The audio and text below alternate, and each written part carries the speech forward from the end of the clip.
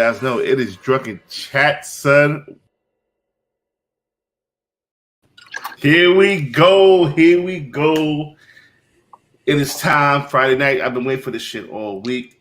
We got special guests tonight. We got cover reveals tonight. We got there's a gang of shit to talk about tonight. We having fun. It's midnight. Hey, welcome to the depths of hell of comic book speculation and all kind of comic book related shit. And we can't curse in the first 50 seconds. We ain't getting monetized no way, so who gives a fuck? So welcome to Drunken Chat, son.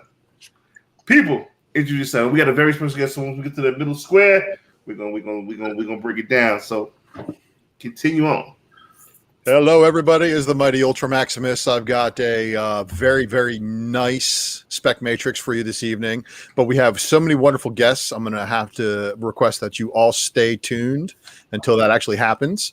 And be sure to like and follow all of our guests this evening. And, of course, pay attention to Dennis while he's here. He's got a lot of screaming to do at you.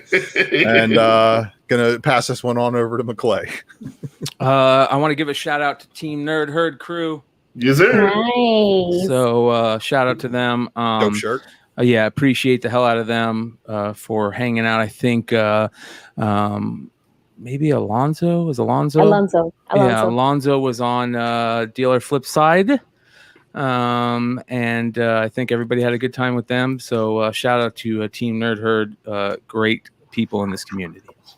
So we don't have super chats here because we're not actually monetized. Because I'm black. No, it's because we cuss without making it to the threshold that YouTube wants, and lots of other things. But maybe we'll overcome eventually. So fight the good fight, everybody. It's because I'm sticking with because I'm black.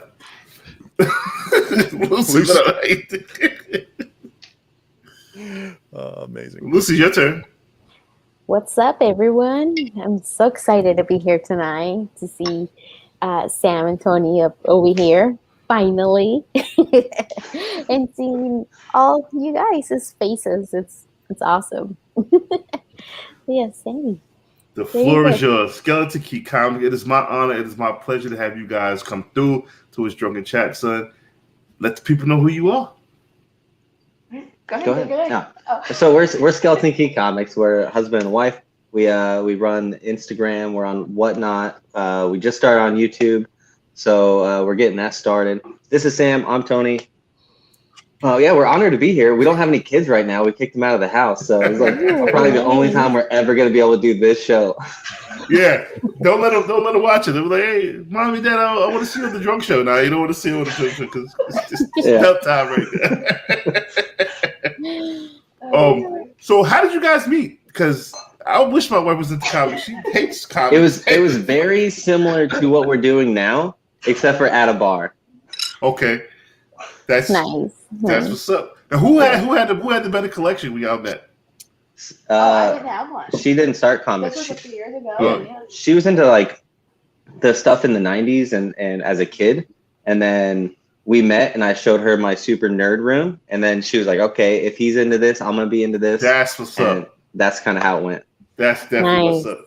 Nice. So you got her hooked. It's like the reverse Whitney and Bobby Brown type shit going on. Yeah, now she's better than I am at almost everything in comics. So that's definitely what's up. We're gonna have some Whatnot questions for you guys because you guys run the Whatnot Instagram.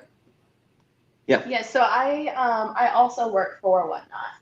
That's what's in the up. comics department. Yeah. So it's kind of a separate thing. She got hired to do that because that's part of her background is to do like social media. And but business, yeah. But as Skeleton Key, we are just ambassadors. But she actually works for them.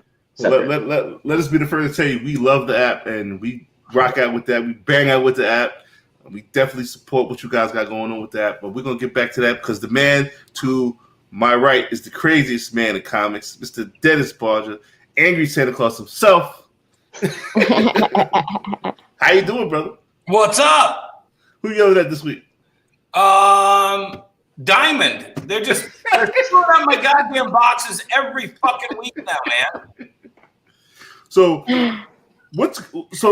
a real quick question I have for you. We have a cover reveal for one of your books, right? Yes. And the question I would ask you has nothing to do with that. So, but what does that Department of Truth? So the gold cover was supposed to be the 125. Dude, okay, here, let me tell you. I was so busy this week on Whatnot, selling books, packing the order slips and everything. I love Whatnot. It's the greatest new format to sell comic books straight to customers. I can't even talk about it enough. So when the boxes came in a day late, I had my guys do it. I was like, you know what? Just process it. I'll deal with it later. And then so we have our bagged and boarded ones over here, and we got our damaged ones over here, and both the stacks were the same size. And I'm like, what the hell? And they're like, oh, yeah, 50% of the books that came in were all beat to hell. You think they see you fucked up comics because of shit you've been talking about? Oh, I guarantee you somebody in Diamond gets every box that says Wonder World Comics on it as it goes out the door to UPS. That's crazy. All right. So I didn't even look through the stacks. I was so just like, I'm done with this. This is such bullshit. I just looked at the two stacks, turned around, walked away. So it could be yellow. It could be virgin. I don't know what it is this week.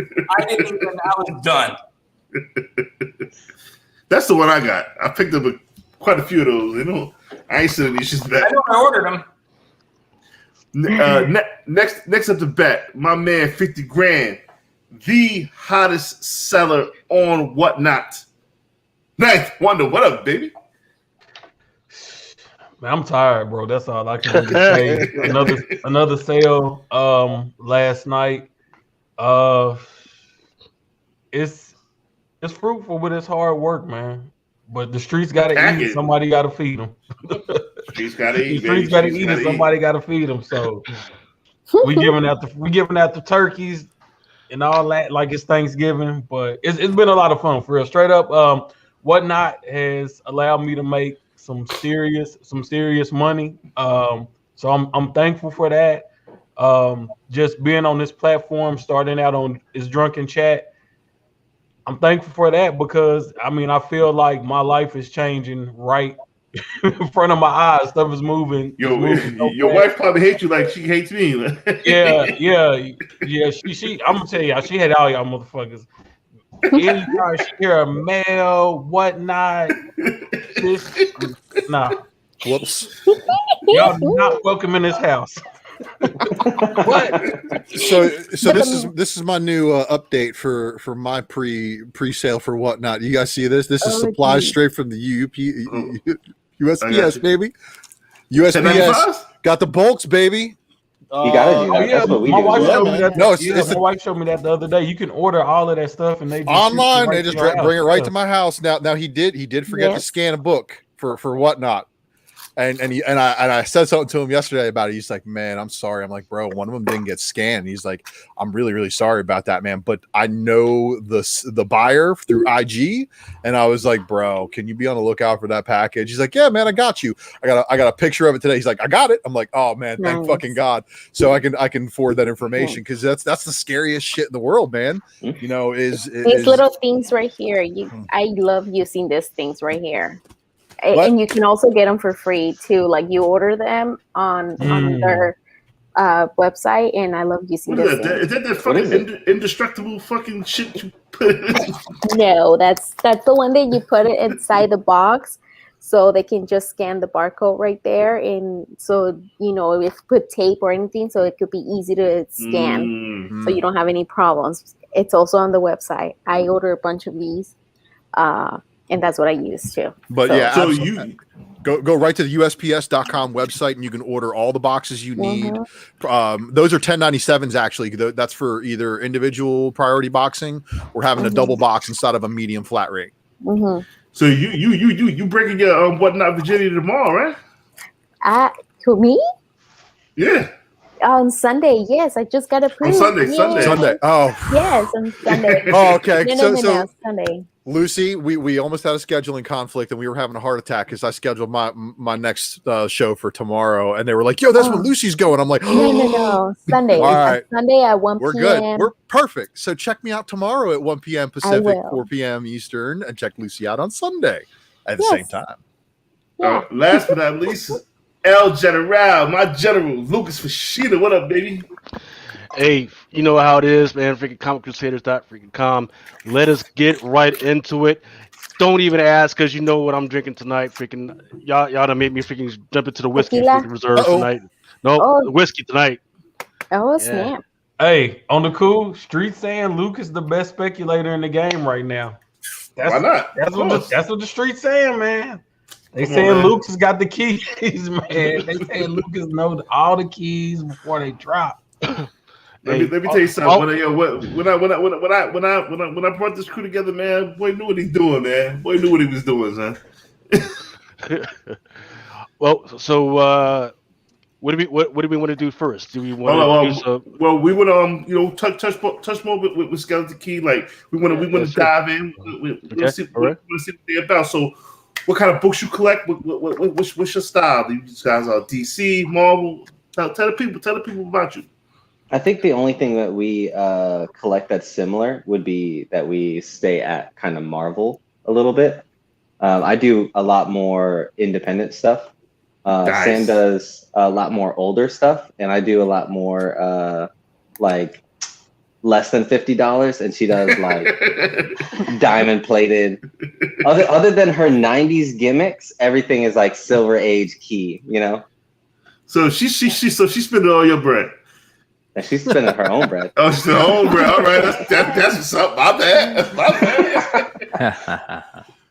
So Sam, what is your bill every month looking like in comics? With my what? Your bill for comics. How much you spend on comics? Oof. Yeah. My Silver Surfer month was pretty rough. I had gotten FF48 and Silver Surfer run all in 1 week. I'd say that was my biggest. You had to walk away. But I have like 1 grail left, right? Like Giant Size X-Men 1. That's my next big one. Wow. Outside of that, I like collecting a lot. It's a wrong time to try and grab that one. Yeah, right? I'm stepping off. I got my 94 and I'm happy with it. Oh, Skeleton Key, I got a nice 8.0 on Giant Size 1. Yeah. Man, why gotta be doing that on air, Dennis? Yeah, right? Hey, real quick, Lucas, can you throw up Manny the Comic Collector's comment? Because I want to give him a shout out. Definitely. Manny the Comic Collector says 12 a.m. will mark 1 year being sober. Salute. Oh. So Congratulations. congrats dude. to Manny Comic Collector on that. Absolutely, That's a big man. deal. That's a big deal. It is, Yes. man, because gotta remember it is a disease. It's not always just a choice. I know people that have families that all of them are alcoholics. So just to take that, Whether it's personal alcohol accountability. or pills or anything, and getting stuck to that game is it's not fun and not in a position anybody wants to be in. So it's a struggle getting out too. So much love to him. Remember, drunken chat set is not just about alcohol. You can be drunken with fun, drunken with spec, drunken with anything you enjoy. I happen to like vodka, but that's neither here nor there. You know what I'm saying? But you know what I mean? Yo, once again, round of applause, man. 1 year being sober. Definitely. Congrats, man. I took my daughter out for lunch to a bar today, and she saw a whole bunch of drunk people at the bar at like noon. And she's like, Dad, why are they? She's 15, but she's like, Dad, why are they wasted at like noon? Wait. You thought it's 15 took it to a bar? One of those outside bars. Or probably. restaurant. Well, he was sitting in the bar section of a restaurant as well. They had good wings. Yeah. And I'm like, you know what, sweetie, everybody's got their own, demons they got to slay. But when you get older and you either drink, you got your demons. If you're gonna drink to have fun. Don't drink because you're depressed. If you're gonna drink with somebody else so that you're both having a good time. But the one guy at the bar who was wasted by himself, she just didn't get that. And I'm like, look, man, that's what his demon is to slay. But I don't drink unless I'm with somebody else or I'm just wanting to get happier. Right. Moderation. Yeah. Moderation. I don't know what that word means. Yeah, it also means designated driver for those of you who definitely paying attention. Definitely.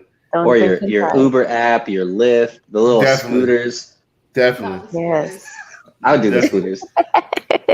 All right, so before we continue on with the regular schedule program, got to give a big shout out to Coco Gal. Follow her. She just started doing YouTube videos. Yes. Hopefully one day we're gonna get her on here. She's not ready yet, but she will be. But she makes awesome fucking shirts. So shout out to Coco. Wait, what was her? We're looking for shirts. What was her name? Coco Gal. It's Cobra. No, well, her Instagram's Cobra. You guys know her all right, Cobra. Cobra Commander Gal. Yes. Oh yeah. I know. That's me and Lucy's wife. Yes. And I told her that she's gonna come on my show first before she comes to Drunken Chat. So I don't know. We're gonna fight, Mel. Hey, we've been fighting. She loves us both. It's like it's both ours. Yes. She's amazing. I love her. She's like that dude's bike in Friday. It's both ours. Yep. That's her wifey. Almost at 100 live viewers. What's that? Already. 16 minutes. You want to do it now, Mel? Let's do it. Yo, we are about to reveal the Dennis Barger variant. I don't want to give away the name of the book because that's your thing. You got to do your thing. We're going to solo lay out you. Did Lucas load that up? No. Well, I'm going to know. I want you to announce the book. Okay. Mel, but I'm going to tell you what it took to make this happen. Okay. First of all, it came to me watching one of the top 10s. And it was another one of those. It was almost perfect lead-in from tonight's episode, which is like, Ben's like, I don't get it. I don't get why the facsimiles. I don't get why the true believers. And I'm like, no, we're in a different market right now, man. We're in a different market. And art is art and guts is guts. And then I think I was watching... I don't think I put it together. I was watching Ultra's breakdown of previews, I think. Or I was watching somebody's breakdown of previews at the beginning of the month, and I saw light bulb popped over my head. So I got a hold of my buddy, Brett Parks, over at Sailfish, and we team up on a lot of variants. And I said, hey, I'm going to do my next one with you. And I could have done this one alone, guys. I mean, this one was a no-brainer. But I brought my boy in, Sailfish, and I said, hey, I got an idea, but I don't know if Marvel's going to go for it. And he's like, well, what's your idea? And I tell him, and he's like, holy shit, do you think they'll go for it? I'm like, yeah, we can ask. So I email out Marvel, and I'm like, hey, what are the odds that Brett and I can do this variant? And they're like, let's get back to you. And then they're like, well, we might let you do it if you do this, this, and this for us. And what the fuck is this, and this? Well, I can't tell you what those three things are. I think I know what this is. I think I know what this is. It does not involve polls in any way, shape, or form. All right. He had to tickle the devil's balls, the taint, and so I said to Brett, I'm like, dude, this is a once in a lifetime opportunity, man. Do we go all in on this? And he was like, yeah, dude, let's go all in. And then they went one step further, and then they said, well, why don't we do it virgin? And I was like, oh yeah, let's do this virgin. So Mel, take over. Now, this was one of the most brilliant ideas when Dennis came to me about it. I was like, wow. It's so simple, it's brilliant. Now, Lucas, you gotta load it up. I lost it, so keep going. All right, so but here, the funny thing about this, hold on. All the thoughts going through my head, Mel, I was like, surely somebody else has thought about this. There we go. I think I know what it is. And you're right, somebody else did think about it. But so what a book that I have been very, very bullish on is Ultimate Fallout 4. Mm-hmm. There is a facsimile that coming out. Dennis did the variant, but he took it a step further. The one variant that nobody can get and made it a virgin. I present the Wonder World Ultimate Fallout 4 virgin variant. Limited to how many? 3,000 worldwide. Fuck. Good God Almighty. Now, am I tripping? I know it might be in the private chat that we got, me, Ultra Male, some other people, and I asked because I saw this facsimile was coming out. Could they do a freaking? And nobody knew. We were like, we don't know. Yeah, and it was like, look, I would have put the bread up. You should have called me then, and I would have put the bread up on this all day, guys, man. Right now, hold on. Can I just tell them real quick, Mel? Yeah. Okay, these went live at 12 o'clock. We haven't sent. We sent the email blast out to all of our regular subscribers. So you guys are the second people in line to get this.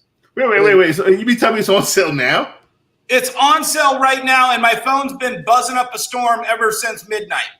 Where can my people? Where can the Drunken Chatters find this copy at? WonderWorldComics.com. Right there on the logo. See, look, going crazy. He's going crazy. All caps. I know.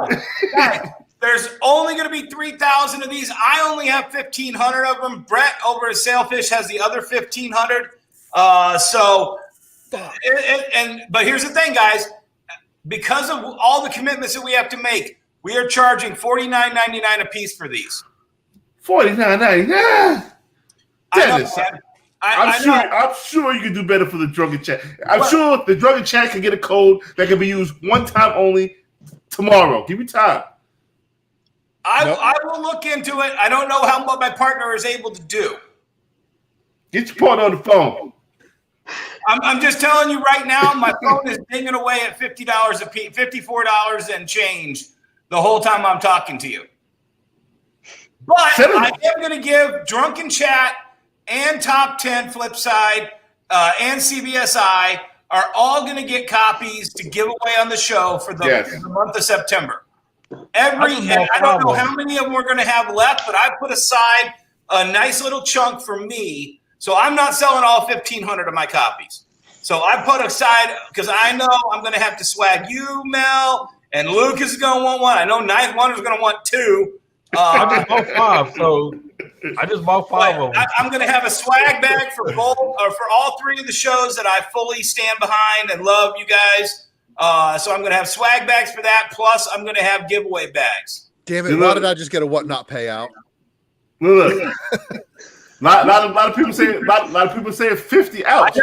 I know, guys. But if you knew the commitments that we have to make down the way, we got to make sure we cover those commitments here.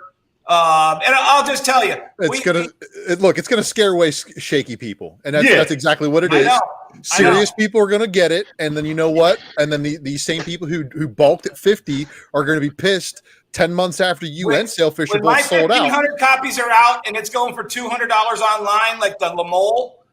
And the La Mole is Spanish, and it's trade dress. No, this is gonna go more for the La Mole joint. Hold on. Fans. You will be able to get a copy here, several copies here for free. Let's not get it twisted. Absolutely. Let's not get it twisted. Support Drunken Chat. We're going to have lots of opportunities. I'm probably going to do some giveaways on Whatnot also when this comes out. Whatnot. Now, I have a stack aside to make sure. I know $50 is a tough pill in this economy right now. Yes. But I know what this book is and what this book, guys. I mean, I can't even show you, but literally since midnight, all you can hear is the vibrating of this phone with PayPal orders going through. Now hold on. I want the people that's listening. I want the lovers and the haters. I want y'all to listen to my stance. 50 is wicked. 50 is wicked. And I'm telling to his face, 50 is wicked. However, he is right. The shit It's never been done before, and the shit has the ability to pop off. This is what I'm saying. Oh, somebody just bought 4 copies. This shit is gonna be going by tonight. It's gonna be going, yeah, for sure. I've been watching the fucking the people in the chat have been going down to like 94 and then back up to 100 and then 94 and then back up to 100. Yeah, so I just bought 5 of them. I mean, I was gonna do 10, but I don't want my wife to come in here and slap these earbuds out my ears. So I don't know how many divorces I will be responsible for, but I'm sorry in advance. Everybody who gets divorced because of my book, I'm sorry. Over under is going to be 11. I'm going to say over under is 11. I might go back and do another 5 and get them all 2 day to CBCS like and Whatnot is going to be on fire that week. Yeah. Oh man. I'm just, guys, this was all because you guys put the thing. I'll tell you what. If it wouldn't be for the reading out of the previews and the whole conversation about second prints, true believers, the guts. I'm sorry. This was like just a epiphany, and I said it's got to be done. It was kind of like Smokey and the Bandit. Listen. Do me a favor. Don't do no fucking crazy shit, nigga. Fucking gold foil with don't do no crazy shit. Just let this be it. You gotta understand what it took for me to convince, and Marvel loves me. For me to convince Marvel to let me do this when no one else asked for this, it was like moving night and day. And luckily we came to an agreement. We're going to be doing a lot of stuff with Marvel here real soon. But this was my golden opportunity to make sure I got to leave a mark on a book that, I'm sorry, it's greater than everybody, man. Everybody should have a chance to own one of these Deservics. And the virgin art is the virgin art, and this is the way to get it right here. So can I ask, are you going to do the whole connecting variant set in later prints? No. We're only doing it on the facsimile. We actually asked if we could do the whole gatefold, because I don't know if you remember, Ultra. I know you have access to it. When you look up Ultimate Fallout 4, the variant shows the entire gatefold. It's everything in the Ultimate Fallout. All the 1 in 75 Dirjevik covers connected together the same way that he did the ones for the X titles. Really good pictures. Yeah, they're gorgeous. But it was impossible for us because that never existed, so the tooling doesn't exist. To do a gatefold, it would have been way up there, just in cost to just do a limited print run of a gatefold. Through Marvel and through their printers. So literally, this is what, we said, hey, can we do this? And we were going to do just straight up 100% looks just like the original cover, but it'll say, facsimile edition in the barcode or whatever. And they were like, how about we do Virgin? And I was like, yeah, we'll do Virgin. Amazing. Wow. And when you look at the market right now, guys, this is technically what? Ultra, you know this. With the Halloween Comic Fest and Free Comic Book Day and 4 printings. This is what, like the 7th printing? So what? The variant of the 7th printing. I'm sorry. People are buying 7 printings of Department of Truth right now. Well, I'll also give you one other example where this has happened, and that was during the Edge of the Spider-Verse 2 Comic Bug when they did a 6th and a 7th print. So, Dennis, you're not out of line on doing this at all. You're actually completely in line. And the Comic Bug did theirs like 3 years, 2 fucking years after the original book released. So there's no issues that I see with it. The thing is, though, Dennis, you got to remember, whenever you're on top, you're going to have people who are going to come at you, they're going to talk shit, they're going to say things. But you know what? People are going to talk shit about me? Hey, you don't give a fuck. Well, again, when you say Marvel loves you, quote, loves you, it's a love-hate relationship because that relationship is also reflected through a little bit of Diamond, too, I'm sure. Yeah. So, but this is amazing, man. Congratulations. Thank you. You got yourself a fucking hit. I bought one. So I'm definitely trying to support you there, my friend. So thank you again for the variants that you bring to the table. Well, and real quick. There's our Dan Breberton. While you're over at WonderWorldComics.com, check out our Dan Breberton He-Man Revelations. I got 40 for that and whatnot. Yeah, dude, I'm telling you, these are hot as hell. We're getting 40 on eBay for these. We still have them for 25 on our website, I think, or 29. And then, guys, there's only 420 of these worldwide. This is the Trailer Park Boys, #1. Devil's Due, 20th anniversary. Trailer Park Boys, 20th anniversary. It's technically my 30th anniversary, but Wonderworld's 16th. See, I was trying to like promote that. I've never seen Trailer Park Boys a day in my life, so I was like, I don't know what the fuck this is all about. Son, you need to binge watch that shit. I'm telling you, Mel, imagine Breaking Bad if it were white Canadians in a trailer park. And weed. Nah. All right. So Mel, have you ever seen Letterkenny? Who? Have you ever seen the show Letterkenny? Letterkenny? Letterkenny. So funny. You ain't seen it. No. Okay. So I started watching it because of you. Letterkenny is a little bit more like watered down and kind of like more mainstream. Trailer Park Boys is kind of like that shit that was shot with a fucking handheld in a trailer park, and the weed they smoke is real weed, so it's not like it's something that McClay can get down with, I'm sure. And pretty funny. It's a hilarious show. It really is. I watched like The Wire and Snowfall. So it's funny you bring that up, Mel. You talk about The Wire and stuff. Let me tell you, the first time I saw Trailer Park Boys, it was 1999, I think.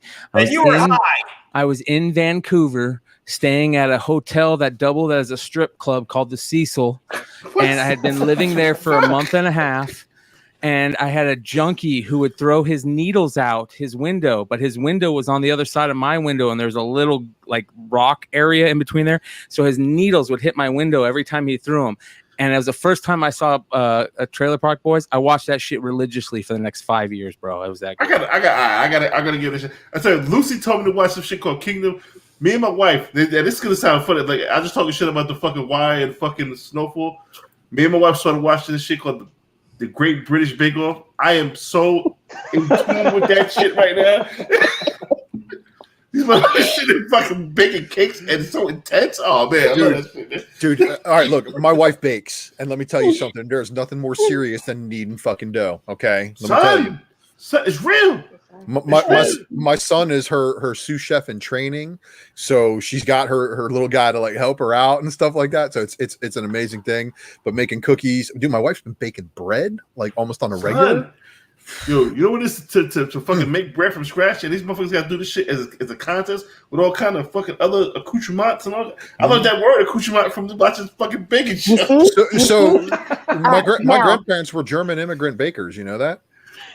Come on, Ultra. How the fuck would we know that? I know. I might have said something about it before. I don't know. You see, Mel, Colin said Walking Dead has nothing on Kingdom. Kingdom, it's like, like. Someone is trying to enter the studio. Can you guys describe Kingdom for me? Huh? Kingdom? Hi, James is here. It's a Korean show. It's on Netflix, original from Netflix, and then it's like if you like samurais and zombies. That's all I have to say. Oh, I think we did watch that. Which one is it? Kingdom. I think we watched like an episode of it. Go on. It's so good. Like I mean, I don't want to give. Yeah, well, it's like a tie over. So if you like Train to Busan and Peninsula, you'll like Kingdom. Like, okay, it's got a little bit more. Me and my 5-year-old and 7-year-old watched Train to Busan for about 40 seconds, and then they couldn't stop saying, "Let's watch Train to Busan." Yo, I don't think we can watch this anymore, guys. Lucy put me on the Train to Busan. I was like, "Boys, I don't want to watch this shit. I don't want to read. I don't want to read shit on the screen." But she was you ain't gotta read it. You ain't gotta read it. You just gotta watch the disaster happen. That movie was fucking awesome. Yeah. It's not like Parasite, which you definitely gotta read. Welcome to the building. Welcome to the arena. Hi from James. I'm hi from James. James from House Comics. What's up, Mel? What's up, guys? What's going on, brother? Not much. So we have a good time here. 109 live. Let me take a picture of this. 109 live listeners right there. What y'all go no fucking way, huh? Live. We got Skeleton Key coming. How y'all enjoying the show so far? I'm enjoying it a lot. Yeah. Yeah. See, it's yo. Listen, you guys you're running Whatnot. You got to got to give my man Ninth Wonder a solid spotlight because this dude has been killing it. I mean, killing it. What you cleared last month, bro? I don't want the IRS on my ass. Oh man. Let's say he's done very well. The brother. I'll step up. I did 15 G's in 3 days with only like an hour worth of prep work each day. Wow. But you're not going to run out of product, Dennis. Yeah, use a cheat code. See, that's when they need to come to me because I got plenty enough room. See, now I think 3D chess, man, but I mean, running out of product is really not something that I'm worried about. But I'm worried. You know, I'll be honest. I hit up Lucas because you gotta expansion. It's all about expansion. Like once you're doing something good, it's not about okay, let me just maintain this. Let me expand and let me go harder. So that's where my mindset is at. And just partnering with different people I know, trying to use different connections to offer products that other people are not going to be able to offer. So I've been working on a lot of stuff behind the scenes. And on top of that, I made a decision to leave my job of 7 years to start a new career right as all of this was happening. No, so the fuck you didn't. Oh, I thought you meant you left your job. No, not to just tell them Whatnot. I would. My wife was crazy. Nah, my wife. I would be in a body bag right now. I would be in a body bag right now. So it's like I'm trying to learn it. It's like I'm trying to learn. I can imagine that fucking conversation, baby. I'm trying to learn a new job. I got to fire a new job. Listen to this. I done quit my job. Whatnot. Motherfucker, Whatnot. You see, I'm gonna be on the screen. Oh, you gonna be on TV? No, I'm gonna be on my phone. Sell secondhand shit. Trying to pay these bills.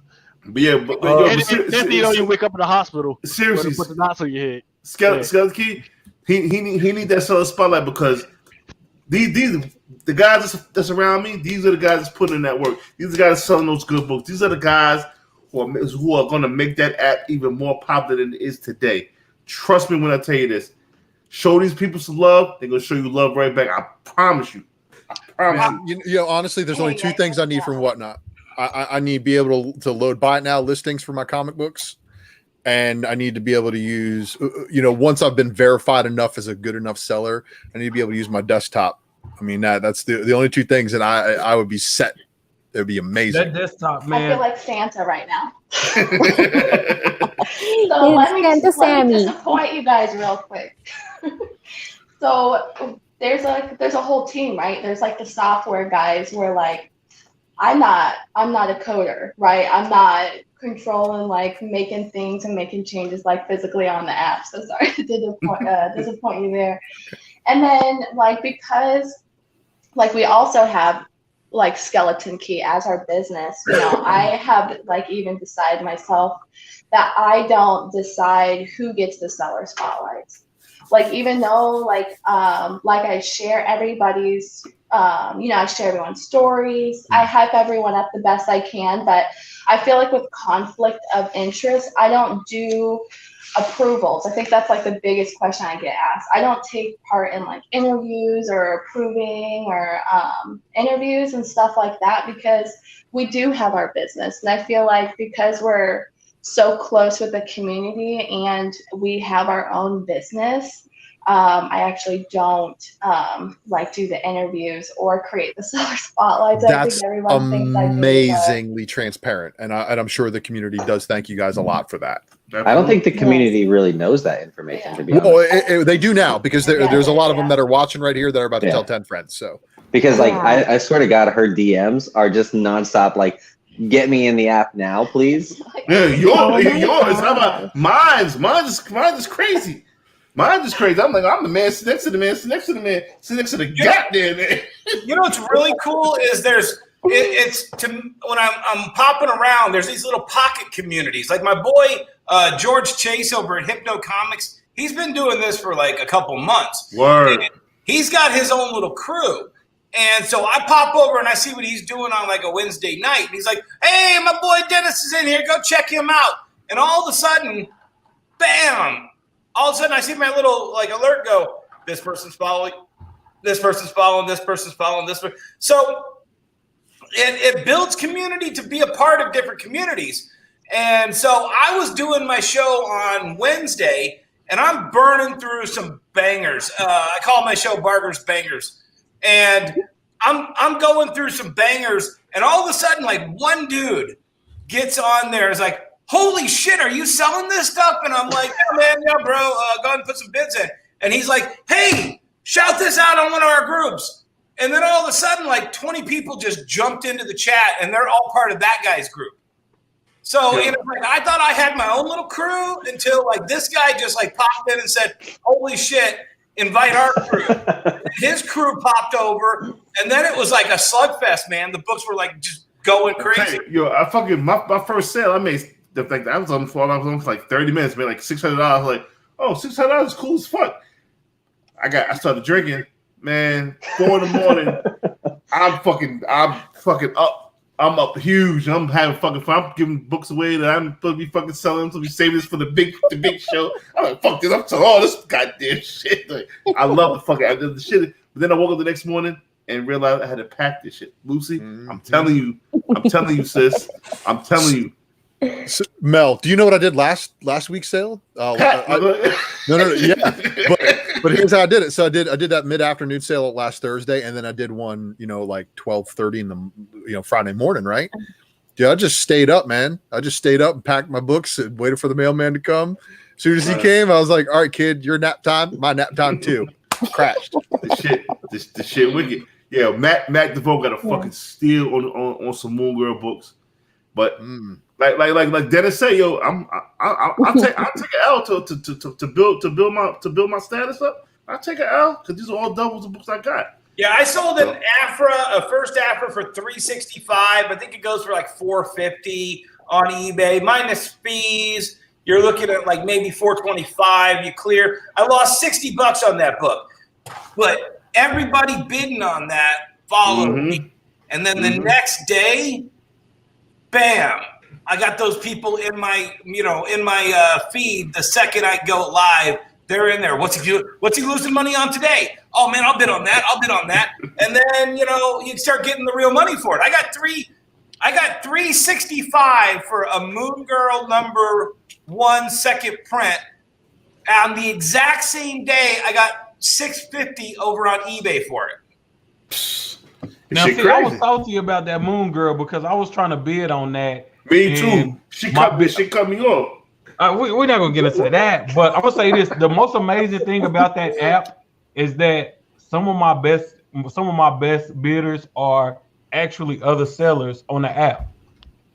Yeah, I mean, me personally, I spend a good sum of money with Dennis because he got a lot of books that I want, a lot of books that I see potential in, and I look at it as not only an investment in myself, an investment in Dennis, but an investment in the app overall. And me just having the mentality that I am, as Mel would call it, a warrior's mentality.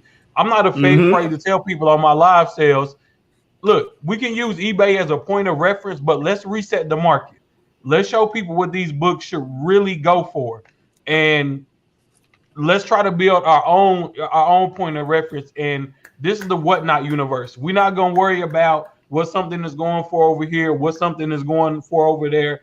A lot of the people that's on Whatnot right now at this point in the game, they're either new to comic book collecting, or they're very savvy because not a lot of comic collectors know about this app right now. So if you're on this app, you're on CBS side, you're watching Tales from the Flip Side, you're probably watching Drunken Chat and all of these other shows.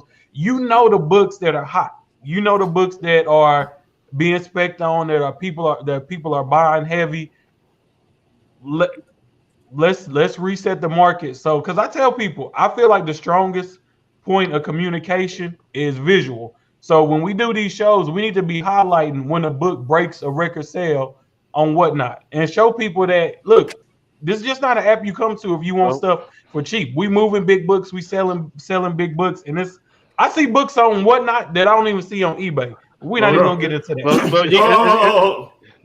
It's got some time. We need some more time for it to pop off like that, right? Because you're talking about giving it the status of, the eBay therapy search or the Go Collect or the Heritage, right? That's where the really gauge for the market is. So let's give it a year. Let's let them open up the market to more sellers before we give them that status. I love this comment right here. Some sellers need to stop putting the books on shelf for what they're for. Don't sell them up. You're absolutely right. Absolutely right. 100% agree with that. Right. Because they got to understand. It's like houses, man. You got to understand when it's a buyer's market and when it's a seller's market. I am not mad at that comment at all because some of the books I was like, damn, I thought I was gonna get more for that. But it's some books I didn't expect to get money for. So it all balances out. That's it. I was literally telling someone that exact same thing the other day. They're like, how you like selling on there? Like, I see some books go for pretty low. I was like, yeah, but some go way higher. Like, I got a $20 book that goes for $60. I'm not gonna really complain. And when I have a $60 book that goes for $20, it doesn't really make a lot of sense. It just all balances out. The shit is balanced. Let's put it this way. At the end of the day, if the stack of money was this tall, I don't care if it was that tall or that tall. It's still that tall. Exactly. This is always up. That's why. And that forgive me, Father.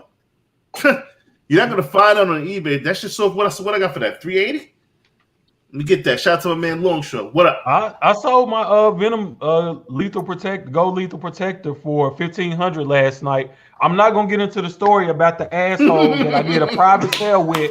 I sold him the book for a lower price than that.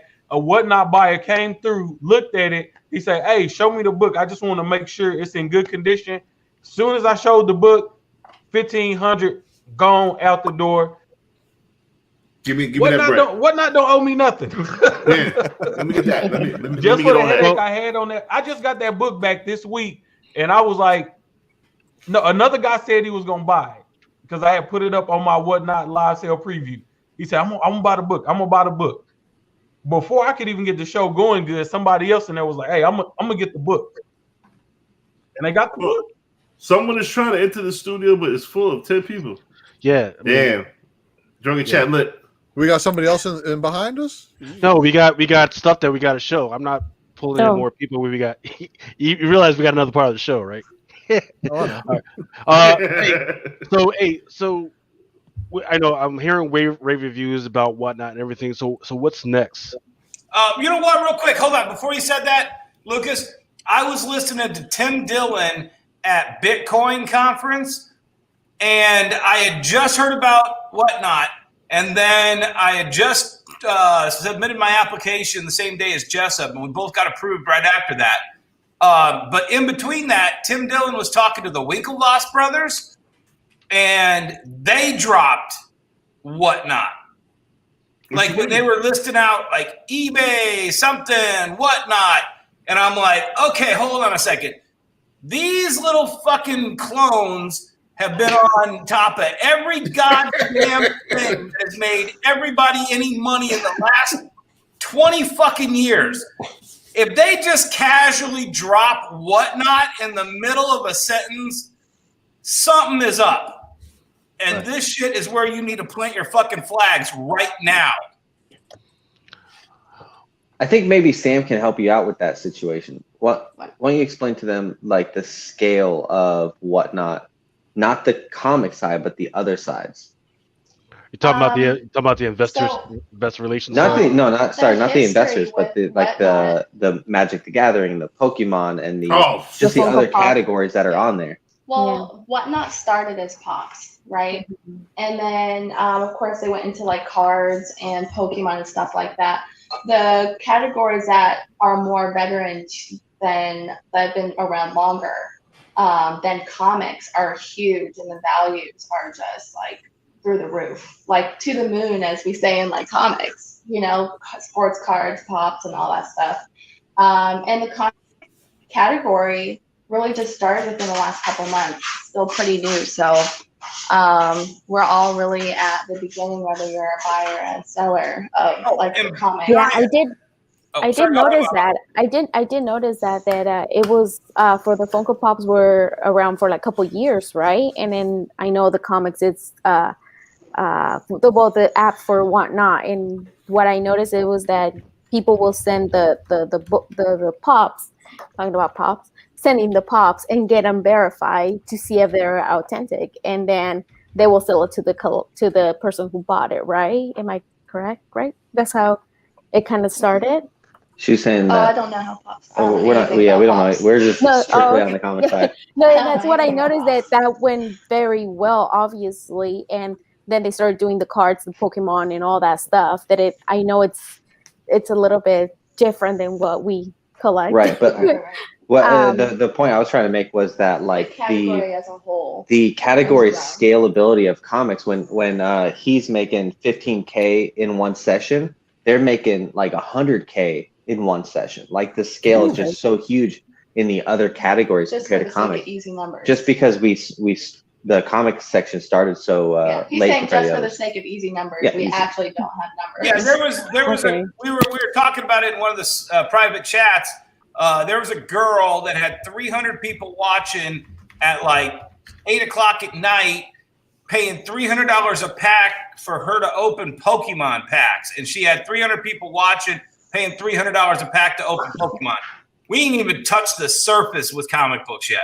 Right, exactly. Mm-hmm. And Brian, what I was going to say to you was, in the others category, action figures has started. Yeah, I did not know that. I talked with you guys might know him, Skeleton Key Chance, and asked him, what's the plans for everything else, and he said anything collectibles. So that's what's selling weed. Well, listen. I've kept my toes out of the water for a long time, and that's ending here. So flip side will be on there. We're gonna start next week, so we're rocking and rolling. So a lot of people getting mad about the Whatnot talk. I understand. Lucas, let's get into our regularly scheduled programming, bro. Roger. Hey, and once again, the wheel is going to be spinning tonight, I guess, right? Are we spinning right? So make sure you get your comments in, and don't forget the Comic Crusaders Twitch page. If you put on another comment over there, that's an extra name on the wheel. So let me bring everything. We got to get Aaron in here somehow because he wants to give away a book. He's listening right now, but we lit tonight. Hey, I gotta go to the bathroom. I gotta go to the bathroom. Drop me out and put Aaron in. Okay. And then I'll come back. Okay, Aaron, if you're around, load up. Where are you, Aaron? But all right. Hey, once again, I am not a financial advisor by any means. I am a drunken fool, right? I like to drink and throw my money away, but I'm one of those lucky guys that I can throw my money into the wind and freaking it comes back with $50. That's just the way to go, right? So this is what it looked like last week, and then this is what it looked like this week, right? So concentrations there were around. Red concentration were around Microsoft, Apple, Verizon, but the ones that I was more interested in was the stuff that was happening with NVIDIA. Those semiconductor chips. Intel was actually looking great. It was because Intel actually put out a roadmap for the next 5 to 6 years regarding the semiconductors and their chips and their transistors. Right? They're like, hey, go ahead. Before we go further, I need number one. I need your phone number. Number two, about UAMY, they're doing the metal for the chips, correct? Yes. Okay. Exactly. So the UAMY, they're pulling that antimony which goes into the chips and the transistors and the plastics and all that stuff. Because I went stupid this week. Yeah. Right. Yeah. They try to China. They try to increase the supply to push down the price. It wasn't working. People were just still freaking buying like freaking crazy, because of all the news that happened this week. Right?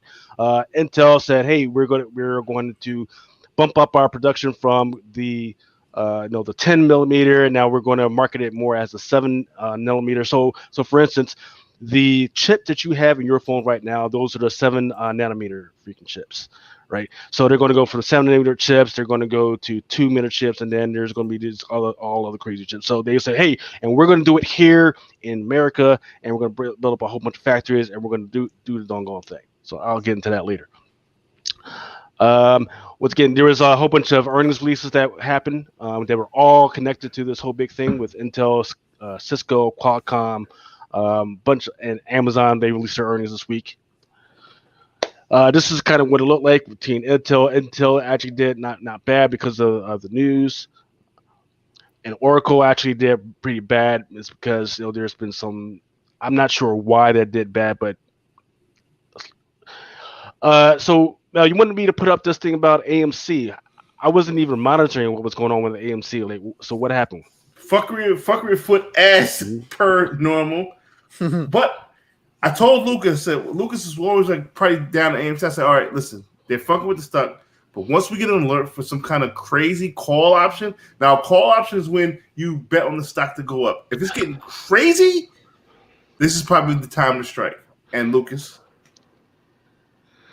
You're saying that it's going crazy. Well, the problem is that it's August, right? August is the time that people sell off money or sell off the stocks to gain more revenue to see what else is going on, right? So I don't know. I haven't been monitoring with AMC other than the last announcement that they were building up a whole bunch of more shares to build more revenue. So I don't know necessarily what's going on with. Well, there was an AMC investor meeting, and they didn't announce how many shares were out there. So I put in a put option, thinking the stock was going to go down. It didn't go down. It went down a little bit, but it didn't go down like I thought it was. Something's going crazy for it to be this many call options right now, and then the retail owns 100% of the float, which means regular people like us own the float. It could pop very soon. Again, I'm not a financial advisor. I'm just jumping up and losing money in the market. Well, it's at $38 right now. We got to remember that the target price that a lot of the analysts have been giving it is at $18. Right. $18 to $26, and that's within the next year. So that's playing it like that is dangerous. Mm-hmm. Mm-hmm. So can I add something about the Cisco stuff? Mm-hmm. So Cisco's notoriously known for their hardware, like switches, routers, whatever you have. They're pushing something more now. Instead, they're pushing more for like software support because they have all their like cloud-based services that they're supporting now instead. So it's more of like a customer support based system instead of like hardware sales now, which I found kind of interesting. I mean, I'm in that business of IT work and all that, so I'm dealing with Cisco all the time. But yeah. So they're not selling as much hardware anymore, which could change what they're doing long term. I'm looking at Bitcoin right now. It just went stupid. Yep, we'll get to that. So COVID-19, man, freaking that's been the pushing for a lot of the stuff that was happening this week. To include, once again, the narrative has always been, and it continues to be, if you get your vaccination, if you come in contact with COVID, you won't get sick. However, the problem is that people think that if you have the vaccine, there's the protection, the shield of Jesus, the blood of Jesus all around you, and you won't get sick. Period. That's just not true. Once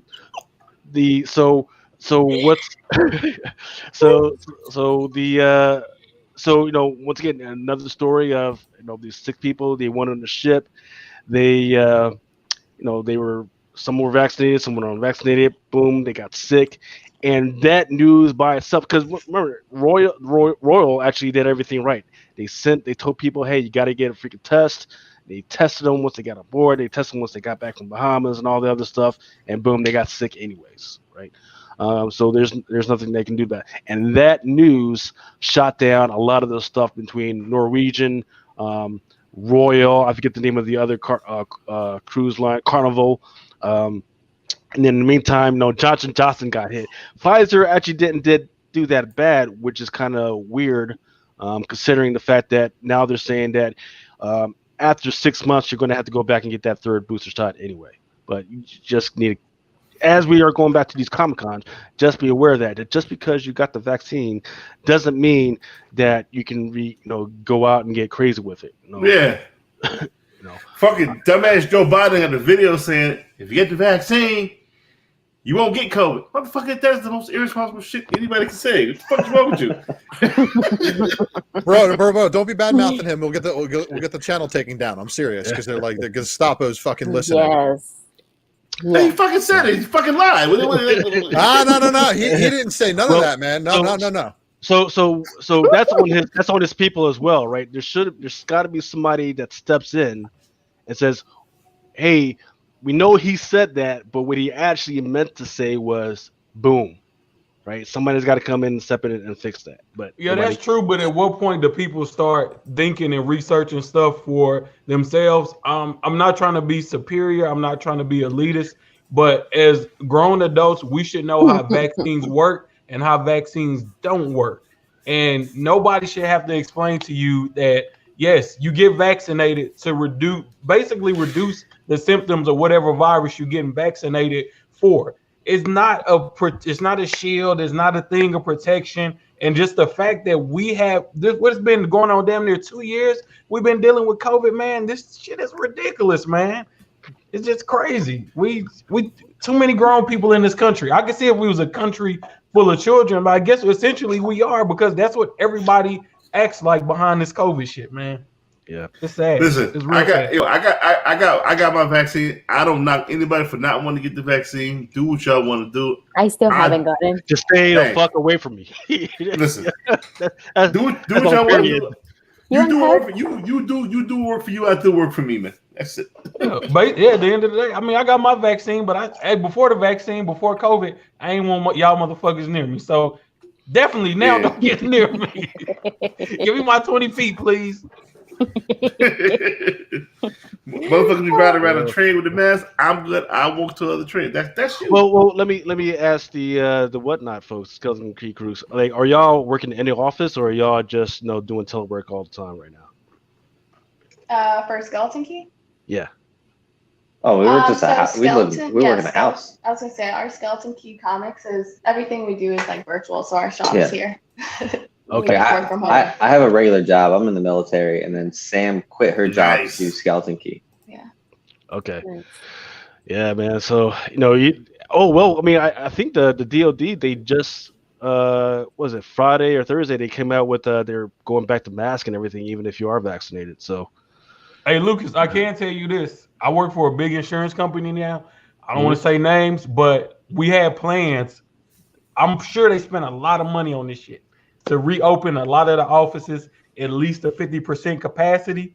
Now with that Delta variant, they put that shit to a halt to at least August the 16th. And by the 6th, that's just the 16th is just for them to figure out what we gonna do next. Because they already know the going back to the office shit that's completely out the window. They not even thinking about it. Like, insurance companies is money. First, they make money-driven decisions. CDC released a report that's basically telling everybody to get ready for more lockdowns, and it's sad to think about it because it's going to fucking destroy a lot of people's lives even further. But yeah, this is the world we live in. So good luck, everybody.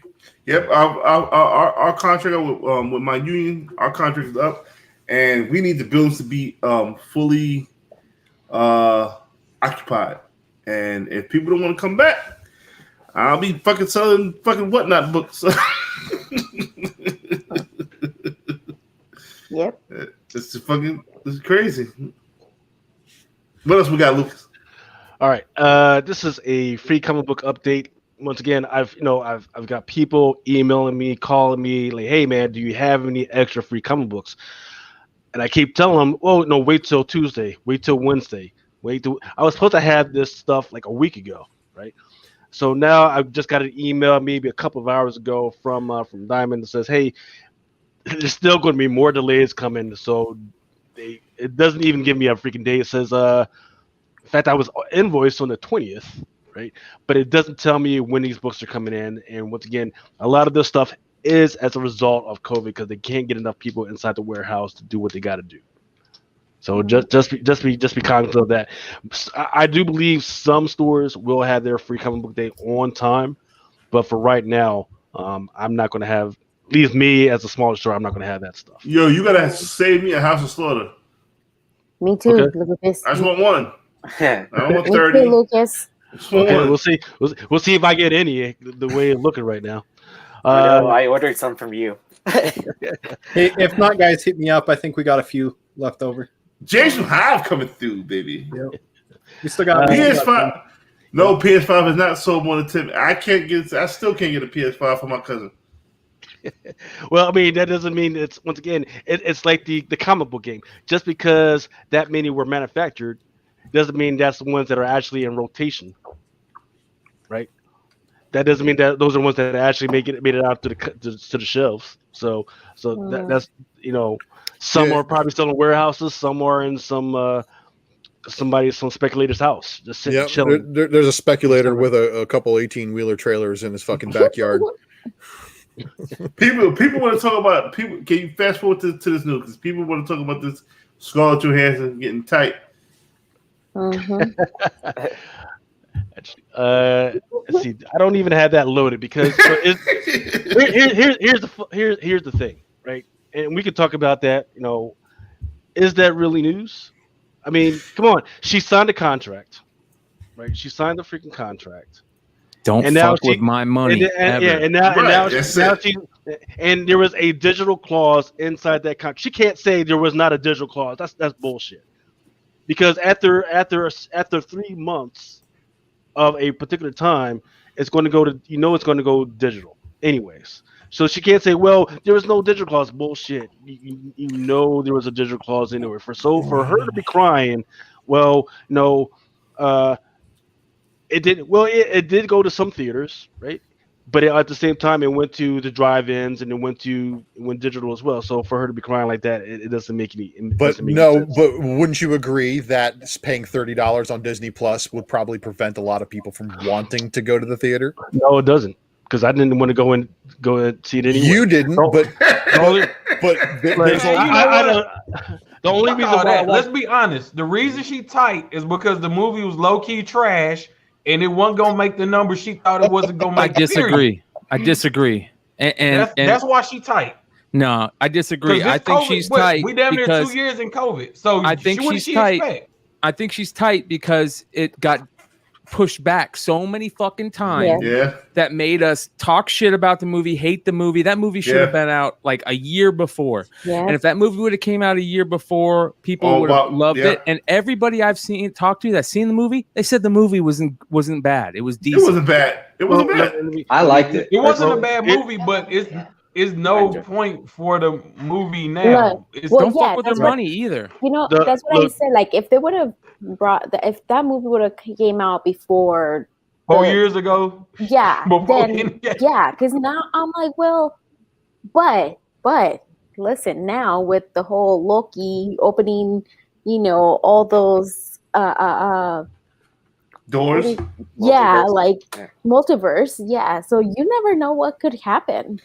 Now she's done. She's coming back now. But now with all this stuff, Logan closed that fucking door because she ain't coming back to fucking. So now she closed that. She's closing that door. But the thing I want to ask Brian, she's going to be in Captain Marvel territory. I'm telling you that, man. If she's mad about the digital release, it would have been worse last year because that shit would have been in maybe 2% of movie theaters in America. Yeah, but let's think about this, and let me ask, because I don't know. All I hear are rumors, this and that. I hear all this stuff. The main thing that I keep hearing is that she was supposed to be guaranteed a certain amount of the profit on the movie. What's going on here? Is that it? It's a certain percentage. Yeah. Well, she gets a payout from sales from the box office. So if there is no box office sales, you got it. The only other way to compensate her would give her a portion of the Disney Plus stuff. They ain't giving her shit on the $30 Disney Plus stuff. That's why she's pissed. She also has been trying to renegotiate that contract because of that pushback. And you know what? Nobody answered her calls. So you know what she did? She contacted a lawyer, and you can't blame her for doing it because it's the same shit. Just like if you guys had a comic book that was a store exclusive or something, and somebody fucking spoiled your shit before it was released, killed any fucking heat on your book, like Batman your book, 50. Yeah, kind of like that, getting spoiled and then not selling. That kind of shit happens, and these artists are paid on fucking piecemeal now. Yeah, Can I yell about something real quick, though? Wait, hold on. Somebody commented that Emma Stone was planning on doing the same thing because it kind of happened with her with Cruella, yeah. But I haven't watched. I don't even know anybody who downloaded Cruella on Fire Stick. So I don't know. But those are first world problems that none of us will ever have to deal with in our lifetime. Hopefully, we're worried about $20+ millions, in lawsuits. 10 years ago, literally 2011, when DC launched New 52. The comic industry had this entire argument. It was literally 10 years ago this week. And I was the proponent against the digital. And I brought up this entire argument. They're like, oh, well, we're going to go day and date digital. And I'm like, why? We're the movie theater. The comic shops are the movie theater. And when those books come to our stand, we can't return them. And you got us in for this huge order on New 52, and now you drop literally, I think it was a month beforehand, hey, we're going to do day and date digital. And then they're like, well, we'll let you sell digital, and every one you sell, you get 15 cents or something. And I'm like, no, fuck that. We're the movie theater. You wait to VHS or to DVD. You wait for cable. We get a 1 month exclusive, 2 months exclusive, whatever. We got to buy this stuff non-returnable, and now you're going to sell. Dennis, that would be the point of view from the theater. This is talking about for somebody that was inside that's already signed a contract where something don't get it twisted. No, stop. The digital stuff is already in her contract. It's already in there. It's because 3 months after that, that's usually when the digital stuff is already freaking built in. So she's crying about that. She doesn't think it's fair that it was same day. But who was it? Ariana Grande? Was it Ariana Grande she signed that same digital contract, and when Spotify gave her literally a half a nickel for a million plays, and she's like, whoa, I signed on for the digital contract back when we were looking at iTunes here. And now you're going to give me, a nickel for 1 million downloads on Spotify? No, bullshit on that. And see, the thing is the digital is something that they can just profit off of without thinking about it. And they always make the digital share this big. And what Scarlett's saying is that, look, you gave me a piece of the movie.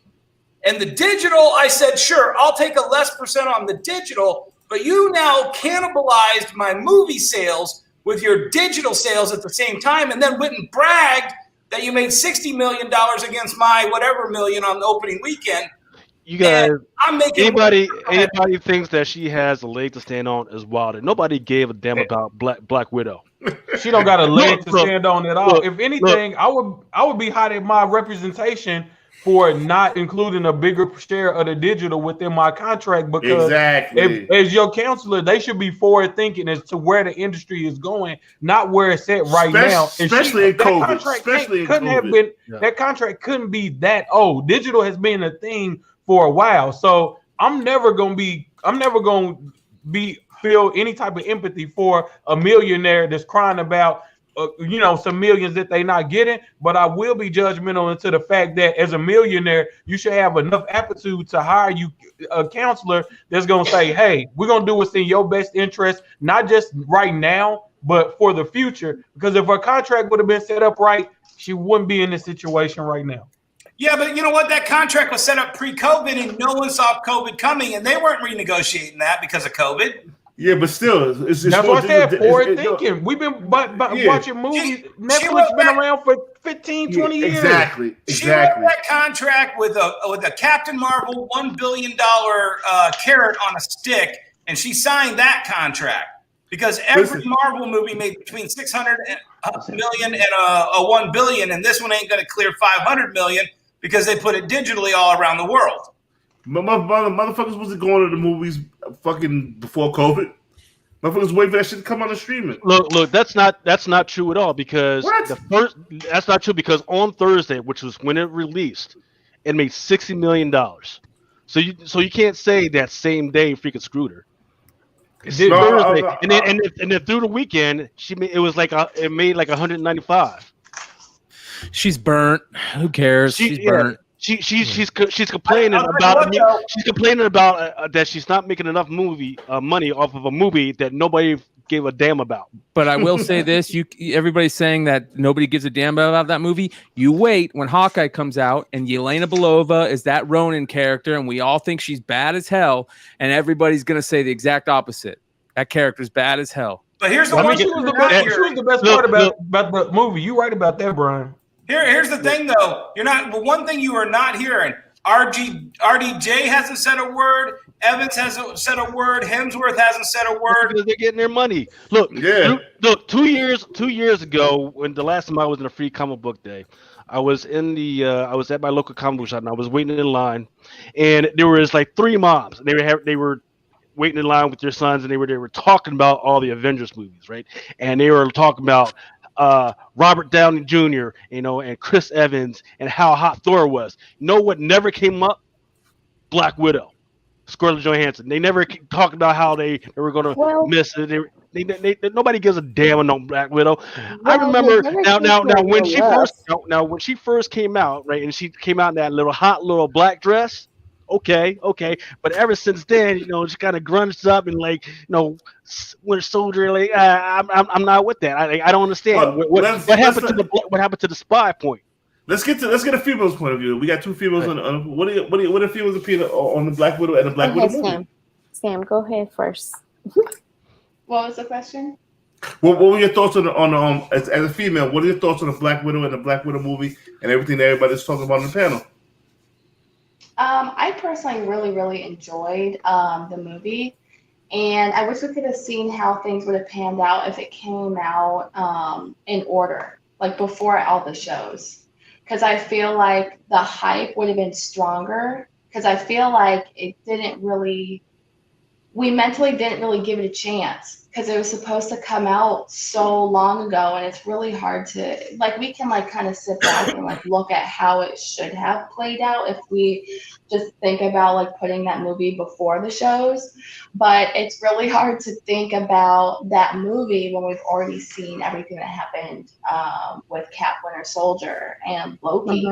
We're so kind of focused on the now that I feel like her movie may not have been as successful, and maybe as a whole we might not be as kind of sympathetic as, you know what I mean? If you as standalone, I think it was really, really good. I thought the movie was amazing. Yeah. It didn't give me any joy with the end credit scene. I was like, okay, I already know the Contessa chick. Right. And that's great that she's got the Yelena Belova recruited and stuff like that, and that gives me a little bit of joy about Dark Avengers or something like that. But overall, I thought it was a good movie. Yeah, it just didn't do anything for me to move my Spec box. Yeah, it would have definitely been more exciting if it had been able to come out when it was supposed to. Oh, for sure, because the Contessa chick would have been the first time you ever saw her, and you would have shat yourself about that end credit scene. At the very least. Mm-hmm. What was the timing on that? Because wasn't Falcon and Winter Soldier supposed to start coming out before Black Widow originally? Yo, we got a first poll, a first drunken poll. Did you guys like Black Widow? Yes or no? There you go. Yeah, and you see, Coco, I've been saying that forever. It should have come out before Endgame. I feel like if they would have from the beginning, they would have done a movie with Black Widow. I mean, I understand the timelines and whatever, but to care about her death. She died and it was just kind of oh, it's sad, it sucks and stuff like that, but you don't have the same reaction when Iron Man dies or whatever, it felt more it was more heartfelt, tearing up for him, For her, it was kind of oh, it sucks. But it's because I feel I don't know if they just didn't care because it's a female character, or they just, or because people are not gonna care so much about her. They didn't give her that much love, and now there's like more women and stuff like that characters coming out. Now I feel like they just decided to throw her in there, and it's just kind of like Sam saying, it's kind of like I like the better than Captain Marvel. I'll tell you that fucking much. True. So the thing was that Kevin Feige wasn't in charge back then. Kevin Feige's like all about inclusivity and female empowerment and racial issues and all that stuff. He's all good with that. But the person that was there before him was very much not. Yeah. And that's why he didn't have those kind of movies. And then once he took charge, he threw in Black Panther. He threw in Captain Marvel. He threw in Black Panther. He said some shit about women toys don't sell, some stupid shit like that. I mean, that might be true. I don't know if that's true or not, but he might have said that. I don't know. Mojo Quid nailed it. It's not a Natasha movie. It's a Yelena movie, and that's what everybody missed. Well, just like I all still haven't watched it, so I don't know. all the new series and stuff like that are on. In case you guys haven't noticed, have been developing new characters, new people. And I think what they're going to do is they're going to do Disney Plus for the character developments, and then they're going to throw them into a team movie. And then they're going to do more Disney Plus for character developments, and then a team movie. And if they do that formula, we could be in for some wild shit. Well, you saw that leak today. The guy who has gotten a whole bunch of the leaks right revealed the Phase 5 movies, and one of them that everybody kind of missed the boat on but kind of hit it periphery is apparently Secret Warriors is a project now, and everybody was chasing other stuff, but because of the Madam Hydra, Valentina, Contessa, whatever, Secret Warriors is a project. I mean, that's the Moon Girl Secret Warrior, because I sold a couple of Secret Warrior shit today. So that Moon Girl, Quake. Who else? But I think they're going to merge the two Secret Warrior series, and it's going to kind of be that thing going forward. I can tell this is fake already because it says Fantastic Four is a Phase 5 movie. It is. No, it's not. It's the last Phase 4 movie. Fantastic Four is already on the slate for Phase 4. That was the last Phase 4 movie when we had a Phase 4 that was going to envelop pre-COVID. When everything gets pushed off a year and a half, I think you can easily slide that to Phase 5. It's already listed as Phase 4 on the Marvel website. So take that information. I just looked at the poster too, and some of these are a real fucking stretch, like Spider-Man Deadpool 3. We already know that Captain Marvel is going to be a different name. X-Men the movie, doubt it. Avengers World War Hulk, I already know that one's not real. So there's a lot of reasons why I know that's not real. It's because Universal has the rights to Hulk. They will not allow Marvel or Disney Studios to make a Hulk titled movie. This is just a Charlie Murphy. Yeah. So there's a lot of fluff out there right now. People reporting anonymous rumors and shit with no sources, trying to drum up spec and maybe drop a couple of books for sale in order to try to move them and shit. So you really got to be careful, and you really got to. This source is pretty legit. It has nothing to do with comic books. Yeah, but and he ain't specking. He ain't trying to give two shits about comic books. So the only thing that would have to change is then Universal's deal with Marvel would have had to change in the background to allow them to make a Hulk movie, because we're not allowed to make a Hulk movie because no, you can make a Hulk movie. It's about the distribution rights of that Hulk movie. I don't know if you guys have heard the spoiler from the Suicide Squad preview, but there's a spoiler and a rumor going around that there might be a character. Stop. I'm not going to say anything. Stop. Why are you? Oop. You got to give people at least 30 seconds. Or 20 seconds or something. Then I'm not going to spoil anything, but there might be a character that bridges Marvel and. Don't mute him. But he just said it might be something to be looking out for. Did you see the movie, Dennis? No, but I know somebody who saw the movie, and he fed me what it was, and I believe it It is a serious marker that says somebody here who works on both sides of the fence has grabbed somebody who also works on both sides of the fence and has put a character in place that can work both sides of the fence. That's all I'm saying. I want to know. DM me on IG. I want to know. I don't give a fuck about. I'll just put it in the chat. Don't look at the chat then. If you Don't look at the chat if you do not want to know this spoiler. I want to know, so I'm gonna look. Dennis said Darkhawk is what the chat says. All right, let's get off. Let's continue on. All right. Once again, I'm trying to get us out of here by 3:30. All right. Intel. Once again, I talked about the Intel chips that they're going to try and push. They push the roadmap out. No, the next thing that they're pushing out is going to be that 7nm, and then within 2 to 3 years, they're going 4, 3, and 20, and that's great.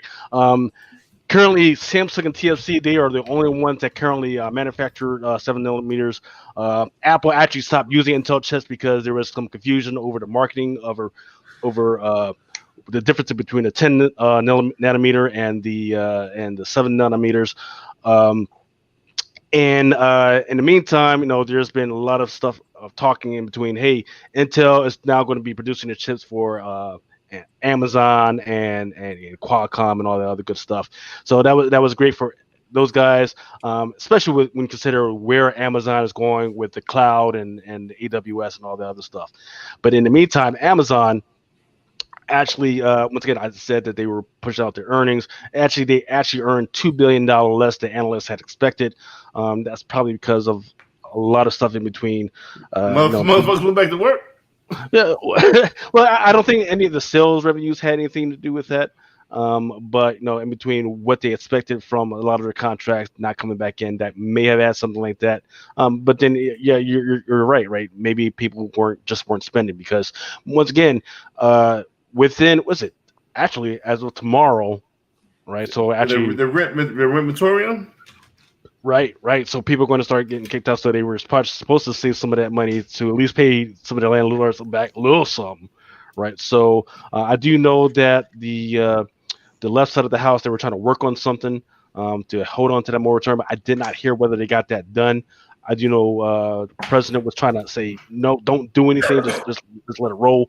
But you never know, because I don't think there's going to be any movers that are going to work on a Friday, Saturday night to kick people out of their house. So they'll probably wait till Monday. So maybe something will come out then.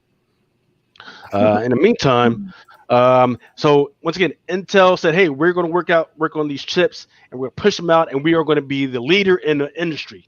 Yeah. So what does TSMC does, and that's the manufacturers out of Taiwan. They say, okay, watch this, and they decided that they were going to build more fabrication plants, more manufacturing plants. In fact, they just bought one in Arizona within the last couple of weeks. They say, hey, this is our roadmap. We are going to freaking go toe to toe with Intel. No matter what y'all do, we'll be watching you. What is TSMC at? I forget what it is. It might be. It's not that expensive, I don't believe, but it is something to look into. So if you're into that, Intel and TSMC, those are not bad ones to look at. Especially going through 2024 through 2027, those are definitely some great long shots to have in your back pocket. What else we got? We just talked about the moratorium. Ultra Pro. Ultra Pro has been warning retailers, say, hey, there's a lot of companies out there that have been pushing out counterfeit products, such as counterfeit bags and boards and the like. So who gives a fuck about counterfeit bag and boards? I want a fucking bag of boards. Fuck. Right. So, but here's the problem. They say, well, even if it comes from a factory, it's counterfeit. Mother, what? It's not a fucking, it's not like a fucking Birkin bag, or it's not fucking like a Nike shoe. I just want some shit to fucking put my doggone books in. You know what this is counterfeit or not? If I can get boards, I'm fucking happy. I don't care where they came from. I'm producing my own boards right now and trying to find bags to put with them. This is hilarious.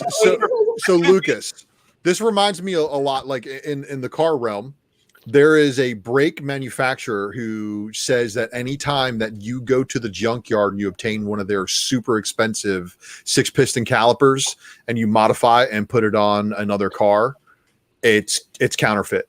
And they basically go after people for reselling remanufactured calipers, and they say that your shit's counterfeit. So that this is comical because it's the same fucking caliper that you get on a very expensive import, and it stops on a fucking dime, and you can go to the junkyard and buy them for $50 a side, powder coat them, put a sticker on them, and rebadge them and sell them for fucking thousands of dollars. So they get pissed when shit like that happens, but the people who work in the fucking factory who are getting like samples and shit from the floor, how are those counterfeit? Right. It's bullshit. They're only saying it's counterfeit because it doesn't have the barcode to scan. Most likely. Turkey bags for bags. I'm having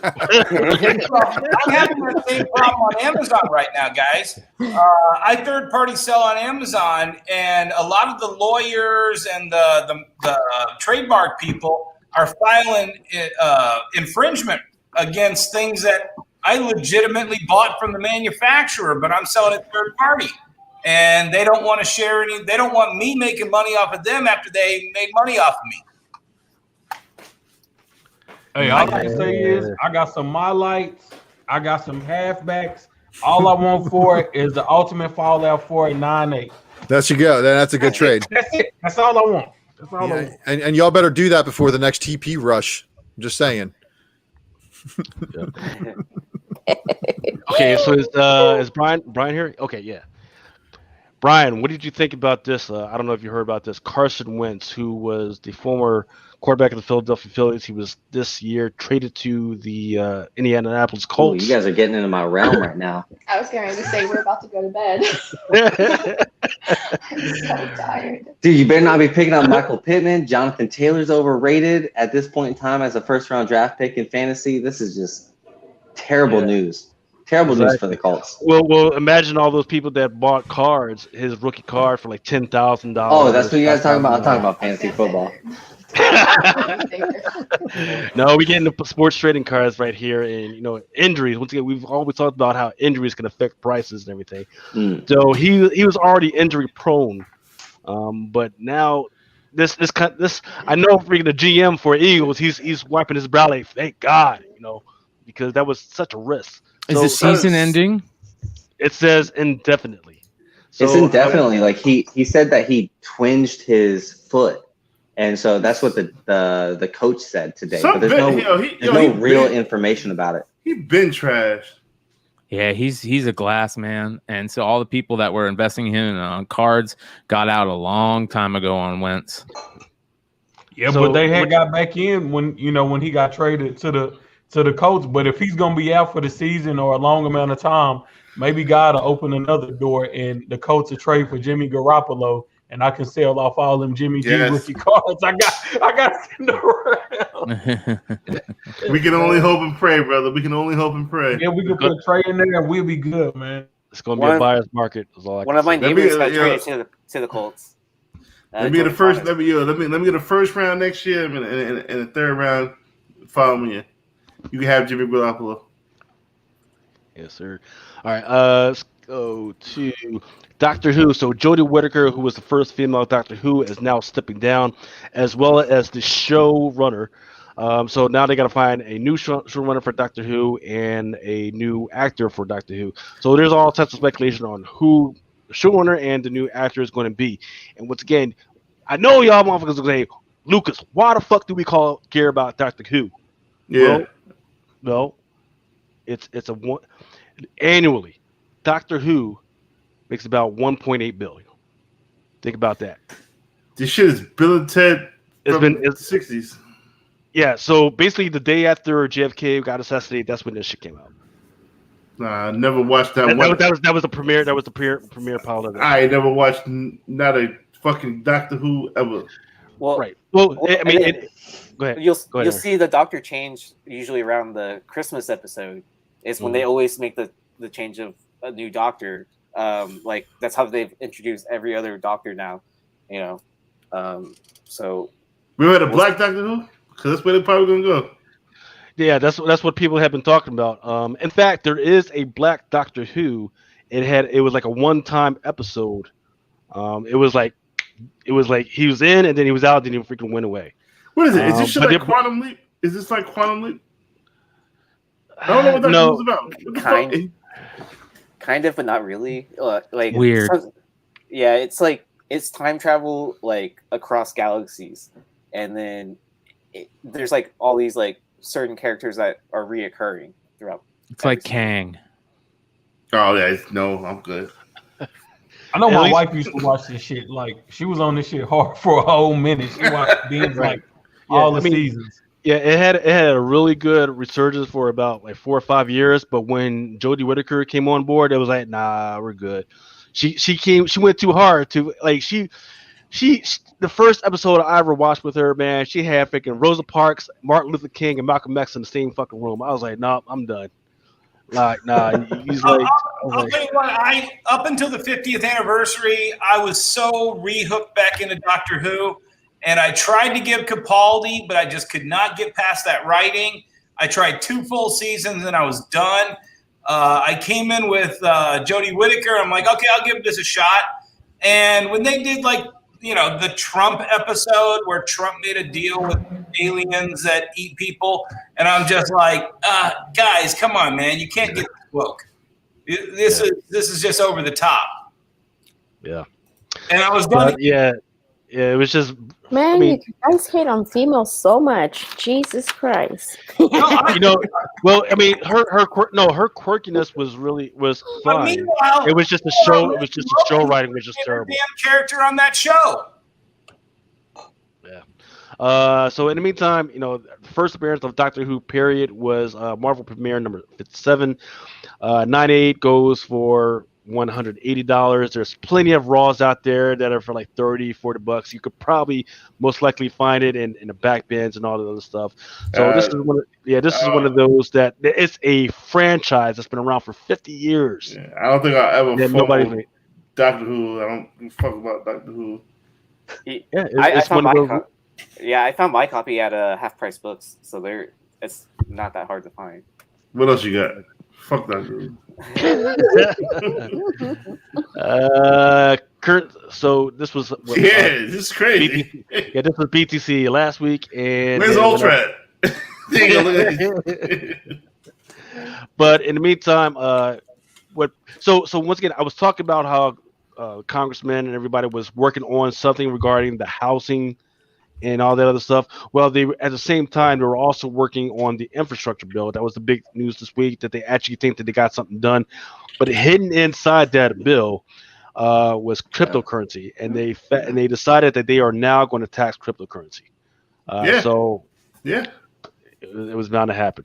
You knew it was coming, but it won't be taxed until next year. But there is a loophole that's still around, and look into that loophole. Yeah, if you show losses and your transactions are not more than $10,000. All right. First off, if you're doing this as a retirement fund or anything like that, you're not cashing out anyway, and you're not going to get hit with none of that shit. Secondly, fucking Bitcoin took a big fucking swing up this week, and I love it. The way you play this game, as you deposit money into your coin wallet, you can purchase other coins.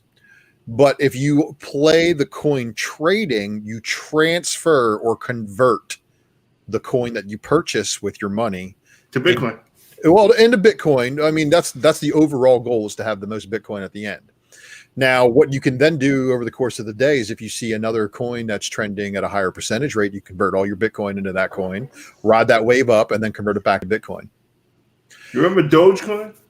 Yeah. It's gone. Basically, it's almost done. I mean, actually, it went up. It went from 17 cents to 20 cents. But it peaked at like 70 or 80 cents or whatever, and then crashed. It was a nickel like 6 months ago. Yep, and I know people who made stacks on that. Don't get me wrong, bands. I mean, like 3-4 bands up, but they didn't sell, and they stayed in, and then they ended up fucking shrinking that 3-4 bands down. And it's not so much no more. So Bitcoin, the stable coins, is, again, you guys have heard me talk about it before here. And again, I'm not an expert. I'm not a professional trader, but the stable coins are the ones you want to focus on and know. Ethereum, Bitcoin. But there's a bunch of other coins out there that are basically just a fucking copy of this shit using the same tech, and they're not as secure. So a lot of them are just repurposed Bitcoin. So just keep that in mind. And again, this is not money that you should be worried about losing if you are playing in this market, because this market could fucking turn off tomorrow and ain't shit you can do about it. Hold on. Before Skeleton Key leaves, I understand they got to go. It was an honor and pleasure having you guys. Did you guys have fun? I really appreciate you guys having us on. Thanks for having us. I know we're crazy, but did you guys have fun? He said, "Not really." Not really. I'm about to crash. Yeah. It's good seeing you all again. Yeah, man. Hey, you too. I'm gonna say 80% people like the Black Widow movie though. Yeah. See, Lucas? See? Hey, I'll be at y'all live sale in the morning. Okay. I'll believe it when they start voting with their wallets. Oh, harsh. But thanks again, you guys are awesome, and we love following you guys. We follow you guys on IG. You guys put out some great content, so thanks for that. And look forward to seeing you guys on Whatnot as well. Yeah, we're on Whatnot, YouTube, and Instagram, and pretty much all the same handles, except for on Whatnot we have underscores. Okay. Yeah, thank you once again. Much appreciated. On YouTube, on YouTube, is it for the Why Not or for you guys is Skeleton Key?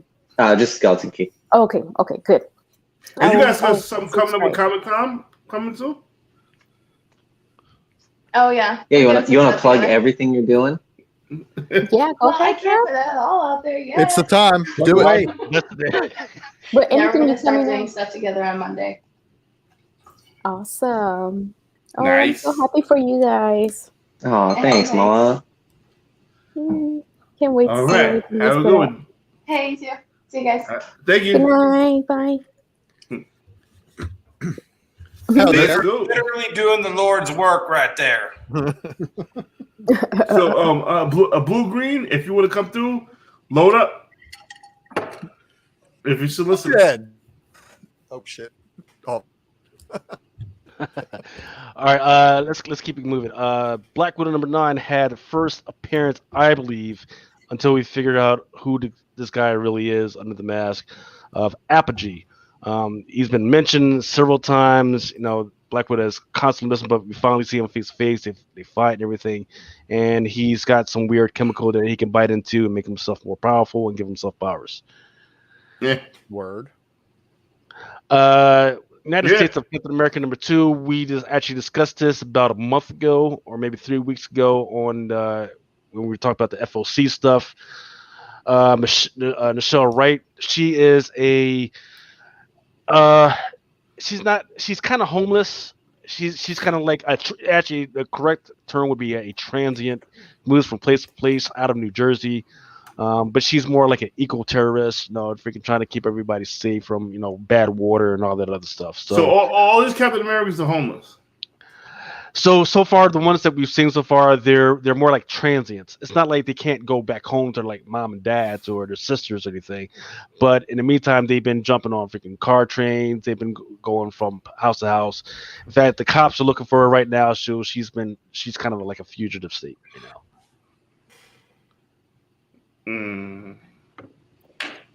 Yes, kind of homeless. Kind of homeless means that you have somewhere to go, but instead you decide to stay out. But you say that you say that you like this, like this version.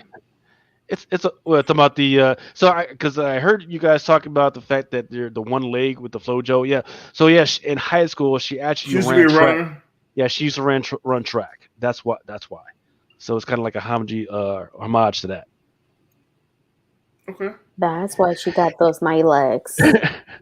Coco Gassa is not homeless, unhoused. The roof challenged. The roof challenged. Black Knight, Curse of the Ebony Blade #5. Jack Chopra. Her first appearance was actually in Black Knight, Curse of the Ebony Blade #1. Shout out to the presser. But in fact, I actually told you guys about 3 weeks ago about this, that she, in this one, becomes the Black Knight. Now, which one do we want? Do we want her in suit, or do we want her as a person? Well, I always go so for instance, if there's already been that particular type of character, so for instance, if there's already been an Iron Man, right? Right. Then you want to go with the first appearance of that particular character, because you never know if that person might take up the helm and then just change to a totally different other character. Well, that's not the case here, though. This is more like kind of like Rhodey in his first appearance as Iron Man, and the way that book's taken off. Well, they made it so ambiguous on this cover that you don't know if it's her or if it's Dane in the armor, and the armors look identical. I've seen people even talking about it in live streams, talking about how that's probably her in the armor. I'm like, oh, I didn't think about it that way. What, number one? Yes. Yes. Her first appearance is in number 1. Yeah. First appearance is in number 1, but it's also on. No, I'm talking about number 5, the one that's on the screen right here. You don't know who this is. If you look at in the last page of this book, there's no way to differentiate Dane from his daughter. Period. So it could be her, it could be Dane. You don't know, and that is the way the Black Knight is. 2 people, 1 hero, 1 burden shared between the 2 of them. And yeah, on her first appearance is actually on the Stormbreakers variant of number 1. And shout out to Drew from Wanted Comics for this one, because it's where I got my copy, because I bought one at my local store and it fucking had a torn cover, but they hid it from me because it was all fucking Mylar'd up, and I was like, oh, shiny thing. And I get home, I'm like, fuck, man, this thing's got a torn cover. And I got my shit off of Drew like a while ago, and apparently that book was like, I was seeing copies listed at like $35, but I don't know if they were selling for that or not. But she's clearly on the cover of the Stormbreakers variant. So the Stormbreakers would be number 1, right? Yep, for number 1. So with number 1, there was like 5 different covers. So the 125, the Momoko, the A cover, and then the Stormbreakers, and I think there might have been one other one as well. The Limb, there was a Ron Limb variant. So the cover for number 5 first print, right? Mm-hmm. Oh yeah, she's on the cover. She's on that cover too. Popping like vividly. Yeah, getting it in. Well, with a sword. I mean, she got a sword in her hand, but she's not Black Knighted there. But that's not her first cover appearance. That's her 3rd cover appearance. That was in top 10 tonight, wasn't it? Yes. Yeah, the number 5 was. So the thing is, again, it's so there's no way of telling who's actually in that armor on there, and I've tried blowing up the picture myself since then, like looking at it. Can you see in the face and anything? Does it look like her? But look, issue number 1, Stormbreakers variant is the one. And if you're speccing on this character, you want to hedge your bets and catch everything that has her. So yeah, you're probably looking for the issue number 1s, but the Stormbreakers is going to be the one because she's on the cover and it's her first appearance. Then issue number 2, she's on the A cover. And then on issue number 5, she's on the A cover. And then again, the ambiguous variant cover. So cover appearances, she's a pivotal part of the story. She gets murked in issue 4, comes back to life in issue 5. Okay. I'm done with this fucker. Next. This was another one that I specifically told everybody to get. Shang-Chi number 3. Hey, Shang-Chi. Yeah, they get mad about that now. Look, I speak Cantonese, not freaking Mandarin. So what the fuck? So run up on that. Hey, it's Shang-Chi. No, Cantonese, motherfucker. What? Nick in the building. Shout out to Nick Hart, he's in the building. Just saying hi real quick, clicking the like button. Man, get your ass in here, motherfucker. Hey, we have Tony backstage, by the way. Where? He's not here. 1, 2, 3, 4, 5, 6, 7, 8, 9. Yeah, we got room for Tony. All right, load them up. So yeah, I mean, Zihlan, also known as Sister Staff. Now it's another, half sister of Shang-Chi. Man, Daddy's busy. That's all. Every single ring, he has a different kid. So, moving on to the movie that the trailer dropped this week. I thought it was interesting is that they had these characters. If you go to the IMDb database, they haven't necessarily identified who all those people are. Oh, Now, and I'm glad you showed this because I've got to talk about that guy on the right. Yes, go ahead. The big dude. So the big dude with the shaved head, missing a hand. So they hit it in the first couple of trailers, but in the teaser that was just released last week, they show this dude with a fucking sword attached to that shit, and I'm thinking he is Reaper. Everybody feel? Yeah. Look. The only villain that you know of that's missing a hand that attaches a fucking a blade to it. Reaper.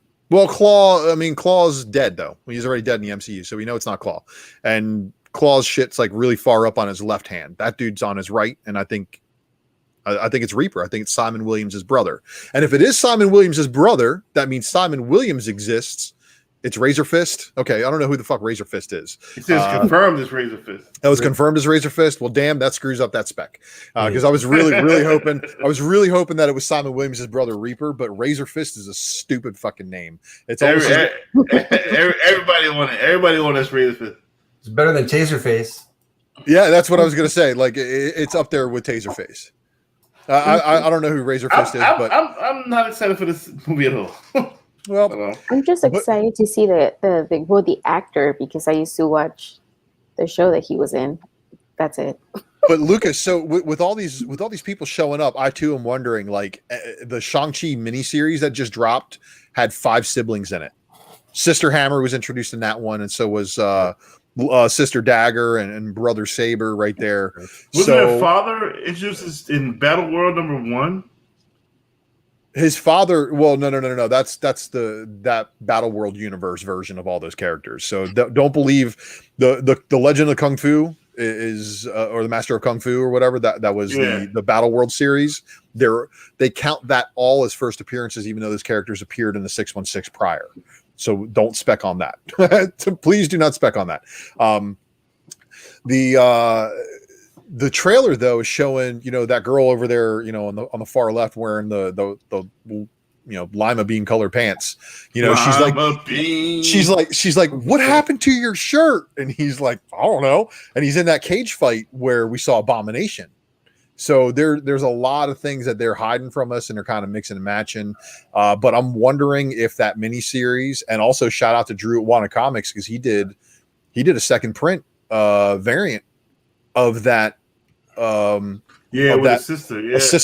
Hammer. I hope Ty Googie shows up.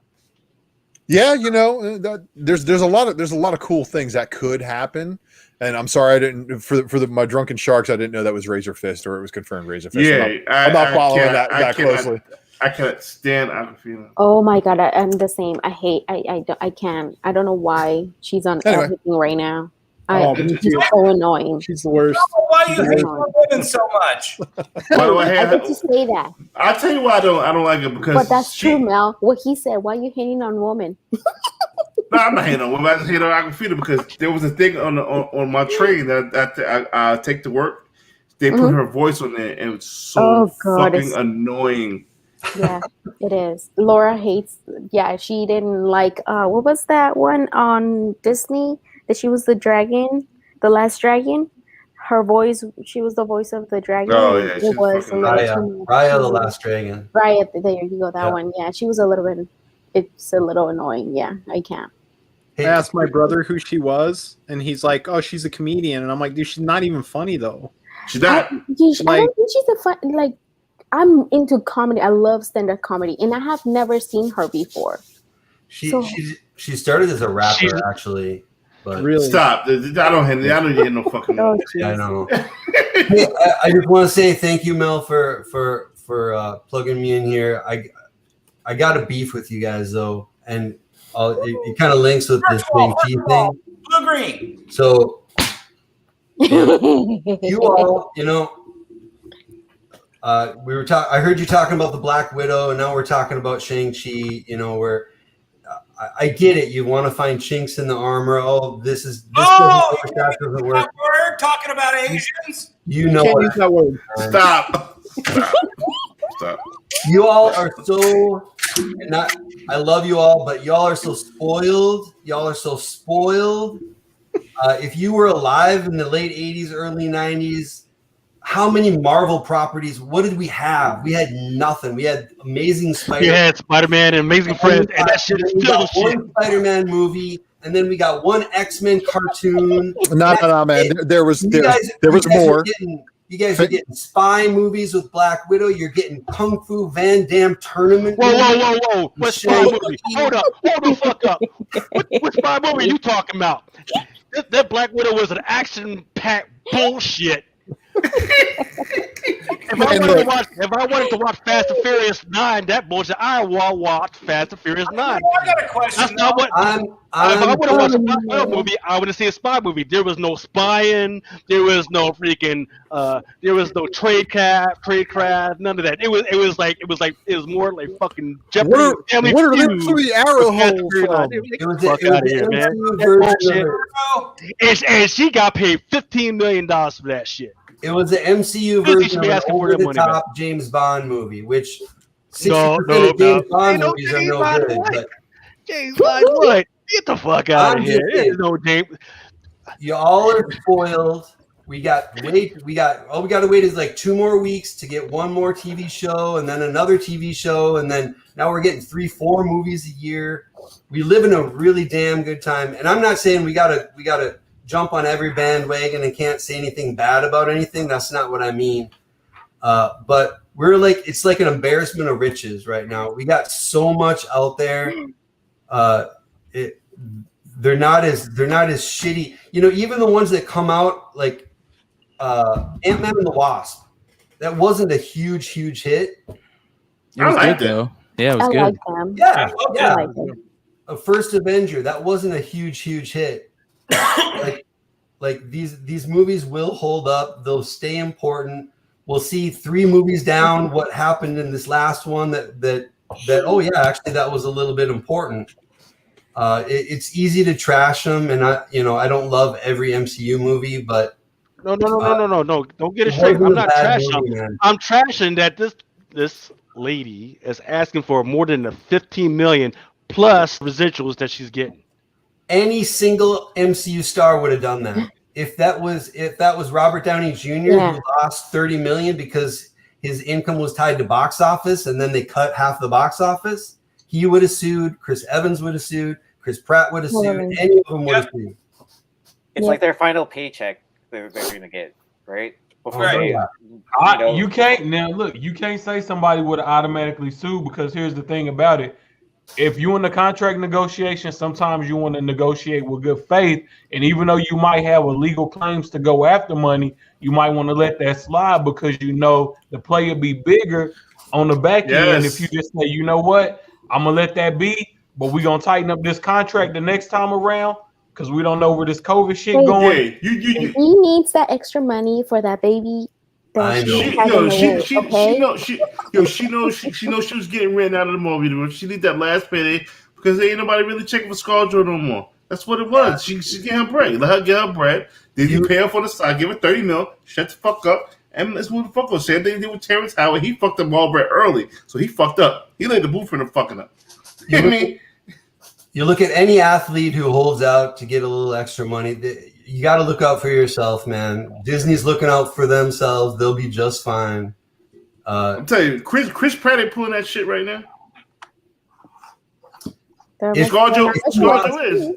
If he lost 30-40 million because of something like that, he would be. If he got 4 more Guardians movies coming out, he ain't gonna be beefing about that. ScarJo was on the way out. Somebody in the chat has a really great comment about Poison Ivy. She's trying to cut the Disney course so she can pop over to DC. I bet you DC's offered or something. DC is a fucking singing fucking shit. Get the fuck off now. Tomato score for the new side. Was it 94%? Superman is leaving, trying to come to Marvel. Yeah, because they want him for Sentry. Wouldn't that be awesome? Oh yeah, I want to see those. I thought Warlock. Or Captain Britain. all these things. I want Nathan Fillion as Warlock. Yeah, Lucy said she wanted to see his butt. So Lucy's the only female. Yeah. You know what I mean? What do you want to see? Century or Warlock? Or you don't even give a fuck? I don't give a fuck what it is. I just want to see that movie. There it is. There it is. You know, I was watching that TV show on Netflix called The Movies That Made Us, and the Forrest Gump one is amazing. And Zemeckis and Tom Hanks gave up huge amounts of millions of dollars of upfront money to take back-end points. And a lot of these actors do that. They take the back-end points so they can have the movie be the way they want it to be. And I mean, can you imagine if we were in that same situation? If you gave up $10 million, I think Zemeckis and Hanks gave up $10 million upfront, $1994, so that they could make Forrest Gump at the movie level they wanted it. They actually made Zemeckis pay $1.5 million just to film that Monument Mountain scene, which to me is like the kicker to the entire fucking movie. And can you imagine if you did all of that and then the fucking studio, because they were afraid they weren't going to hit this window or that window, had released it straight to VHS and cost you all of your box office, you'd be pretty damn pissed off. Yeah. Boo hoo hoo.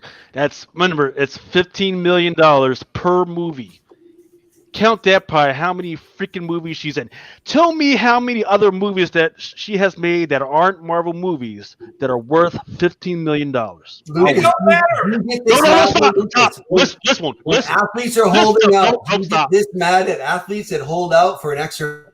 Listen, you list that shit to me. Some other movies that are worth more than $15 million, and I will shut the fuck up. Didn't she win? I don't know the name of the movies, but didn't she win awards for another movie that she did with Adam? What, can't remember. Yeah. How about honoring the contract? You told me you was gonna pay me this bread. Let me get my bread. But they're paying her the bread in accordance to how it performed. That other language is already in the press. They intentionally sacrificed box office. How you're not explaining that? It did go to the box office. Hold up, you keep talking over me. Stop. You keep talking over me. It did go to the theaters. It went to the same. It would. What the fuck you talk about? My family went to the theaters.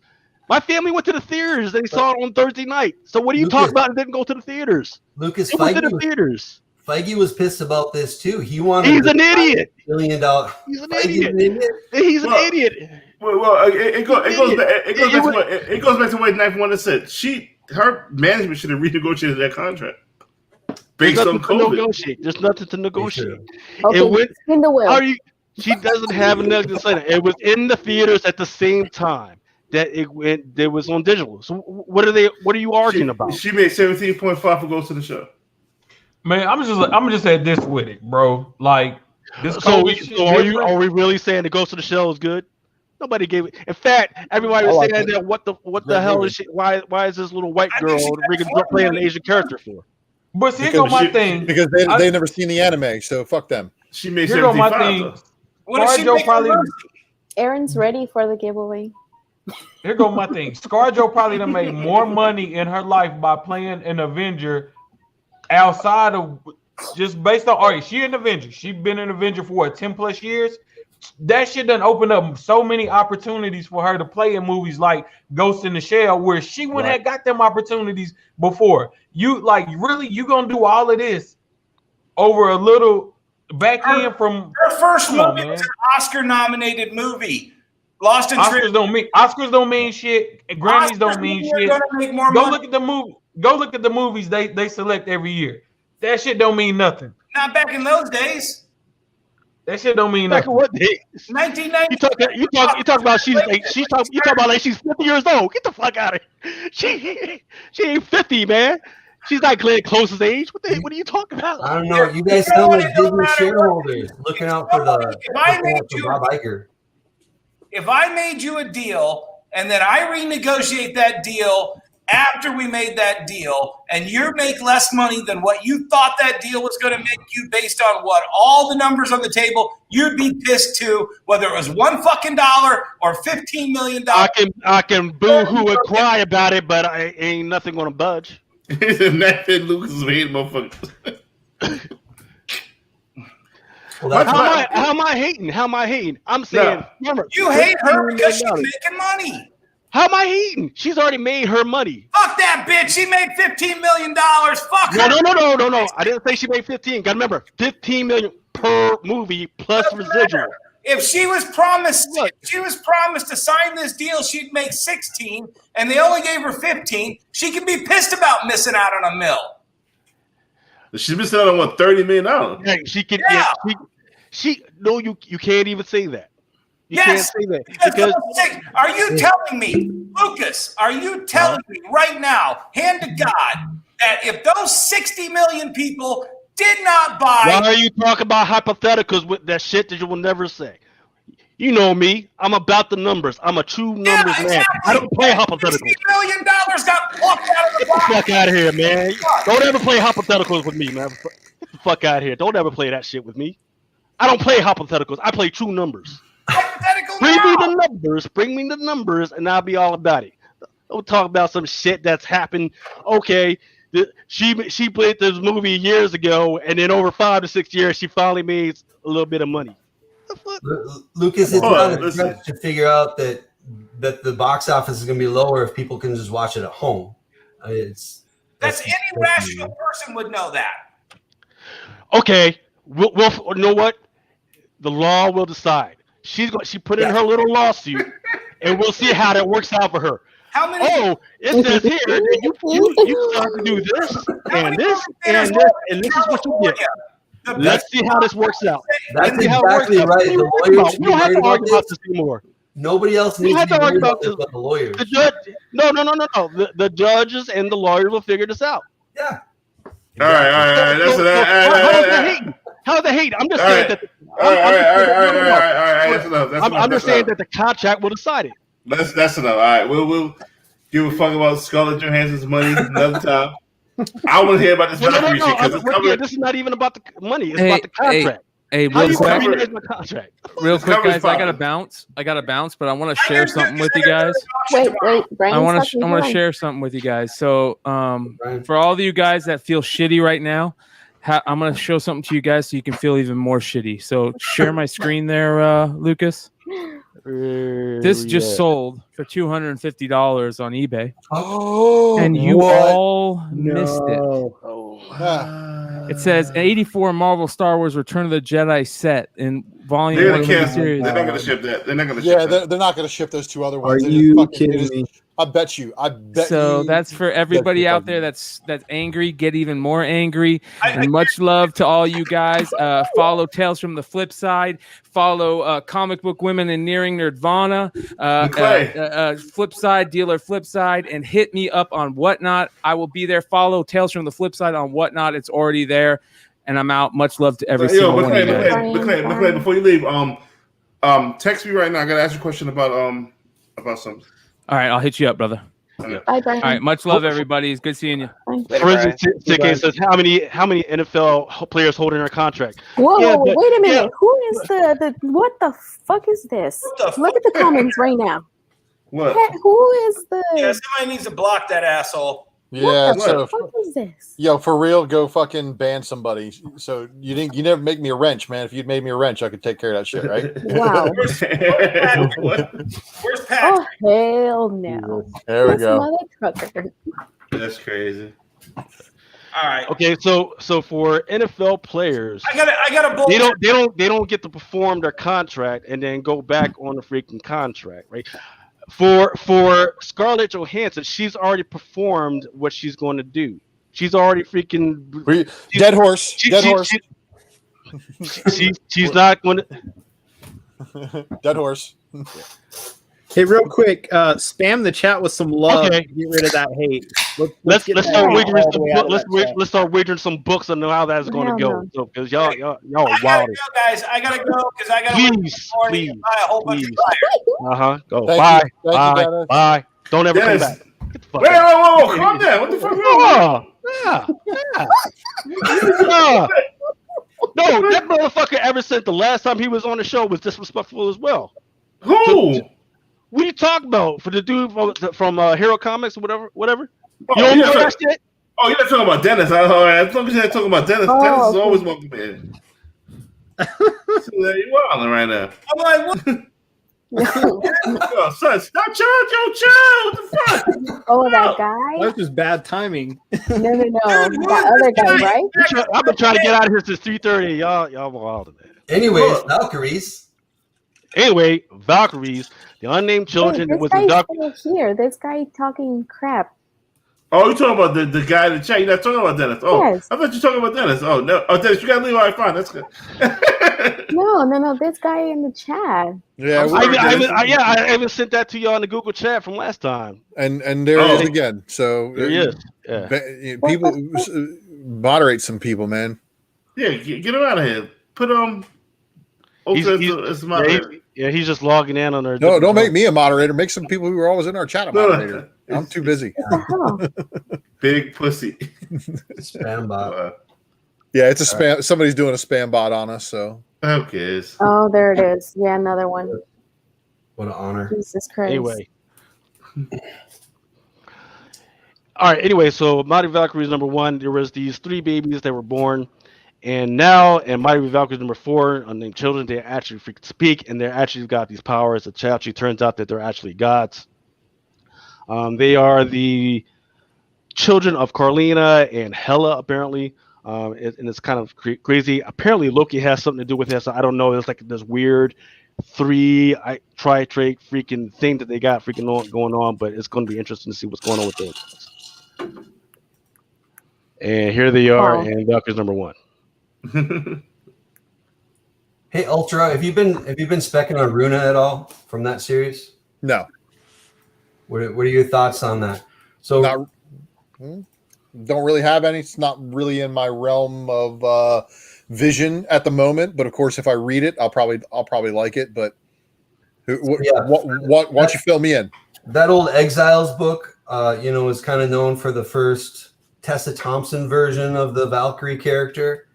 But Exiles, and I didn't read a lot of Exiles, but that was that wasn't the 616. Is that correct?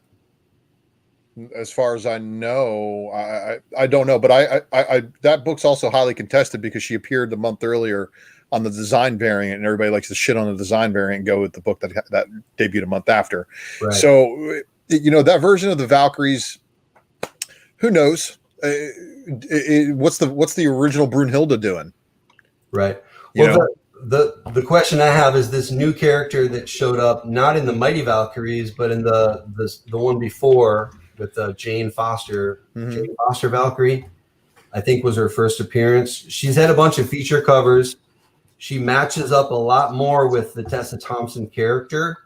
They haven't really released in the movies what Tessa Thompson's character's name is besides just Valkyrie. Mm-hmm. But it seems like they're lining her up to be the 616 version of the Tessa Thompson Valkyrie, including the fact that supposedly both of them, even though we haven't seen anything in the movie or the comic yet, but supposedly both of them are bi.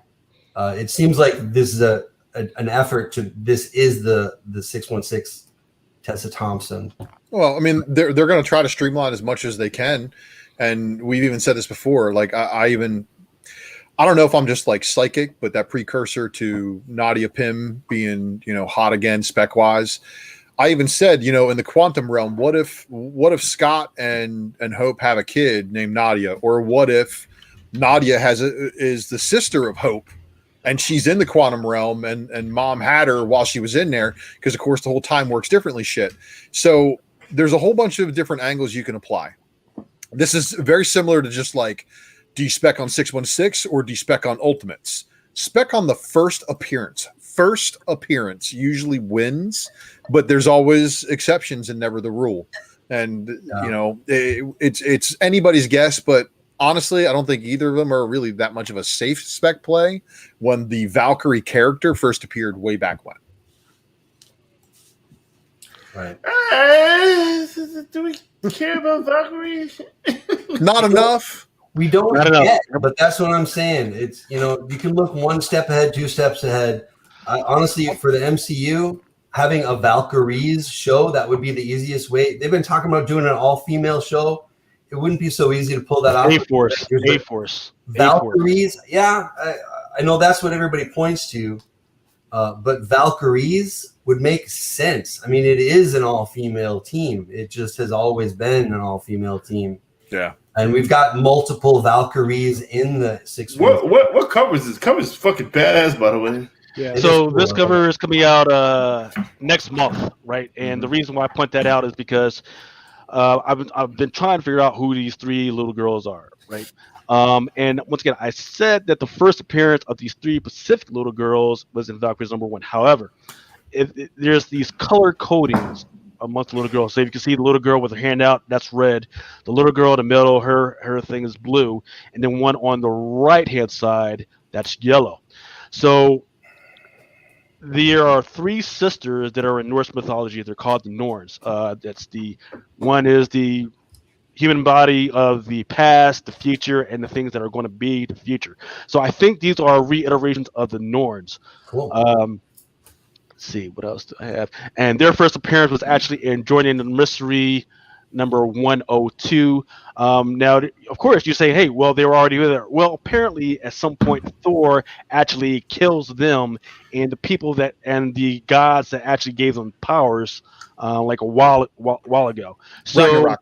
He killed him in Ragnarok, and he destroyed the spool that weaves the blanket of time or whatever it is, and these are the 3 witches. Yeah. Right. So those witches reincarnate. Right. So these 3 little girls might just be the reincarnation of the 3 Nords. And then they were given powers by those that above and shadow. All that happened in the Mighty Thor Disassembled number 85. That's Ragnarok Part 6. Yep. Last Annihilation Sword number 7. In fact, we've talked about this Mysterium metal before. It was a little interesting conversation between Dr. Doom and Storm, where he talks about where the Mysteriums come from, and that he says, "Hey, I've messed around with this metal before, but when I did it, I used to mess around with it with gloves." And once again, I've talked about this many times about the whole thing of the whole sword, where they went into the White Room. The White Room is basically where the Phoenix sits when it's not out and about. It's like a resting room. So when the Phoenix is out and about, whoever the Phoenix is embodying, their soul goes to the White Room. Whenever that person is out and about, the Phoenix is not out, the Phoenix goes to the freaking White Room. So we're still not sure exactly how that freaking works, but the sword team, they go in and they freaking reach in and they pull out this. And that thing that he has in his hand right now, I guess, is supposed to be that Mysterium metal. And even at the end of that particular issue, which was sword number 1, there's this little note that says, "Hey, you have stolen fire from heaven to hold in your hands. How could I object? I've done the same myself, with one significant difference. I wore gloves," which is exactly which was exactly what he said in sword number. Who is this dude? Who is this Bruno Mars looking for? That's probably in a letter to Abigail Brand, from my understanding. I forget what this dude's name is, but that's Manifold. Yeah. He can jump in between any freaking space using these portals. Just make him out of nowhere. So he was used as the guy. It sounds like Knife Wonder in his comic shops. He goes every fucking week, moving in and out of portals and shit. Dimensional portals and shit. Yeah, look. This sword book is definitely the intellectual side of X. Like, if you're not into a lot of the Hickman. The Hickman email entries that he's done throughout House of X and Powers of 10, you probably won't enjoy this book too much. But if you do enjoy Dr. Doom, and dude, even the story that happened with what's his name, Fabian Cortez, was fucking awesome. So I really love this book. Kayla, you talking? Yeah, it's kind of creepy, bro. Hey,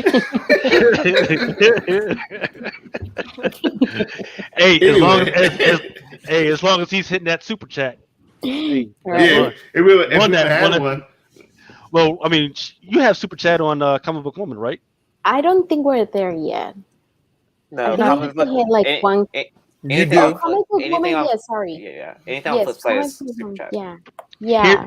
Here's But what you not can near do. Nirvana. Here's what you can do. You can offer to pay for Lucy's comic books this week. Whatever she wants to buy. Word.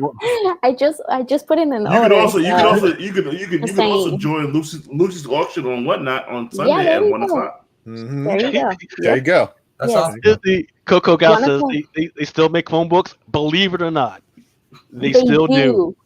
There's one outside my door, and it's been there for like months. I don't want to bring it in. Imagine that a freaking little baby tree died for a phone book that you were never going to. You know what? The last time I used a phone book, it was the Squash book. That was it. Oh, you know what? I need it. I should bring it in because I need to put it on top of some books. Okay. All right. Last book that I'm going to talk about is High Republic #7. There's a new character in there called Orla Jarini. Her first appearance was actually, she's had mentions in some of the novels that's been coming out this year, but this is her first graphic appearance. Apparently, she's like a high Jedi Knight Master type deal, and she's going to help them to deal with this Derringer freaking virus that they got going on. So it's going to be interesting to see what's going on with that. Yeah, I bought a few of these. Is this the strongest Jedi ever, or some other shit? Some other shit, I think. I'm not sure. I bought too many of these. I bought the wrong one. It should have been Republic Adventures #6. No, the strongest Jedi thing wasn't that for Star Wars High Republic Adventures #6. Yeah. This is the Marvel run. Right. So if they're not talking about the original Jedi, there's a whole thing. I'm not even going to get into. I'm not going to get into that whole bullshit right now. But hey, Mel, did you want to do the Wanted Comics thing right now? Yeah, definitely. Give big shout out to Wanted Comics 4 hours later, but fantastic covers. You know what I'm saying? Definitely give. We did this earlier on Hot 10, but we definitely got to show love to Wanted Comics here. Wanted Comics. The original dude who was showing us love for store variants. So this is new store. I think when does this come out? Ultra. Wait, what? The Wanted Comics. When does this drop? Tomorrow, right? I believe they do. Yeah, actually, I'm not even. Dude, you're catching me off guard. I'm sorry. I don't have the IG post, but you can follow him on IG, and I think they are dropping tomorrow because that's vinyl issue $40. $40 for both sets. It's crazy. That's cheap because there's a lot of people out there charging $50 for a book. Dennis. Yeah, that dude freaking ran out of here without dropping the coal. What in the fuck? Hive, you got some shit dropping tomorrow too, correct? We got shit dropping every Saturday ever. So yeah, we got some stuff dropping tomorrow. $10? Hell no. Come on, dude. Like Mel said, you got to let it hang, man. Hey, books cost money to make. All right. Yeah. So I sent some images over to Lucas. If he wants to pop those up later, we can do that. Okay. Yeah. I will. I'm trying to pull up Wanted's Tuesday, August 3rd. Don't buy it. You're bugging the fuck out. He must not like you because all my Wanted Comics is crispy as fuck. I was gonna say there's no way Drew released on Saturday. Yeah. He knows that's our day. that's Hive Day. But yeah, Tuesday, August 3rd is when he's dropping his. And they're solid. But I'm grabbing some. I love Drew's book. I love Wanted Comics book. Yeah, I don't know what condition you be getting yesterday. That dude, Chad, you wildin', homie. 9-2? Never. No, not from Drew. Not from us either. But yeah, not from Drew. Nah, definitely not Hive. Hive should come in the crispy. Yeah. Yeah, that's 9s. Oh, look at that. Fuck, man. You want to see that? We just got these back. 9.9. You're giving away that tonight? What? Yeah, what up? Yeah. Okay. I do have some stuff though. I wanted to show you guys. I got to tell you, y'all need to stop drinking sometime. It's okay. Everybody start drinking some water right now because some of y'all are wilding, really. Okay, so you motherfucker. I got really drunk on the show months ago, right? And I remember that. That was crazy. To certain people that are hanging out right now, these for their boxes, right? So Ultra, that's coming to you for your box. Nice. And that's coming to the Drunken Chat box right there. So I remember that. I may have been drunk, but I remember promising those books to you guys. So I'll get those sent out to you guys here. That was classic. I kind of gave you a pass because you were shit faced, so it's okay. Dude, I don't know what it is. I think it's like past history. I don't usually get that drunk, but for some reason I can still remember things I do and say when I'm drunk. And so I remembered that when we put that submission in, I was like, okay, I gotta set aside 2 of these. So, but those will be going out to you guys. Oh, So- hey, there we go. Well, you got one book from the for the Ultra box and one book for the Drunken box. Hell yeah! So we haven't even announced the Drunken box. Hold on. No. Here's what we're gonna do. The book for the Drunken box. You want to give that away today? It's up to you, man. If you want to do it that way, we can do it. Yeah, because we gotta show some of the people who are still up at 2:55 in the morning. Hell yeah, I'm down. Fuck with us. All right, so hold So up. real quick, this is our. That was our vinyl. We've got two. Son, vinyls. what is this? Man, this one's nice. That's like our it. Swamp Dogs. That's an ash can. No, I don't know if that's our ash can. Shit, I don't even know. Well, There's it's action right there. Yeah, it says Ashcan in the corner. Okay, so. yeah, that's our ash can exclusive. What is this book about? That's what I want to know. What is this book about? Good. Yeah. You have to read the synopsis. It's crazy. It's a good book though. It'll be a good book. But what the fuck is the synopsis? You did the cover. What the fuck was? You want me to tell you? Here. Yeah. What did you? What made you want to do a cover for this? Actual synopsis. No. What made you want to do a cover for this? Don't put the synopsis. What made you want to do a cover for this book? Because this shit is dope. I mean, just the freaking. This is a book. This is a book that I would just buy just based off cover alone, not reading the synopsis. But I want to know. That's honestly what got us at first. Was just the covers that are on it. Like, there's some really solid covers. See, they're like, what the fuck is a swamp though? Let's do it. Everybody getting busy. Well, in the title too, right? But it's a 5-issue mini. But it's like a, I don't know. It's like a grindhouse type. You know the old grindhouse horror movies. Mm-hmm. It's kind of like a grindhouse type horror vibe to it. But it's like let's see, a series of coincidences fulfills a voodoo ritual that dates back to the Civil War and resurrects the most notorious and sadistic squad of the Confederacy, the Swamp. I want it. Yeah. What results is a bloodbath in the bayou as the Swamp Dogs stretch their legs, getting ready to conquer Louisiana and everything else. I want it. Yeah, I want it. That's kind of like that's what got us. Just the tags on that one. We're like, okay, I want it. Okay, we're in. But yeah, we were. It's actually crazy. We got a really cool. So that was that image was put out as like a teaser image.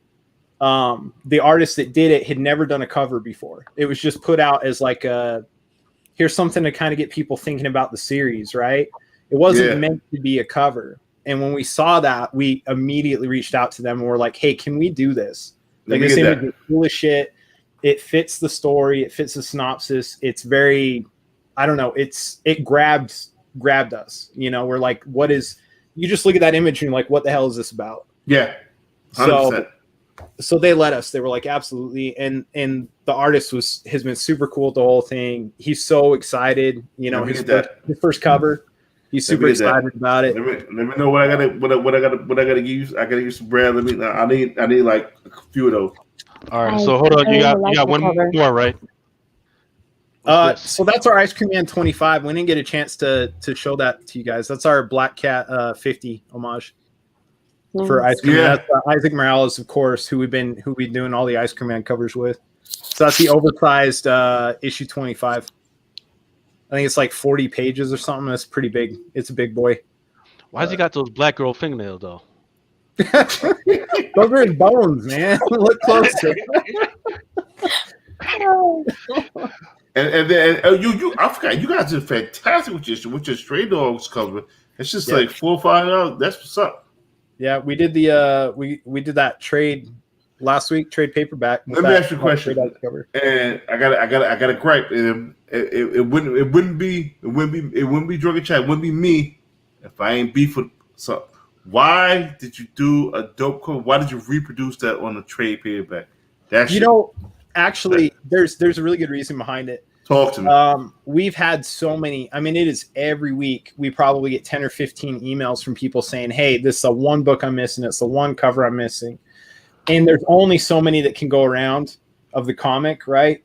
And they're for the most part, that book has sat in collectors' hands.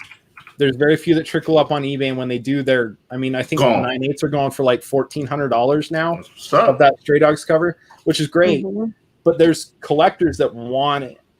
And so they should pay $1,400. Let's give them like a, they're not going to be able to get the real thing. They're not going to be able to get a comic, but let's at least give them the ability to have every image in their collection, right? Mm. And that's kind of where the thought process came, because Stan's got other covers in the works that we certainly could use that he did great on. We've got plenty of other books. For the next section of the series, we've got other covers already in the works that we could have used. But with that one, we just had so many people asking for it that we're like, make people happy. Yeah, let's give them what they want. That's I don't agree. I got to tell you, I got to keep it real with you. I don't agree with that. And Patrick, he feels the same way. Yeah, it's just no. Real talk. Because if like that fucking what's in that baby eating cover for the Department of Truth. Yeah, that was perfect. Then I see it on the trade paperback. I was like, "Come on, family, why'd you do that?" Well, this is the first time I've seen that doing exclusive for a trade paperback. They did twice.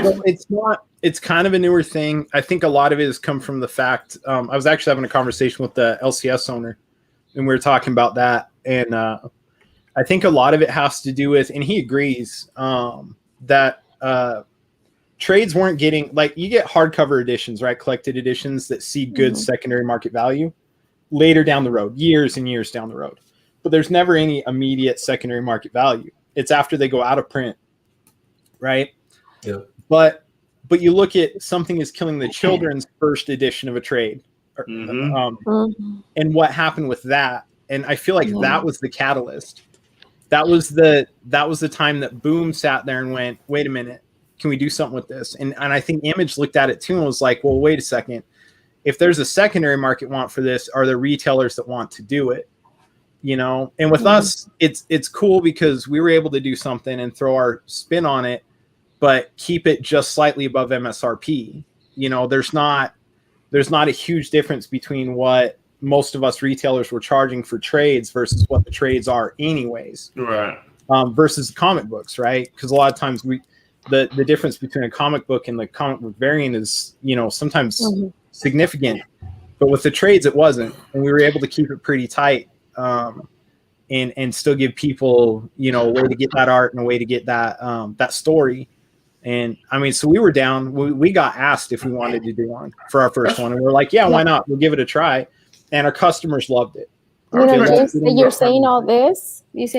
I remember when my very first time coming into Drunken Chat, Nico told me about trades, that I should get into trades and all that stuff. And this was a year ago, and it's gonna be almost like September was my first time coming here. I don't know. And, that's crazy, almost a year. And he's. I remember him telling me about that. Mediocre show you have done better. Don't get me wrong. I have fun. Lucy, Lucy, talk to the people. Hashtag creepy, not creepy. Chat. You have us on Comic Book Woman and Near Nirvana tomorrow.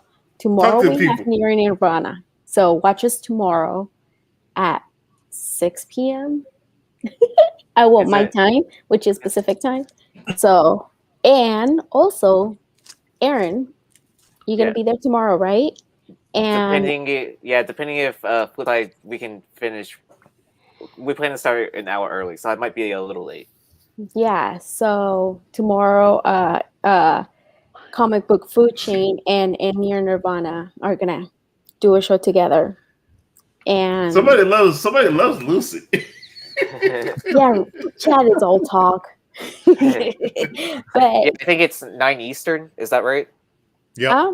Yeah, it's 6 Eastern, 6 yes. Pacific, it's 9 Eastern. Yep. Yeah, and talking about the trays and all this stuff, Bird City Comics, they've been showing parts of their tray, also their stray dogs, but theirs is gonna be a con exclusive.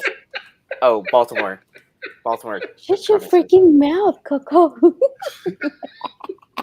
Chad, yes, for Baltimore, it's gonna be an exclusive for Baltimore. All right, Chad. So. Chad, you got your shit off. You good, brother? Good night, Chad. We good. Move on. I will say this: there's like, we see this, a couple people in chat and stuff like that. And we get people all the time. I see them in comic groups all the time. You guys see it all the time. Some of you guys might even be that type of person, right? That like, there's too many variants, there's too many this and that, and I get that. With some of these books, there's been a lot of variants, right? 25, 16 was insane. This book was insane, right? And there's a lot. But I'm going to tell you, as a retailer, this is probably not something a retailer should say. If you do not like our covers, do not fucking buy them. Don't. There you go. If you look at a list of variants and there's 3 or 4 that this is what I do. Okay, as a collector, this is what I do. If there's 10 or 15 variants for a book, including the ratios and A covers, I'll pick 3 or 4 that I really like, and that's what I get. It's not Pokemon, guys. Comic book collecting is not Pokemon. You don't have to catch them all. Just grab one. And the thing is if you do that, it forces retailers to get better artists on covers to sell. It forces us to try harder. Yes. Okay, because if we don't, we lose money. And if you do that, what'll happen is the shitty retailers, the retailers that aren't really putting their all into it, aren't getting the good artists behind their books, they'll disappear, and you will have less variants. Listen, give your money to the variants that you want in your collection, and if you don't want them, don't buy them. Just don't buy them. Yeah, I mean that's it. You know.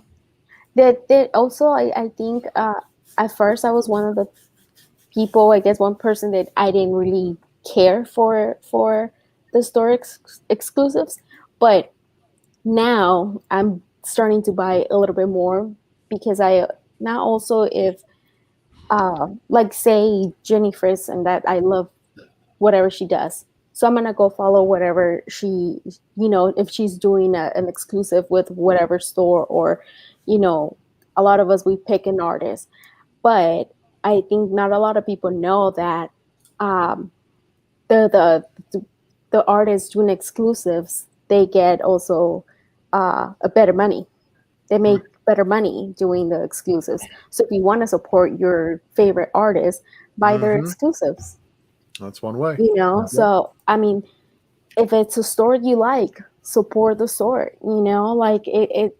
I mean, now I understand more of the exclusives. And now I go for that a little bit more. But we got a lot of opinions about them. You hate them, but I love them. I love them. Yeah. And somebody that said no more homages. I agree. The reason that we did homages on this though is because Jonathan and I are both huge pre-code horror fans. And when we saw what Morales could do, we were like, dude, we've got to. So, do you guys hear an echo? They've turned out great. So anybody who wants to argue against that can fight me. That's fine. But I hear an echo. I hear an echo. Do you guys hear an echo? It's echoing in the chat too. I hear an echo. I swear to God. Anyway. What? No. It was a joke about the comment you just highlighted. I mean, listen. The thing is this, dude. You guys got to make them. But let me ask you this, Holla. Do you think the store exclusive game? Because you've been part of the game. Do you think the game's getting oversaturated? Is it oversaturated? Probably. I think it's oversaturated with mediocre product. But like I said, I think if buyers buyers can make that decision. If buyers are going out and buying, if they're only buying 3 or 4 or 5 of their favorite, or even just one of their favorite variant, the one they've got to have, right? It's a great way to support the artist, like you said. It's a great way to support stores. But if you're just buying the ones that you really want and stop getting into this mentality, I've got to have everything, then what's going to happen is the best ones will rise to the top. The retailers that are really putting their all into it. I mean, we put a lot of thought into the books we put out.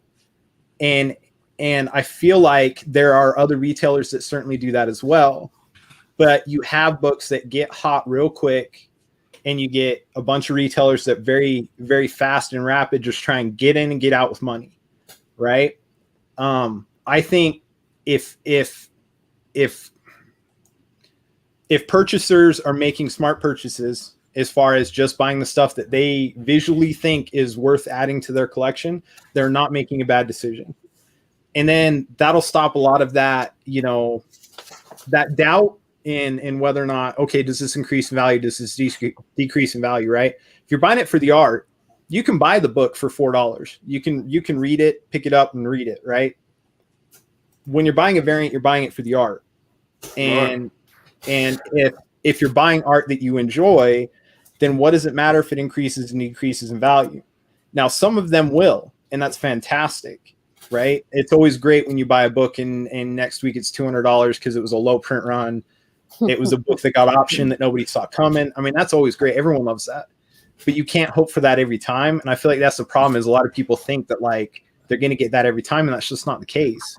Nope. I think if you're looking for that, indie books are the way to go. I will say that from a collector's standpoint, indie books are the way to go for that. It's still a long shot, but it's a better shot than Marvel's an established entity. Print runs are high. You're not going to see that with Marvel. You'll see it better with indie books. You'll see it better with low print indie books to see that spike, secondary market spikes. You know what I mean? But you're going to have to do, if that's what you're looking at from an investment standpoint, buying retailer variants, look for the best artists, look for lower print runs, and if they do peak, yours is going to be the one that peaks the highest. We've always pushed for the lowest print runs possible on our books because we hope that the people that buy our books can sell them down the road. The guys, we always offer 5-packs on most of our books for speculators. And a lot of times those guys, if they make the money, they come right back and they buy more books. So it's good for us, Yeah. I don't like standing in line. We don't fight against our customer. If our customers want to buy our books and sell them on eBay, we're not on there on eBay selling them for the same price. We don't do that. We stay away from that game. We don't care about the secondary market. That's not our business. Our business is getting cool looking books into people's hands, making people happy. That's it. That's all we care about. Once they leave here, I could care less that Stray Dogs is a $1,400 book because I don't have any. I do not own one. I usually keep personals. That's one that I don't even. We oversold it, so I had to get rid of my personal. And so I don't care if that book hits $1,400. That's amazing. It brings a lot of great attention to our business. But we don't care about the secondary market. Listen, our business is to put awesome looking books in people's hands. I knew what happened, Lucy. You leave? Oh no, not yet. But I was gonna say, like, on the podcast of the team that heard one of their when they're gonna leave, their time to stop their show, they always say, collect what you like. Yeah, exactly. So, exactly. That's all. You gotta do it. If you want to do it right, collect There what you like. There you go. I know of one dude from Canada who legitimately destroyed copies. And say what you want to know what the motherfucker on video. He did it on video. One of the most craziest and honest motherfuckers when it came to this shit. I seen him destroy shit. Shout out to Jimmy. So I got a question for all of you guys and even the chat, right? Because we've been looking at this. We've been wanting to do another Marvel book. We've done a few. They work out well for us. But we've been wanting to do another Marvel book. But we're trying to figure out a way because, like I said, limited print runs are better, right? Right. We're trying to give our guys value. So if you are to destroy books, is there a right way to destroy books? on video in front of everybody. The question we've been having. Well, here's the thing though. We did pictures before of a book that we had to destroy like the whole print run, right? Where I threw them in my recycle bin and we doused them with water, and everyone's like, well, there's probably dry books. Or did you count them all? Is there pictures of them counting them all? This like, motherfucker sat there and fucking shredded the books. Yeah. Okay. And he got a lot of heat for it, but he didn't give a fuck. Yeah, see, and that's where we're at, because you can get, if you go to a shredding company, you can get certificates of destruction. No, he did this shit by himself. Oh, I know he did. I know what you're talking about, and I don't have the time to do that. He got the time, and that's what made this shit. That's what made this shit so ill. I was like, son, what are you doing? Man, fuck that. I got to keep my shit ready. God, like, you guys will love this. So with No Heroin, right? Because that was a book we had to get rid of a bunch of copies because they were damages. So we showed the proof that we'd gotten rid of them. We had so many people that hit us up and like you guys should just donate these to children's hospitals and stuff like that. And we're like, do you guys know what this book's about? Sick 6 to 10-year-olds reading this book. I got think you. You guys know what this is about. You. So check this out. So do you guys remember that Defenders Del Auto book that had Luke Cage trying to punch the Punisher? Yeah. Mm-hmm. Okay. Do you know that the Virgins were sold to everybody in the United States and the trade dresses were sent to soldiers serving active duty? You paid for both. You got the Virgin here in the States, and they got the trade dress overseas, wherever they were stationed at. So that was one way that one variant was able to liquidate, I think, a little bit more than half of their print run. Yeah, that is I like that. That's actually a cool idea. That is a really cool idea. Yeah, you could slice off like a third of the front cover or something like that. See, we talked about that too. Like those scissors. Like craft stores have those scissors that have designs and shit on them. Oh, we talked about cutting. Yeah, we talked about cutting corners with those and giving them out as readers or doing something like that. So technically destroying the collector value of the variant, but still not destroying the book. Right. That's kind of like what comic book exclusives tried doing with their Star Wars. They ripped off the covers and sent the coverless book in. See, but that's the point of our books is the covers. I'd hate to destroy the cover. But I know, man. Part of it's. Did you hear what happened afterwards, though? Somebody sent in one of those coverless books and it got graded. The timeline variant, CGC 9.8. Yeah. No. High Republic timeline variant, bro. Yeah. It was funny to see that. Like, someone's going to have a recycle bin variant of No Heroin down the road. Well, after they caught it, someone tried, a different person tried sending another one in, and they just gave it an NG. No grade. Yep. Ha, gotcha. Son of a bitch. Yeah, it's hard, because like, I don't know. I try to be environmentally conscious. I have 2 recycle bins outside of my house because we fill them constantly. Like I try to be, and so like destroying that paper kind of just kills me. So I've always been like, okay, we'll recycle it, right? So recycling though, but trying to get certificates of destruction is like the one big thing I've been looking at right now. So I've been looking at companies that can do that. So we're going to recycle, but I like that, like sending them off to the troops. I think that's cool. Or I dig that. Or even donating them to any of the your first responders, your medical professionals, anybody locally. So I mean, you don't have to necessarily send them overseas and kill yourself in shipping. But I mean, you probably use it as a tax deduction.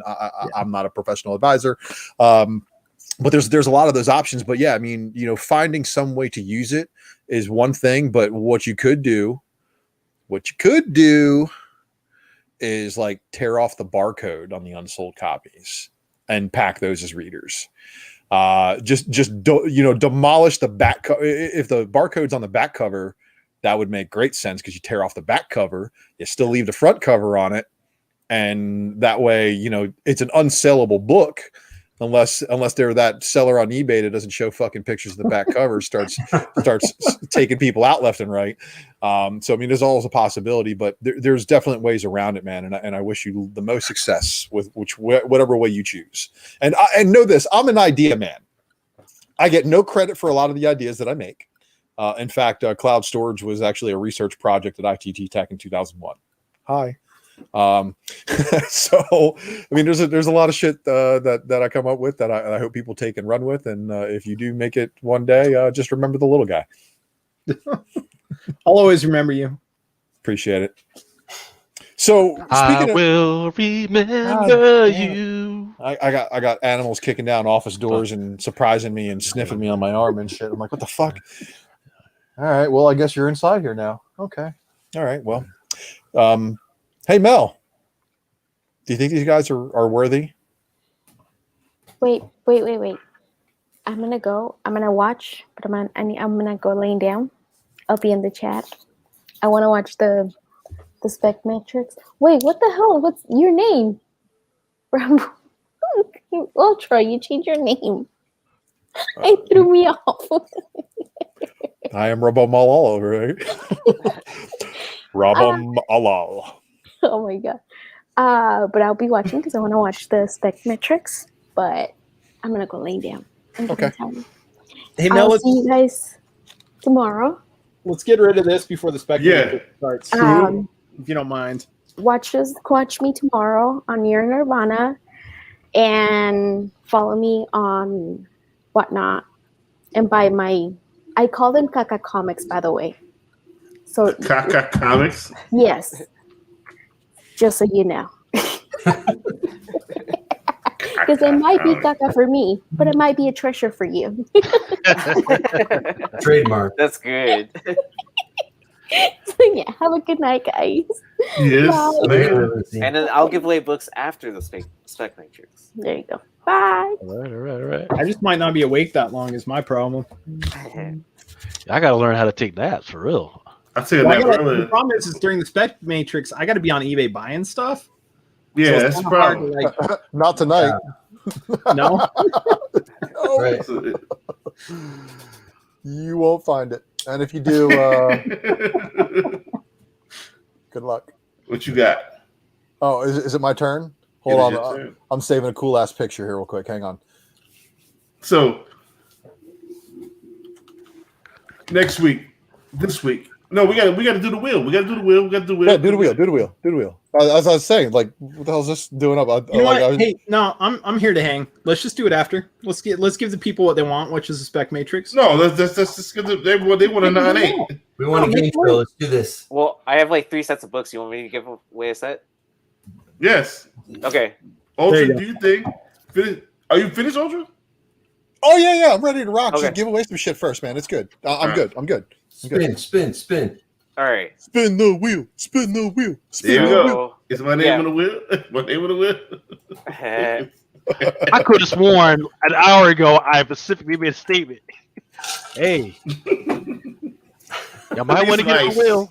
It starts. Hey, is my name on the wheel? Right. Here, I guess I could show off what I'm going to give away, right? So you're giving away the second appearance of Red X? Right. The Future State. Interesting. Issue 2. And then I also am going to, with that, Drew from Whatnot Comics gave me some extra books for my purchase. So I'm going to go ahead and pay it forward to the community with this Nice House on the Lake issue 2.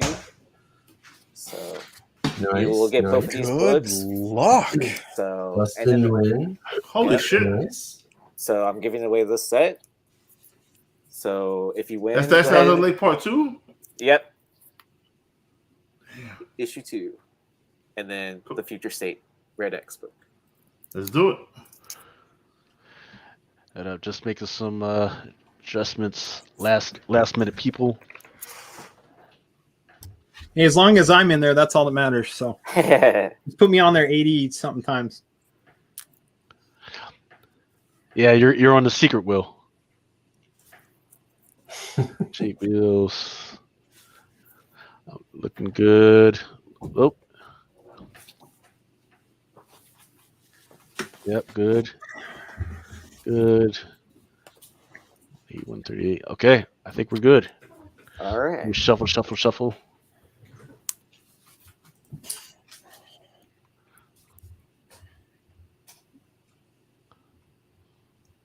You want me to say it or you want to say it, Mel? You want to say it? Go ahead. Do your thing. Lucas, spin that muffin wheel. What kind of PG-13 shit is that? I know, man. Lucy ain't even here anymore, man. He's break loose. It's 3:30 in the morning. Man, he's with the shit. I enunciated the hell out of that when you were off working a few weeks back. Oh, really? Yeah. Just don't be like fucking Nick Hart and fucking go off like, hey, spin that motherfucking wheel, bitch. Like, oh wait, yeah, I wouldn't hold do that. up, wait a minute. We got somebody rooting for Scarlett Johansson in the chat here. Scar Joe. Is she on the wheel? Shit. I got my office doors open. Well, I still have 2 more sets. Who's that? Keep going. Keep going. Matt DeVoe? Keep going. Come on. Keep going. Stop. No, stop going. Josh G. Free energy. Free energy? Well, or telekinetic age. It's going to hit telekinetic age. He always fucking wins. Wow. Fucking telekinetic age. Look, some people, when they are reinserted into the Matrix, have a little bit of the luck binary ticked on their coding. So just don't ask questions. Their previous incarnation was probably shit. That was for the 9.8. Get in touch with Hive Comments. Don't get in touch with me. No, that was for no. Sorry. Yeah. Get in touch with Aaron Yee. Yep. Don't fucking contact me. Contact Aaron Yee. Yep. Here we get you a book out. So we're gonna do the 9.8 Hive slab. Woo! With a matching one going into the Ultra Box, and also got to give a shout out to Mighty Mel V for adding the Frisian "Something Is Killing the Children." I told you. I know you did. Here, look. I told you. Frisian 9.8 is in the Ultra Box. Shout out to Chad K, but even though he didn't want to go in there, but you gave it to me, I gave it to Ultra. Did he? did. Well, thank you, Chad. I will make sure that you are recognized for your contribution to the Ultra Box. Yeah, he'll be all right. But I've been wanting to put my name on there. Is Love Box on there? Put my name Love Box. He's right there. Boom. Yeah. What the fuck are you talking about? Alphabetical. Alphabetical will. Mm. Well, no, he puts them in alphabetical and then sorts that shit. Yeah, you have to. Wait. CK3 Comics. Katie calls us. I don't see me. Need mine twice. Katie Carlin, there she is, right there. Boom. Ken Allen, he's not on there. Put my Ken Allen on there. I see me. Hey, anybody want those Del Auto Star Wars? By the way, we have some available on the website. We got those back from CBCS. Which, by the way, anybody who's hating on CBCS like I used to, I know. No, hold on. Their new slabs are legit though. No. Like it is no it's no CBCS talk here. I like them until our demands are met. I like them. I like them. Listen. Wait. We're allowed to use the show as a negotiating bargain chip? I'm definitely going to do a show. Hell yeah. All right. I see what you. That's fine. No more talk about that. Look. Until they start, they need to start sharing some of that stock market money that they freaking to get. Listen. It's several ways to win a war, and if you don't have the ammo to win a war, you're not going to win a war. I am providing me and my team and ammo to win this war. You got to fucking provide the guns that we need. You feel what I'm saying? That probably didn't make a lot of sense, but listen, I want to be used. PGX all you want though. I want to be used, and I want to help you make this switch. So, CBCS. Okay. Ways to win the war. Help us let you win this war. Meet our demands. All right, stop mentioning them. Yeah. Giving them free advertisement and shit. The fuck? What are we, PBS on this motherfucker? Come on now. No free lunches. I mean, Lucas, spin the motherfucking wheel. Joe talking about Mel be canceling. What? Nah, guys, don't say star. Don't say CB. No, you can say that, but Shit. You need some music to go with the wheel, man. Copywriters came for me, or tried to. They tried to. No, for the wheel? No, for my channel. Yeah, they tried us that shit too. Because of the music? I don't know what they tried me for. All I know is I got the emails after everything was closed and saying I've ordered a copyright strike. So I was like, oh. But there was like a massive amount of emails, which is crazy. Can I win my own book back? Are you ready to ship to Universe X? That's Mama. That's Mama Comics. Oh, Lucy? No. Oh. Like I said, Universe X. Damn dirty. Is it going to go one more? It is. Oh, no. Stopped on Universe X. What are our demands? Universe X, you can reach out to us at hivecomicsonline@gmail.com, and I'll post the email in the comment section. Universe X is a long-time follower, so congratulations on the win. Yeah, reach out to us. We'll get that sent out to you via Mel. That was his book to give. So thank Mel. Yeah, you can thank me, but don't fucking ask me where the fucking hey man, I won.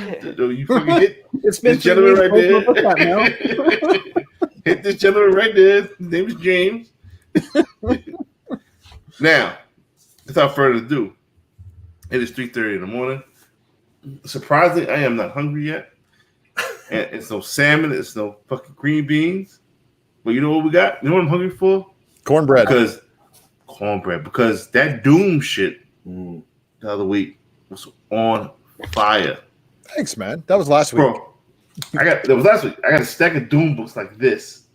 I spent dude, I didn't even scratch the surface on the total amount of Doom books. Like, we had somebody in the chat telling me, "Oh, I've got over 240 something Doom covers." I'm like, "Well, I don't think I got that many on slides tonight." So I know you definitely got me licked. I probably bought 250 Doom covers last week.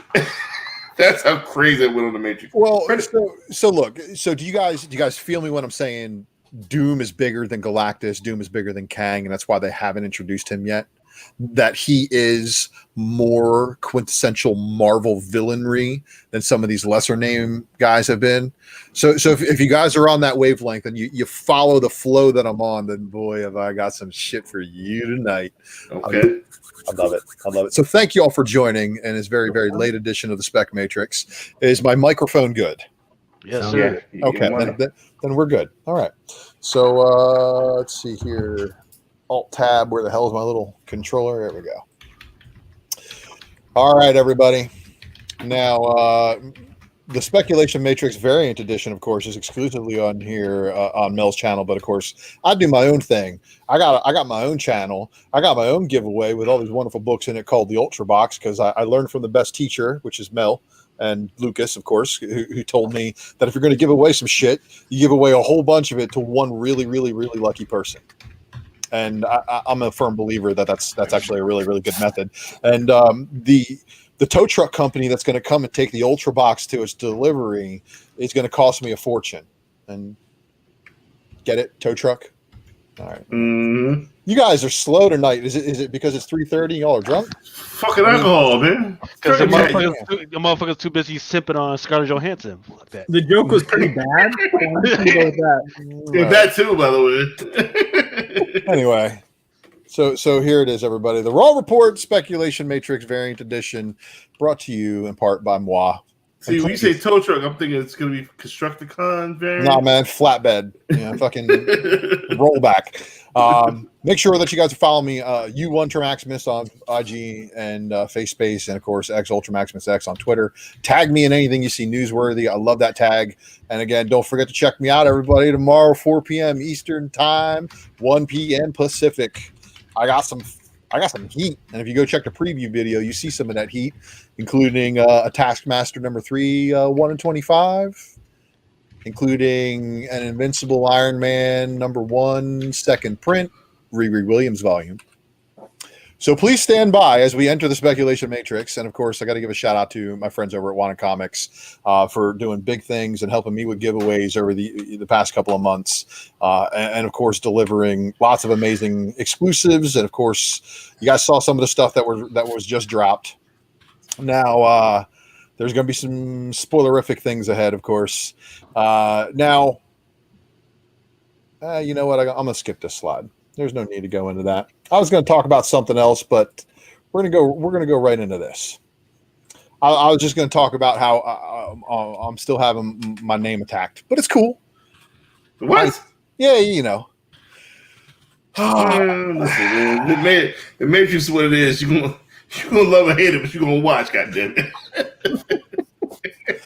You know.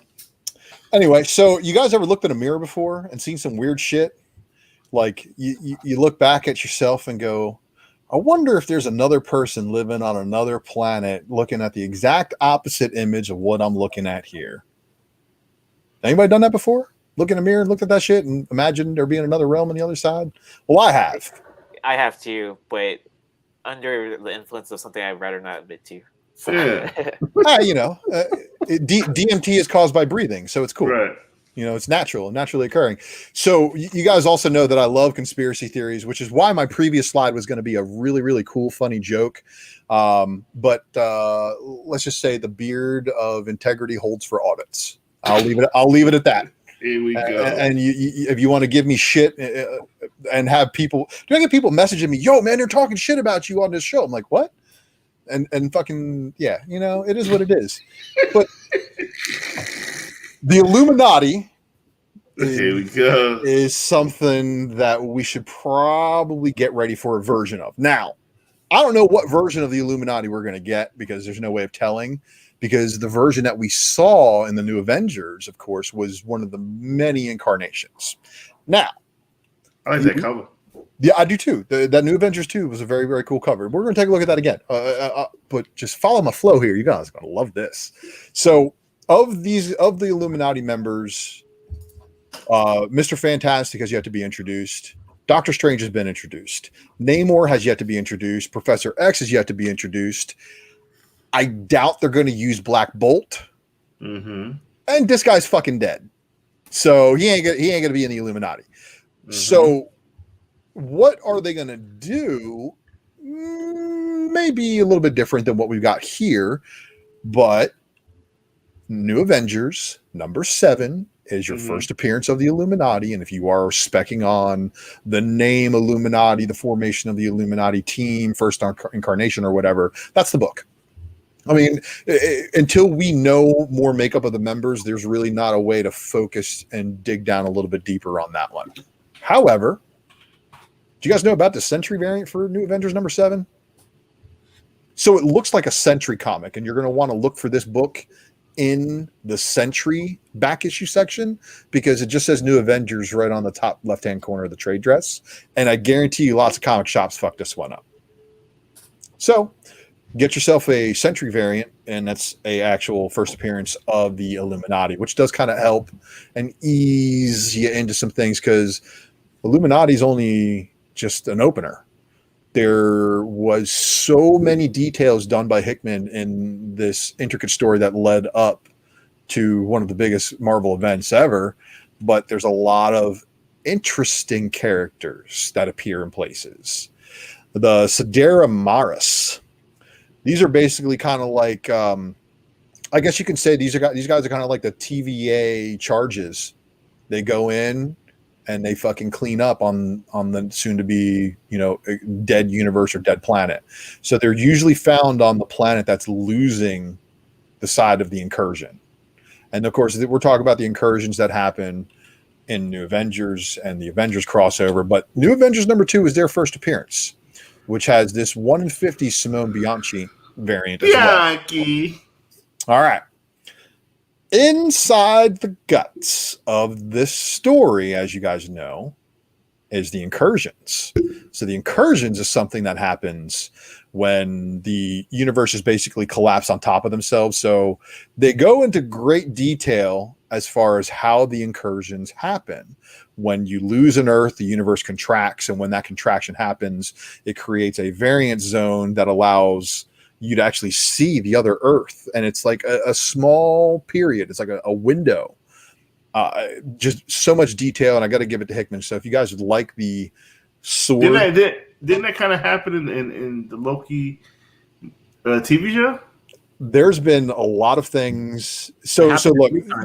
So not only are once since we're on the incursion thing, yes, the Loki thing does happen where they talk about the different universes and contracting, but also if you guys remember at the end of Scarlet Witch, and I shared this on a Wednesday night presser, months ago, Scarlet Witch is looking at the Darkhold, and you can see on the opposite page of the Darkhold where it's talking about the Destroyer of Worlds, and it shows multiple planets on top of each other, showing the incursions happening. So Secret Wars has got to be like the end game, all right. And this is the reason why. Last week with God King Doom, it just sent me down even further of a rabbit hole. And when I go down these rabbit holes, you guys know I like to find some shit. So these guys here are known as the map makers. Now we're starting to get into some next level tier of existence type of shit, and yes, some of the stuff is far out and far fetched, but these are all put in place to explain a lot of how the incursions mechanics work and who's on the other side of the incursions. So New Avengers number 6 is where these guys, the map makers, first appear. And this is also a really, really, let's be honest, the Avengers starting to deal with the fact that they're blowing up planets, it starts to fucking wear on them because, they are human after all, right? But we start to explore more and more of the architecture that Hickman sets up for us, and he gives us the builders. Now, the builders first appear over the Avengers book months before New Avengers even came out. So it's like he was planting seeds for this shit way back when. And then, of course, there's some really cool covers like this one here, the Ribic variant, shows Hulk leaping and Iron Man flying. There's also this one here by John Romita Jr. All right, so that's over in Avengers number 2. Now, the builders are said to be the universe's oldest race. Whoa. I'm sorry. Oh, that was you, Drink. I'm like, I'm shaking on my ice. You got me intrigued. So I'm doing my little intrigue shake. Okay. So they create a system to control the structure of space and time. So these dudes really are like, people like always think that the Beyonder or the Beyonders are like the end all be all, but I think the builders actually have more to do with that back end structure. So creators are the engineers. I mean, dude, we're starting to get deeper and deeper into these layers. And of course the Beyonder is no stranger to any of us, because if we're into this part of the story, we already know that he's existed since Secret Wars is kind of like a narrator, and then incarnated in Secret Wars 2, and then actually evolved many different times over the years. He actually took a female form in a Fantastic Four annual where he actually helped another person explain the Celestials. Really cool thing. It was actually the one of Herb Trimp's last drawn FF books, I think. It was a Herb Trimp. It was the one that has what's his fucking face in it? The almost symbiote dude with the red eyes. I forget his name right now. Anyway, this is what the Beyonder actually looks like. Did anybody know that? It looks like my dog Zeus. Yeah. So this is what the Beyonder's true form supposedly is, and this was established by Hickman in the Hickman run. And then again, the Beyonders look like this. So look at the Beyonders, man. The one dude's arms aren't even fucking attached. It's like, they hover underneath and shit. It's just again off the wall first appearances. However, I want to throw in one Silver Age book because this guy's super important to the story. The Molecule Man in Fantastic Four number 20, and any of the reprints that you can find it into. I have a feeling that he's going to be a big player, just because the way the architecture of the Secret Wars story was written, he is key to the story being told. Molecule Man. All right. You know what else I love about these stories is when there's a key character that comes up. And this is why we're going to get a little bit further into this, but I'm going to start off with discussing a recent actress doing a meeting with casting directors at Marvel You guys heard about this, right? Mm-hmm. Heard about Ms. Amelia Clark dropping by Marvel Studios. It's supposed to be some kind of scroll queen or something. I got an idea, Okay, and it ain't no scroll queen, and I don't know if this is equally as good as an Eric S. Hurd / Mel V Melcast, but this is an Ultra Vision that he stumbled upon, and I don't know if this is the universe telling me that I need to just go ahead and tell y'all about this or what, but I have a feeling she's going to be somebody very important to the incursions. Anybody paying attention? Mm-hmm.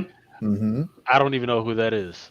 You don't even know who that is. Well, it's really funny because I tell you exactly who that is. Wait. Is that's the one with Thanos' group, right? Correct. Okay. The Black Swan. So what I love about this is we never seen her in. Hold on. You guys are gonna love. So check out the right. First print in red, second print in blue. For each incursion, there is an incursion point, a single area in each of the colliding Earths from which the other Earth can be seen approaching. The sky inside the incursion point can be of varying colors. While usually colored red, it can also be blue, which pretends to the map makers outside the incursion point, everything looks normal. Isn't that interesting? So that's the blue and red covers on the first print, right? But what else is really, really cool about this? And yes, this New Avengers #1 is actually a first appearance of our Black Swan, but I'm going to get to that in just a second. There's also this Epting variant, which shows Black Panther. This shit fire. Okay, so this is your 1 in 50. All right, but I hate to tell you guys, even with that trade dress there, it's got a little bit of a competition because Jeff Scott Campbell did a 1 in 100 color. And then to even further the goal, they did a 1 in 150, and that's black and white Campbell. Trash. Nah. All right. Over the 1 in 50? Do you think this is better than the 1 in 150? Yes. Let me see the color again. Black Panther, Mr. Fantastic, Doctor Strange, Beast, Namor, and Iron Color Man. better. Color better. Oh yeah. I mean, Campbell colors are always going to be better. But it's the first appearance of Black Swan because she did not actually get a cover appearance until issue #4. She got a 1 in 50 incentive by Stefan Rue. So what is it? A 1 in 100? 1 in 50 for this one. All right. So the 1 in 50 is her first cover appearance. Okay. After that, New Avengers #5 is actually her origin story where they go heavily into detail about, basically they reveal her name. But the wiki is wrong. The wiki goes first appearance in flashback for New Avengers #1. Nah, that shit's like clearly there. And you call it a flashback all you want because of the way the architecture of the book's written. She's on multiple pages, multiple speaking panels. It's her first appearance. So anybody trying to downplay issue 1 as her first appearance is downplaying the wrong book. There are, however, a ton of more covers for Black Swan. And again, I think Amelia Clark is perfect. When you see some of these other covers, the comparison to Proxima Midnight and Supergiant, you'll see what I'm saying. Hopefully you see my vision. So New Avengers #15 right here, another Bianchi for you there, Mel. Creepy ass. Bianchi. Kid is fucking creepy as fuck. What the fuck? New Avengers #31, which shows all the ladies, and that is all the different Black Swans from all the different realities, all of them serving Rumpum Halal. Hence your name. He says she's gonna be Razor Fist. she ain't gonna be Razor Fist.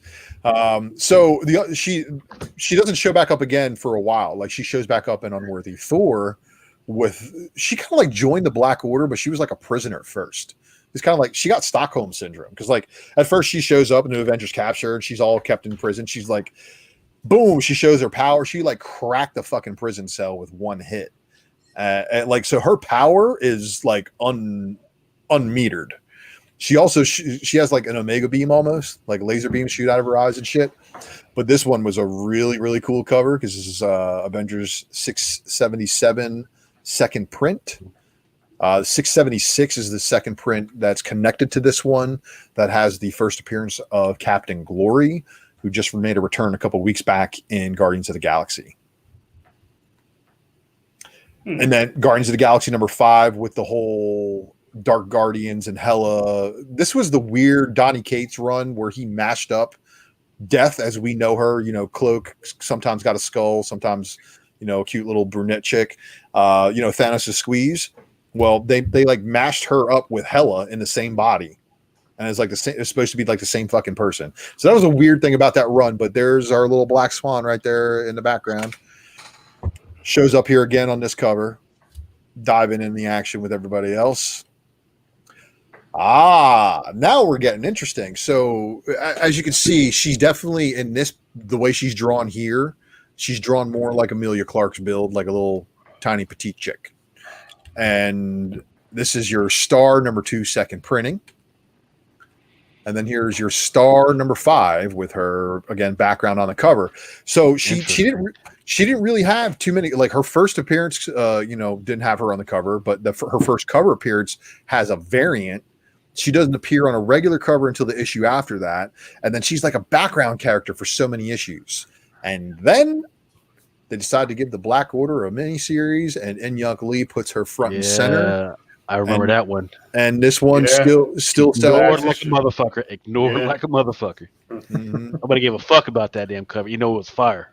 And well, I mean, it was at one point $150. So I mean, it's calmed down a little bit. It's a 1 in 50. So for it selling 3 times ratio, it was definitely pulling its weight. So Eun-Young Lee basically put her front and center on the cover again, and it hadn't been done for so fucking long. So people forgot about this character. And again, she's part of the Black Order. She's the only person in the Black Order that did not fucking show up in Infinity War or Endgame. So were they saving her? I kind of think they were. Here's a cool little a cover too, because it's her versus Nova, and again showing off Eun-Young Lee doing his thing, just like he did on that 1 in 50. But now he's doing it on an A cover, and got her with her little Omega beams. But then our man John Tyler Christopher, and I gotta give a shout out to him. He's dropping 3 covers fucking next week, and he's gonna kill my wallet because it's red kryptonite. So I'm all over that shit. Well, the B covers on Black Order. John Tyler Christopher. So if you down with the Black Swan, you've probably just seen everything you need to see. And don't forget that when Rabam Alal comes, when you figure out who he is, I tell you what, you guys already know who he is. I don't have to tell you who he is. Rabam Alal. It sounds like what I'm drinking tonight. God Emperor Doom. Oh, here we go with the Doom. In the wake of my destruction. Thank you for tuning in, everybody. This has been another. That's it, man. It was a short one. Did I need to hurt you anymore? I mean, come on. I dropped fucking 1 in 100, 1 in 150s, and I only spent $200. Hey, can we talk about the fact that like I still feel like people forget that John Tyler Christopher can actually do solid, non-negative space variant books, and that last cover you showed was it's John Tyler Christopher in his. I mean, that's him. People he found a niche to fit in that people enjoyed. Yeah, but and pay a lot of money for his variants, and it's something that he can sell, and it's something that Reed Pop constantly hits him up for. But people forget, like, he's good. Like, he's really, really good. He loves those themes, though, right? I mean, he's got negative space, he's got the trading card, right? Mm-hmm. And he's got the action figure. I'm sure he loves it because I mean that's a house. He's made a house off of those. Easy. Let's be real. The Star Wars exclusives alone, he made a house off of. He's still making that bread. You know what's crazy? Ain't nobody hating on that. JTC's covers though, like people when they look at the action figure variants, they're not looking at the background art that's on the cover. Yeah.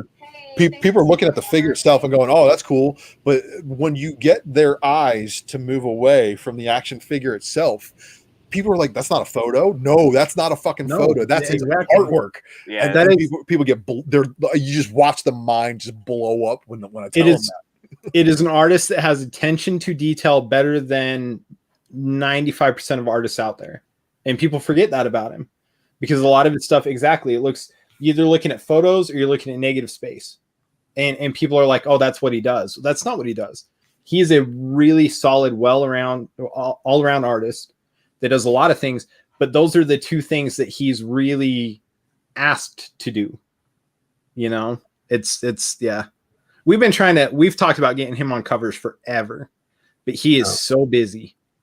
But he's busy doing that stuff, you know? But I mean, why wouldn't you? I mean, man, dude's found a good market and he's killing it. As far as artists out there, he's very successful for sure. But yeah, it's good to see those covers that are a little outside of what people normally know him for. Are y'all ready for another giveaway? Shit, yeah. Do it, Aaron. What we got on the? All right, so I have this Venom comic that Drew also gave me, so I want to send it out to someone in the community, and then why not a book that's from the Spec Matrix, all new Wolverine 14, the one of those hard qualifiers to find. Connecting variant, man. That's part 2 of the connecting variant set. So good luck to the winner. Yeah, so I found it for like cover price at a convention I went to last weekend.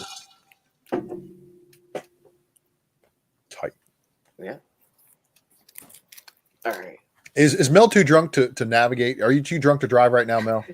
I can hear the red cup. Nah, I'm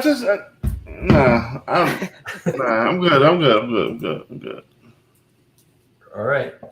Look, invite the Ray. Can he get on the wheel? He's on there. He ain't on there. Right there, it's highlighted. Yeah, he been on the wheel. Why the fuck you always talking about you ain't never on the wheel, but you always be on the wheel? Put it on the name on for the wheel. Roger. Put it on the name on for the wheel. My man Chef RD, what up, baby? Hot Java, put the motherfucker on the wheel. Man, take it more fast. That's pretty funny. I love you guys, man. I really do. All right, Mel, you ready to hear me cuss? Yes. I've been waiting for this for 6 years. All right. Video. Let me put my ears quick. I'm gonna record this. Lucas, spin that motherfucking wheel. Yeah, it is. Yeah.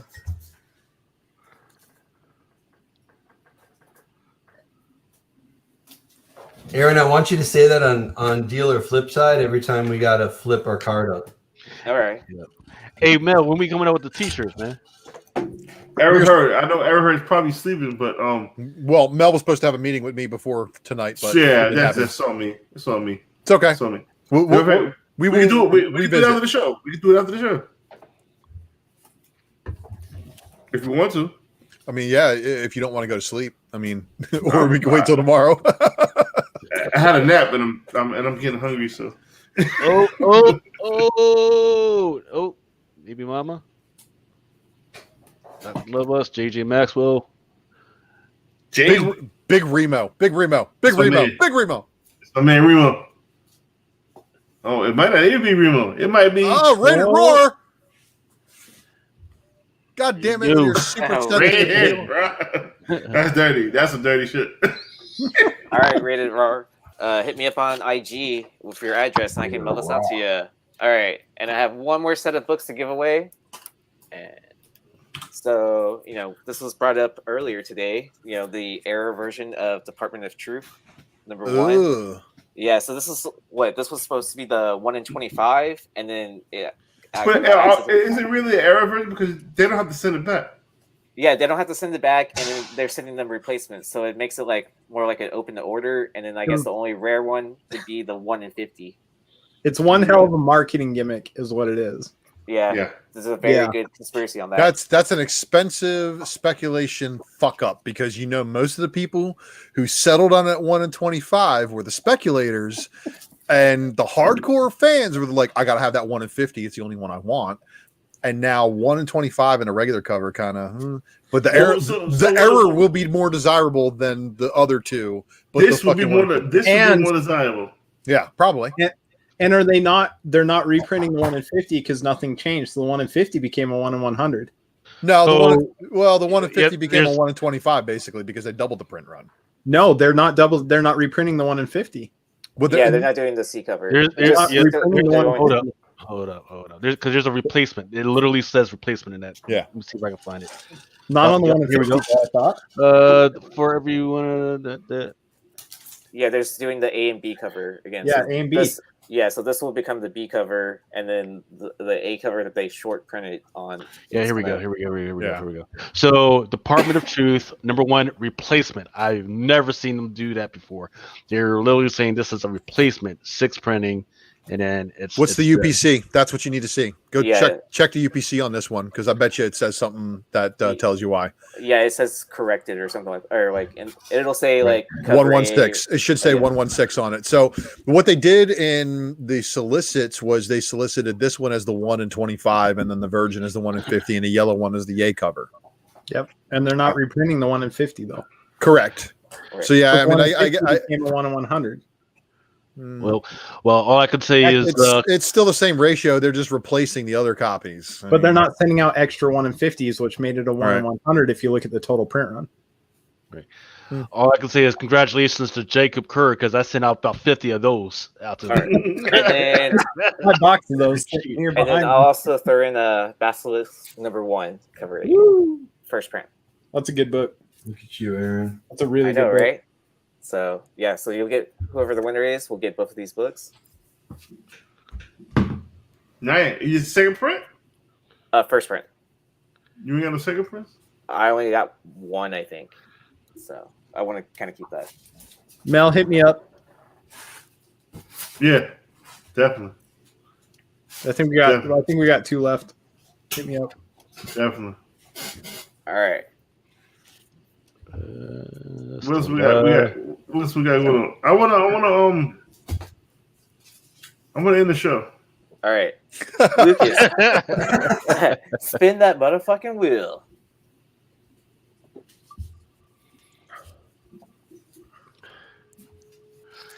Yeah, trickery. Somebody said trickery.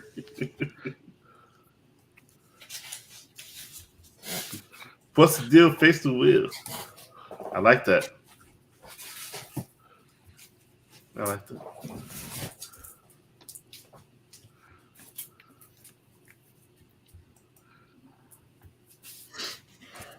Here we go. Let's see.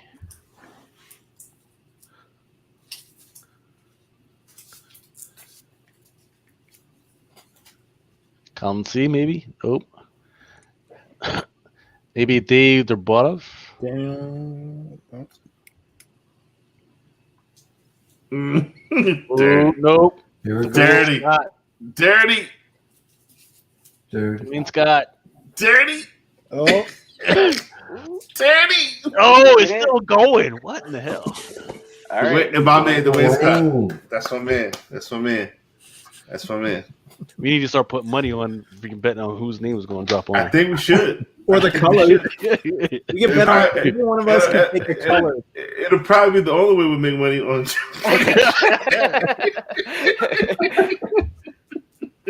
All right, congrats. Yeah, just make sure to hit me up on IG. Listen, there's no $30 Make It Holla this week. It is no. What do you mean? What you mean? No. We're leaving. We cut it short. No, because I Mel, you are free to go, but there are some important books that we got to talk about. It's coming out. Is this point coming out on Wednesday? Yeah. Yes. Yeah, there are some important Mel, books. we'll check. Hit me up tomorrow, man. Just no. I want to stay. I'm tired of this important book. Because I had to talk to Ultra about something, but if it's important books, Yep. Deadpool, Black, White, and Blood. They better be fucking important. They better be fucking keys. Oh, keys. Well, it all depends. Yeah. You know, Parillo, this ain't a key. This ain't a key. God Killer, Tomorrow Ashes, number 2. That's pretty good. That Hellions, number 14, Mihawk Lee. That's a key. That's a key. That's 150. Whoa. Slow down, Spunky. So out of these covers, this is the only one I'm really like. This comes out Wednesday. Yeah. Mm-hmm. Fuck. Why you didn't tell us about this too? No, we did. And not only that, I also dropped a link in our private chat and said, "Hey, this one comic shop just listed all these for next week, and this is the cheapest I've seen this motherfucker." And this is Psylocke?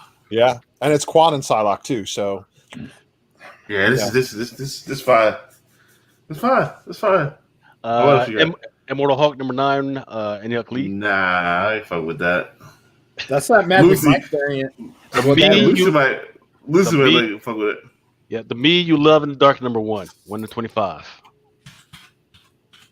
That's gonna be a good book. Yeah, isn't Scotty Young writing that? Red Room number 3, 1 to 15. That's cool. And that's an homage to the Teenage Mutant Ninja Turtles number 1. Yeah. This one is already blown up. Fire. Already blown up.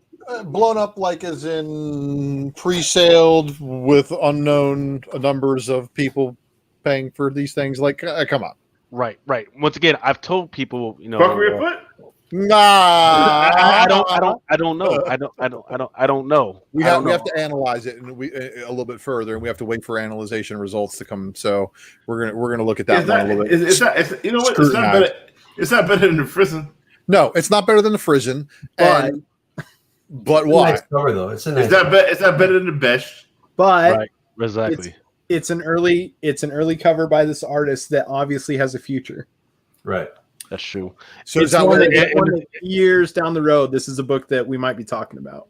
But there were store exclusives, so there will be a plethora of extra incentives that weren't initially going to be in the market. Was there a lot for Silk 5?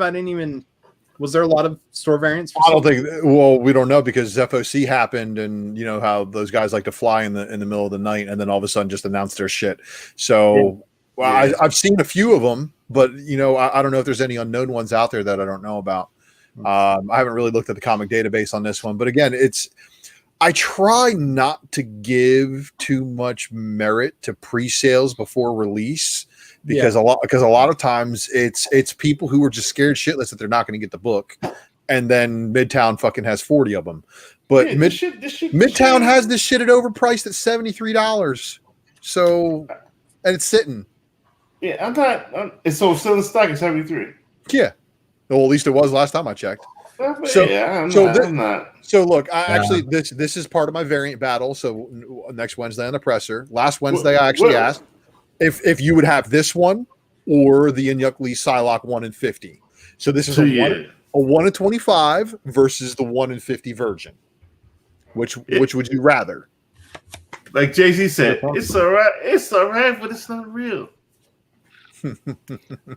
Yeah, I haven't even had a chance to get into the guts of the book to see if there's anything happening. Well, I do know that the game variant, the Marvel Duel variants, those are all fucking fire, and they're open order for most parts. Make sure you're getting your name down for those because the artwork is pretty fucking good. So Spider-Man says going for over 100. Yeah, that's. Yeah, and again, it's pre-sale hype, and it's because somebody saw somebody fucking trip a sale, and then they're like, "Oh, I should fucking charge that much for it too." It's the same shit with the Rose Besh. There's people sitting on copies of the Rose Besh books that won't sell them because they overpaid out of the gate, and they're like, "Oh shit, I can't get what I paid for it." So hold up. Blue Green is the biggest Rose Besh fan. I told you. Mm-hmm. I told you. And ever since she did that DC cover for Future State, nobody cares about her anymore. I told you. Just wait till she has another fire. She has another fire. There's a bunch of those that they pre-sell at 80, and you're like, is that going to come down to 40? But for every one that comes down to 40, there's another one that goes up to 150. So it's a game. Her first cover was her best cover, and that was it. Because everybody, hawked on her shit right after her first cover. I gotta say, man, that Silk #2 is way overpriced still because of how many copies came available with how many store exclusives. But everybody was meeting in secret, going, "Let's not kill the market on this book that we're all sitting on. So nobody sell it for less than this, please, please, please." And it's still, people sitting on copies of it, but they sit. They don't sell. And if they wanted to sell them, put that 1 in 25 back closer to ratio. I bet you move every single one. It's forever going to be a $6 book. It will never go up. It will never go down. I told you. I told you this shit fucking months ago. It's a 70. What the fuck? Let's see. So if you go over to, and I'm looking at it right now, I think it's Westfield Comics. Yeah, Westfield Comics. They got it for 45. And you're gonna find stores doing this. So unfortunately, I have a store that looks at eBay sales and then they start to price shit. And I'm like, so I mean, yeah, every now and then I walk into the store on fucking release day and a 1 in 25 is $99.99. I'm like, come on, dude. And then I go to eBay and I get fucking 2 copies for 30 a piece. And it's like, you guys got to be careful with pricing shit on pre-sale because you will fucking burn your customers out and they're going to give their money to eBay instead of you because eBay will come out on release day at the appropriate price, not at the inflated price. And then those will be the copies that move. And then all the overpriced copies are the ones that are left. Yep. Star Wars Bounty Hunters, number 4. This one is a 1 to 25. Sick of the Star Wars shit. I'm dead honest. Who the fuck is this? No, Agent Wu, bro. Yeah. Who? Agent Wu. Agent Wu. Right. That's this is another 150. So unless you got something, that's all I saw that kind of caught my eye. I mean, it's an Inyuk Lee 1 in 50 going along with all the other Inyuk Lee 1 in 50s they got dropping.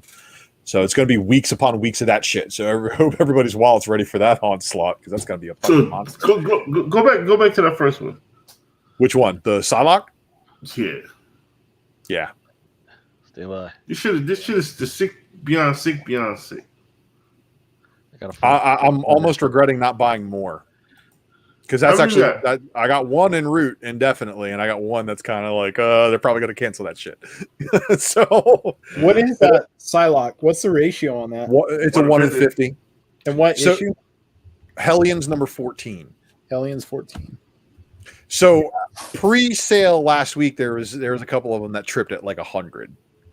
And that was on eBay, of course, because also you got to take into consideration on eBay, there may be an international buyer that cannot get that book in their home country that will find that one seller with the overpriced listing who has the international center fucking activated and they'll fucking send it to them and they'll overpay for that shit. It's crazy because it's now hear me. This is fine. Mm-hmm. If Amadeus Cho was a hotter character, that cover would be more fire than this one, but this is fire. You feel what I'm saying? Out of all the characters that are released in this upcoming week, the Psylocke is the big one for sure. Right, but the coming weeks, better cover. Yeah, but watch what happens in the coming weeks because we just had Blink go on FOC. We've also got a Kamala Khan one coming. So there's some pretty big books for Inyuk Lee's art coming. And the good news is, again, for you guys on the open order trade dress variant, cover price. So you don't need to sweat it. But the sharks are going for them 1 in 50s. Mm-hmm. I like it. I don't love it. Psylocke is tough because you got to have a really killer cover to get in her top 10. She's had a lot of great covers, man. I'll be right back. I just think that if you follow the whole Quanon getting her baddie back story, this is a big book for her. But yeah, the Mark Brooks Uncanny X-Men number 4, Jeff Scott Campbell Uncanny 510, both black and white, partial sketch and the color, and even some of the other Jeff Scott Campbell ones, the X-Men 92 Campbell, the Uncanny X-Men number 1 Campbell. The one with her and Angel, so you're right. Psylocke has a ton of them, but you know what? Not all of them are Psylocke that we're looking at. So this is Psylocke 2. I mean, that's basically the easiest way to describe it. Betsy is now back in her old body and is Captain Britain. Quanon is back in her body and a Psylocke. So if you guys followed us previous Spec Matrix, the most recent Uncanny X-Men volume, number 16, is the book you're after. It's got Psylocke on the cover giving a psychic knife to Wolverine right through the head. That Brooks variant of her, like I held that thing for 2 years to go get it signed by him, sign and sketch. And as soon as COVID hit, I was like, okay, I need to let loose some books. And I saw what that book was going for, and it dropped my jaw because I bought that thing at $50. It's a hidden gem. So I mean, yeah, I bought that thing at $50, and I'm like, I'm looking, I'm like 9/8 were going for like $400 right as COVID started. So I sent mine off, got it graded, 9/8, came back, sold it. I think I got like I think $385 for it. But I still, that's the one book. That's because I love Brooks, and I think that's one of his best covers. His Psylocke cover. That what was it? A 1 in 25 or 1 in 50? No, that was a 1 in 100 hidden gem. 1 in 100. Yeah, that thing was like, that is, in my opinion, one of his best covers, and it's one of Psylocke's best covers. This one is really close though. I'm shocked that you got it for half ratio, man. That's a killer deal on that book. Yeah, I get everything. I've got the best LCSs on the planet. I get everything. 1 in 25s for $10, 1 in 50s for $18. I literally just sent a message to one of my LCS owners tonight, like right now, and was like, "Hey, I want these 3 books."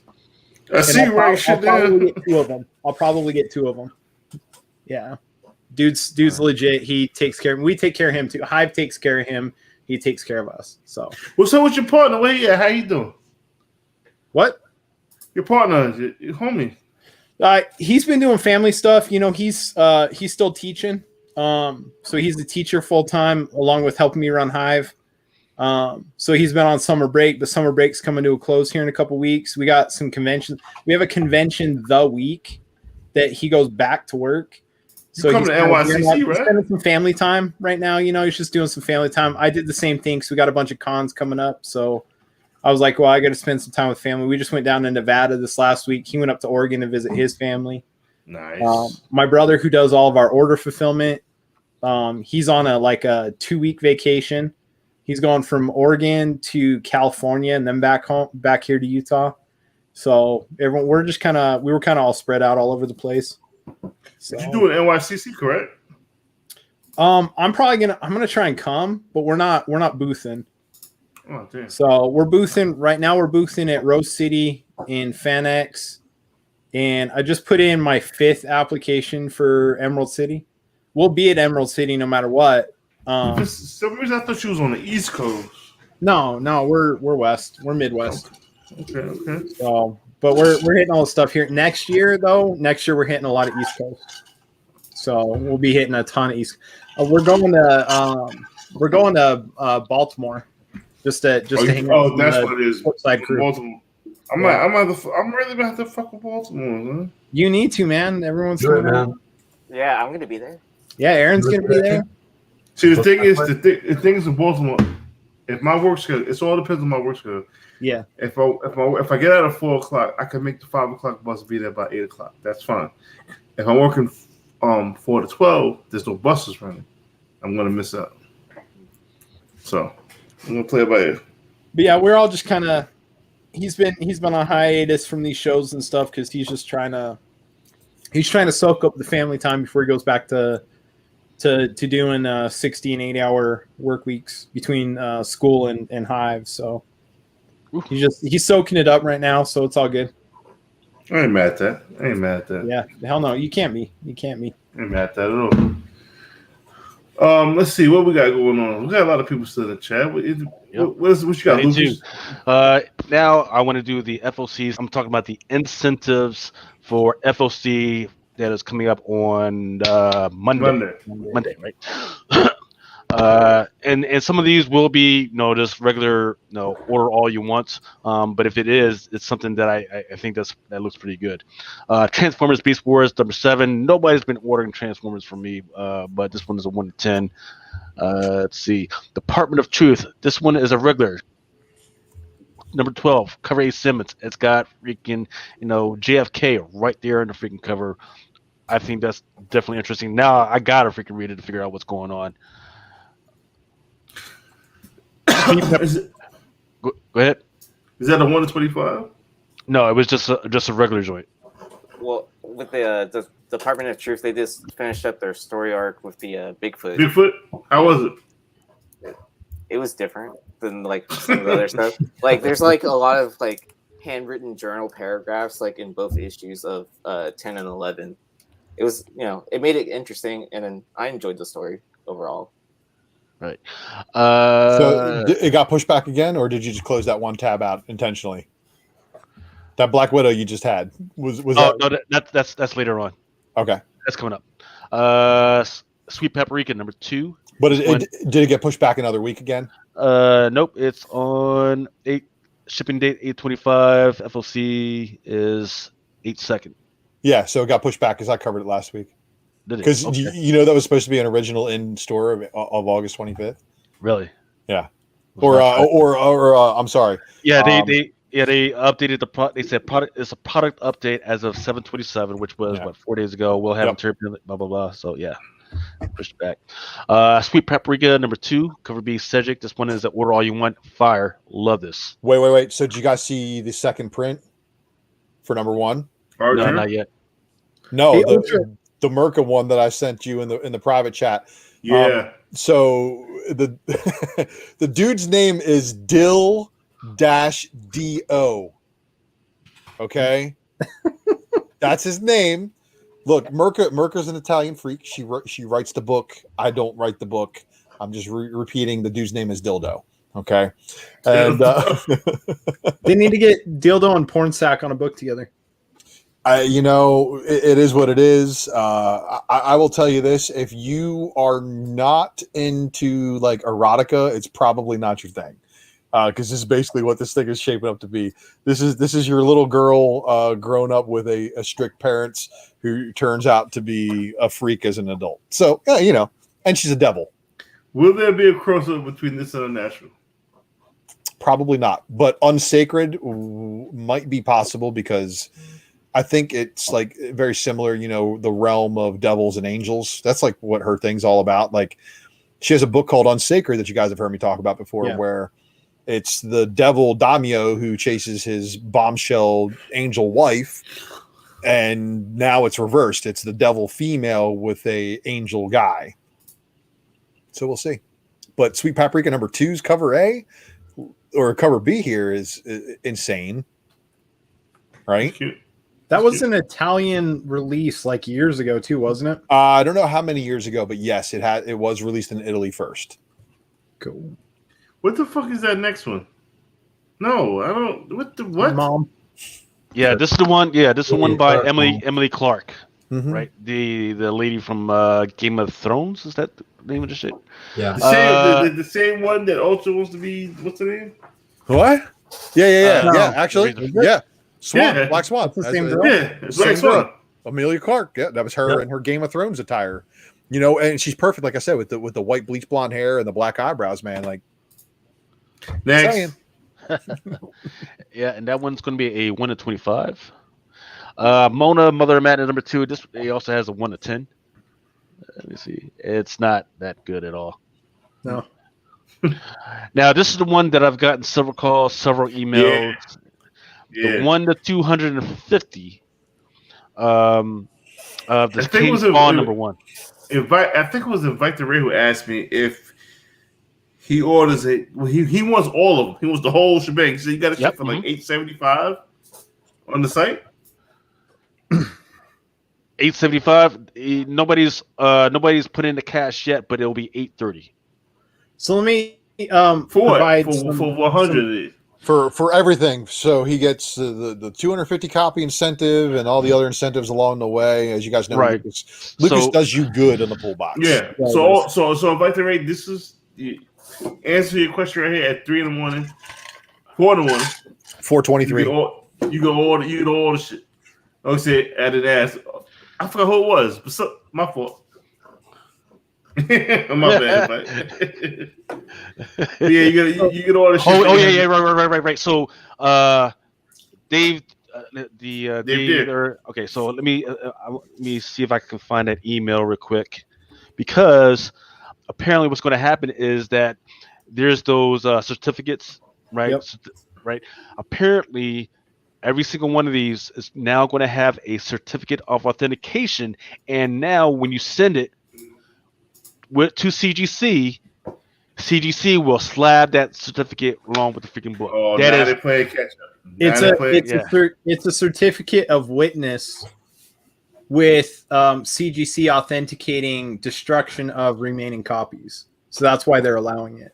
I got the whole spiel tonight. I got the whole insider deal on it. But it's kind of like I was asking my buddy who's an LCS owner that was talking to me about it. I told him, I said, this is kind of cool if they keep it going.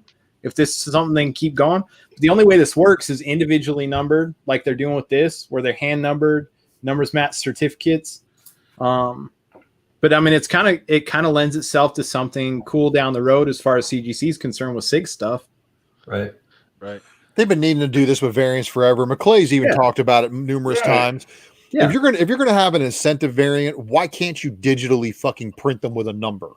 Like how hard? It's not hard and it's not expensive. Like we're doing I'm not even supposed to talk. I'm going to talk about it because it's like 2:30 in the morning. I'm drunk. We're doing a numbered Niobe. We're doing the next Niobe series. We're doing a convention exclusive. Every single one of them is individually numbered. It's barely costing us any money.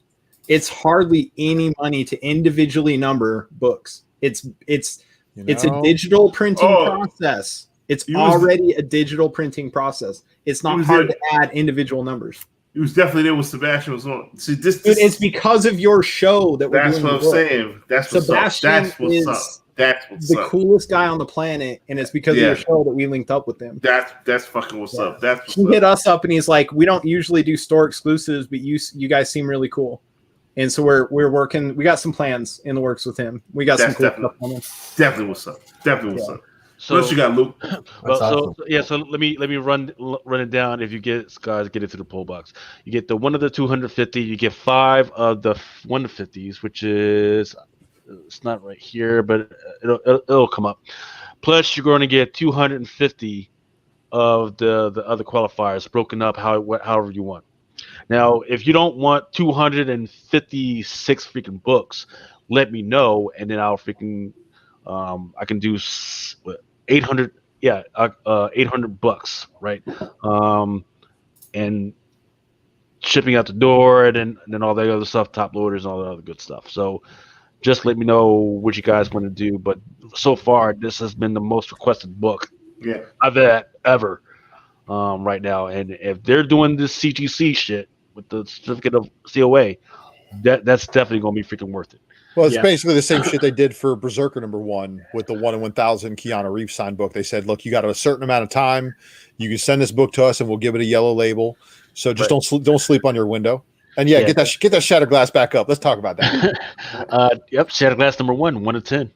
By Sarah Pitre de Rocher. Who's this? Hey, someone. So she's one of the people that I did a previous Spec Matrix on. In fact, it was a Transformers related Spec Matrix. Sarah Pitre de Rocher is out of Canada.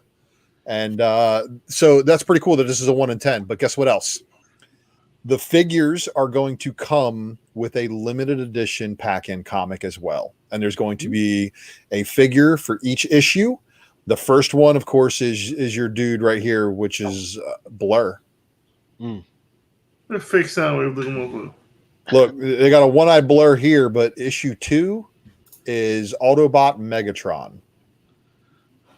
Or good guy Megatron. So Shattered Glass. You guys remember the Star Trek Mirror episode where they see all the evil versions of themselves and shit? Right. This is basically what this is. So the universe is opposite in the Shattered Glass universe. It is basically Autobots are evil, Decepticons are good. Their personality inversions is basically access for Transformers.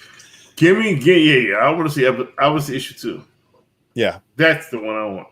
So this is not the first time Shattered Glass has been done. It was done for the fan publications. Hit or miss, whatever you want to say about those. People like to spec on them. I tend to, I do like to spec on them a little bit, but not to the intensity that I warrant them being true firsts. Why is this jacket? Why is this jackass on issue 1?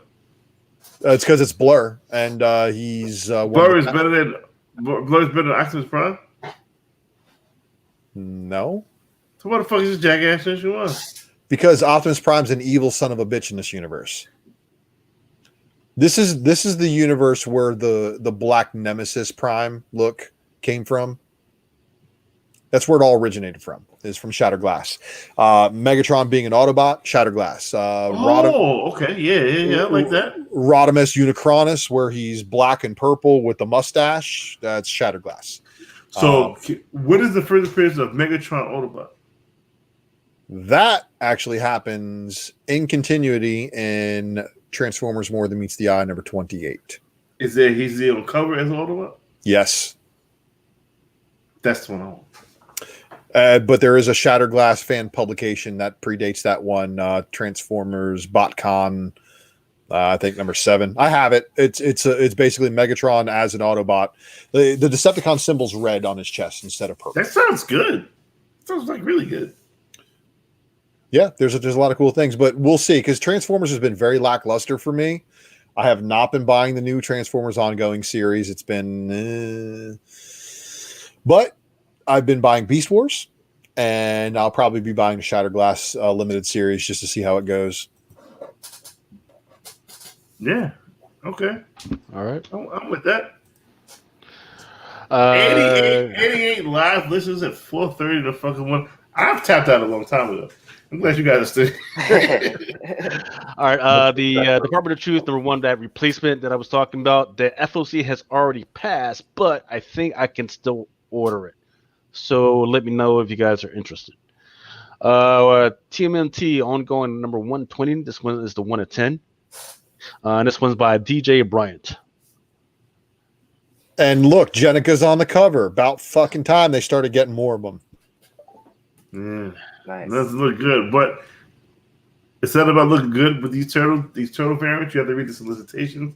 Right. That's what's going to make the key book. Yep. And what's the solicitation? It says a protest at the mutant animal headquarters turns violent and threatens to destabilize the mutant town permanently. Ninja Turtle allies and enemies rush to take advantage of the situation, but not before Old Hob, I'm not sure who that is, makes a surprise decision that will shake allegiances. You probably can skip this like a motherfucker. Next. Probably. Another one you could probably skip is Sonic the Hedgehog, number 43, 1 of 10, by Natalie Fordrain. Skip. Here is the 1 to 50. So with that, nice. That's very nice. That is very, very nice. Very, very, very nice. Okay. What do you think the print run is going to be on this one? A lot. Yeah.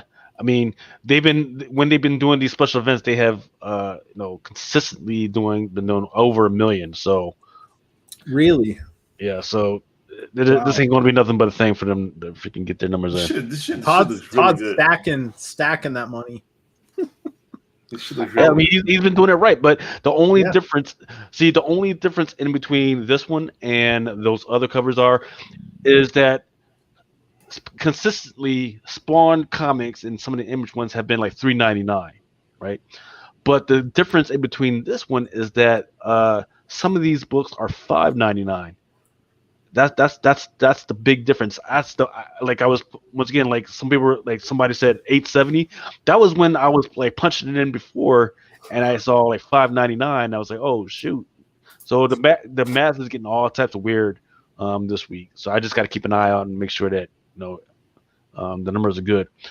Aliens number 6, 1 to 25. Yeah. I'm tight. Yep. Amazing Spider-Man number 72. Yeah. That's cool. And Ugly 1 to 50. This will go for a lot of money. That and the Psylocke are the 2 winners out of the whole set, in my opinion. But there are some good ones. The other ones are really, really good too. Blink in a bikini ain't too shabby. Jubilee bubblegum cover, not too shabby either. But really, Psylocke and Silk, and I'll die on the hill if you let me know why you would think any of the others would be better than those 2. The jacket on Silk, and I saw Geek Driven talking about it earlier. Art wise, the Totally Awesome Hulk is better than both of these. Art wise, Okay, I mean, yeah, because his skin's green, and yeah, I get the design and stuff like that. He did good. I can't. I don't want to buy that one. However, actually, the dude looks like the dude who played Scorpion in the new Mortal Kombat movie. That's the one thing that I can't get past on that Immortal Hulk one. Yeah, the Mortal Hulk one is fire, but somebody's checking for that shit. This shit right here, it's fire. Psylocke, super fire. The totally awesome Hulk, Mortal Hulk, whatever. Yeah, bullshit. It's fire, but me, I don't want to buy that.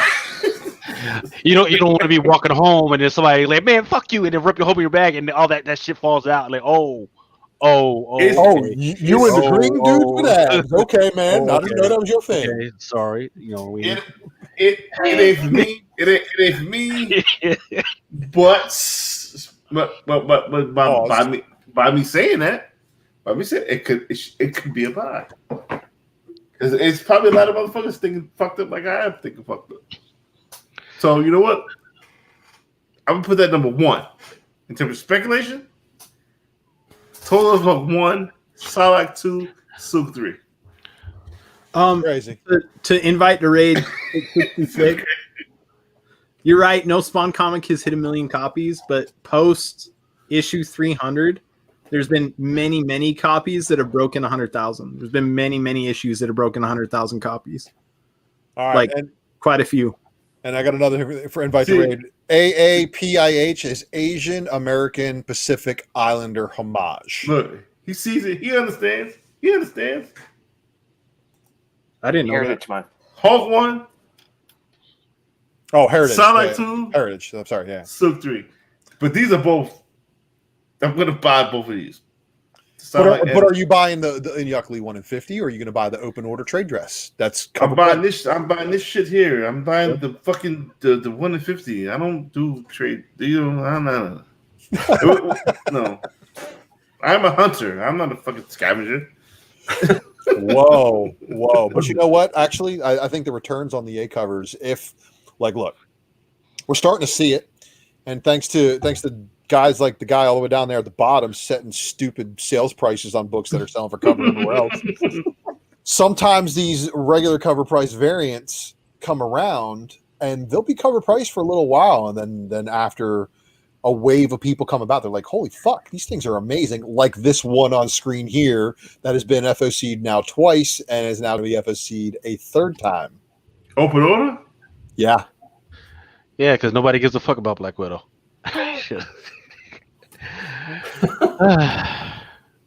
Thick thighs save lives, man. Just all I'm saying. It's gone full circle now. Next. This one is a 1 in 25 by Travis Rust. Interesting that she would be there, especially if you read the latest Black Cat issue. Who is that? Yeah. Star, right? But this is an annual, so I don't know. Next. Well, the Infinite Destinies is something going on there. Yeah. Yes, tracking cool. Tracking what you're saying. Tracking. Yeah, tracking. Hey guys, have a good night, guys. Good to see you, everybody. Undertaker. James. Undertaker. Mel, peace. Always a good time, man. Amazing Spider-Man number 72 is going to have a 1 in 25 by Carlos E. Gomez. Nope, trash. It's probably going to be something ill that happened in the book because it's a trash color. What happens in the book? What's this? He's fighting 2 different Sinister Six teams. Yeah. It's Sinister 12, basically, with a couple of bench warmers, too. That would be interesting if they all of a sudden decided to combine and they called themselves the Sinister 12. That would be... Or hear me out, because I think there's actually 16 of them. Right. The other, you're talking about the female team? Well, yeah, there's the female team, and then there's all the other fucking Spidey villains that really want to fucking kill him. But I think, like, in the book, I think there was a total of 16 villains. I may have counted wrong. Well, here's a question. What did you think of Kraven Hunter showing up in Valkyries? Well, that's Son of Kraven. Right. So it's not the original Kraven, it's the other Kraven, it's the Son of Kraven, and he's the one who got his ass. Well, I wouldn't say he got his ass kicked, okay?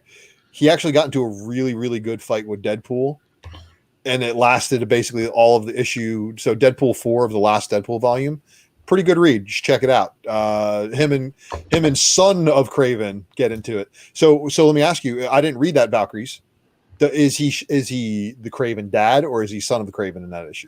They didn't clarify at all. It was just mostly, hands. Because they killed Craven, and his wife then took his place for a little bit, and then I think she dead now too. And then the son, Sergey Kravinoff, is now Craven the Hunter. Right. So I guess we'll figure it out in later issues. Tracking. Amazing Fantasy number 2, Momoko. This Amazing Fantasy story is kind of interesting because everybody's dead. Everybody's dead or getting ready to freaking get killed off. It's a weird little road to go down.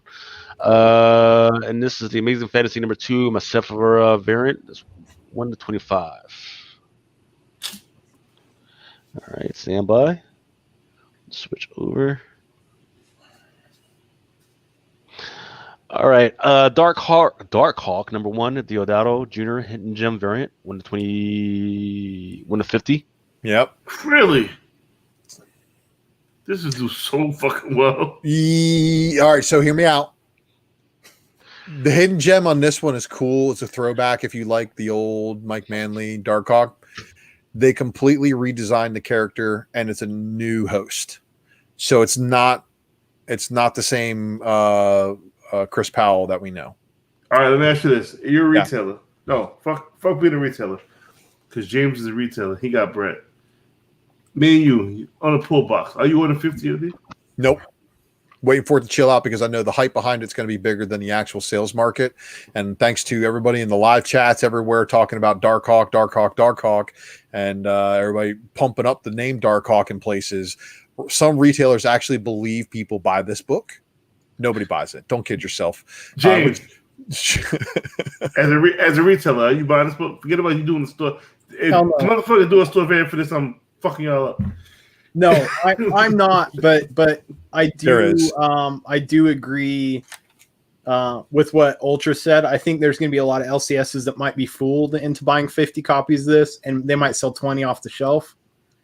But yeah, this 1 in 50 might be chilling in some shops for a bit. Or it might be rare. Nobody orders. People's falling in love with Darkhawk. Dude, who's reading Darkhawk? Who wants to read Darkhawk? Tell me is there one person in chat right now that's like, I've got to read Darkhawk? I mean, I'm gonna, because I'm nostalgic for the 90s. I'm not saying I'm going to, but like is like going out of like far out of their way. Like I pre-ordered this a month ago. Like I've got to read this book. There's people that are going to pick it up for sure. Like, I'm not pumping up shit. Well, it's not a retirement book, right? You can't put more pump behind issue that one. 3, 4s, and 5 ratios, they're probably going to be super low print because comic stores will figure it out real quick and be like, shit, nobody bought this. But initial orders were in before this one dropped for issue 3. Yeah. So 2 initial orders already in the books. It might be good. So 3's initial orders, maybe. So 4 and 5? 4 and 5 ratios. They might be good holds. Maybe it depends on how good the series sells too. And yeah, it depends on how the reorders. So it might be worth reading to decide if it's a good storyline, and then spec on 4 and 5 ratios.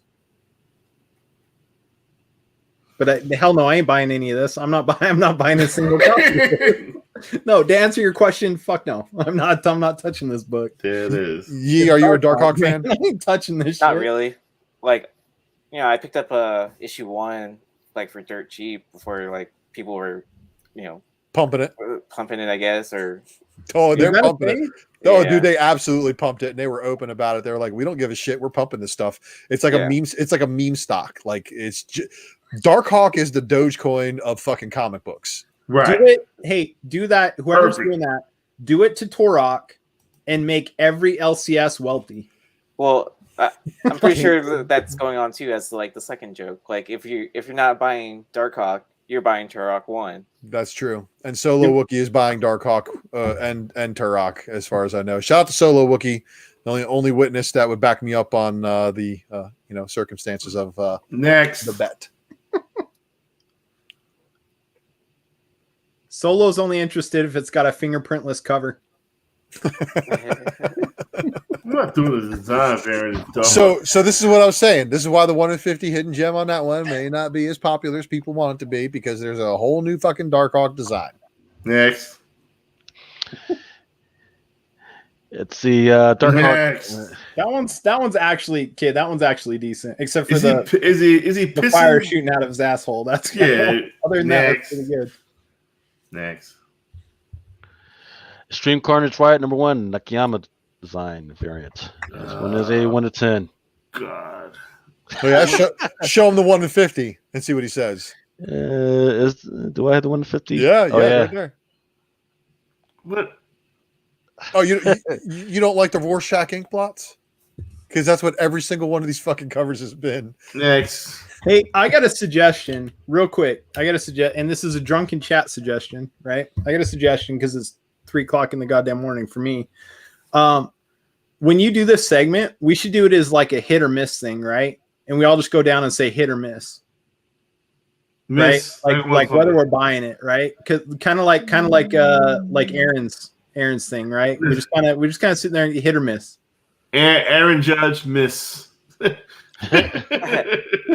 This is what was coming out of Darkhawk's butt. I mean, yeah.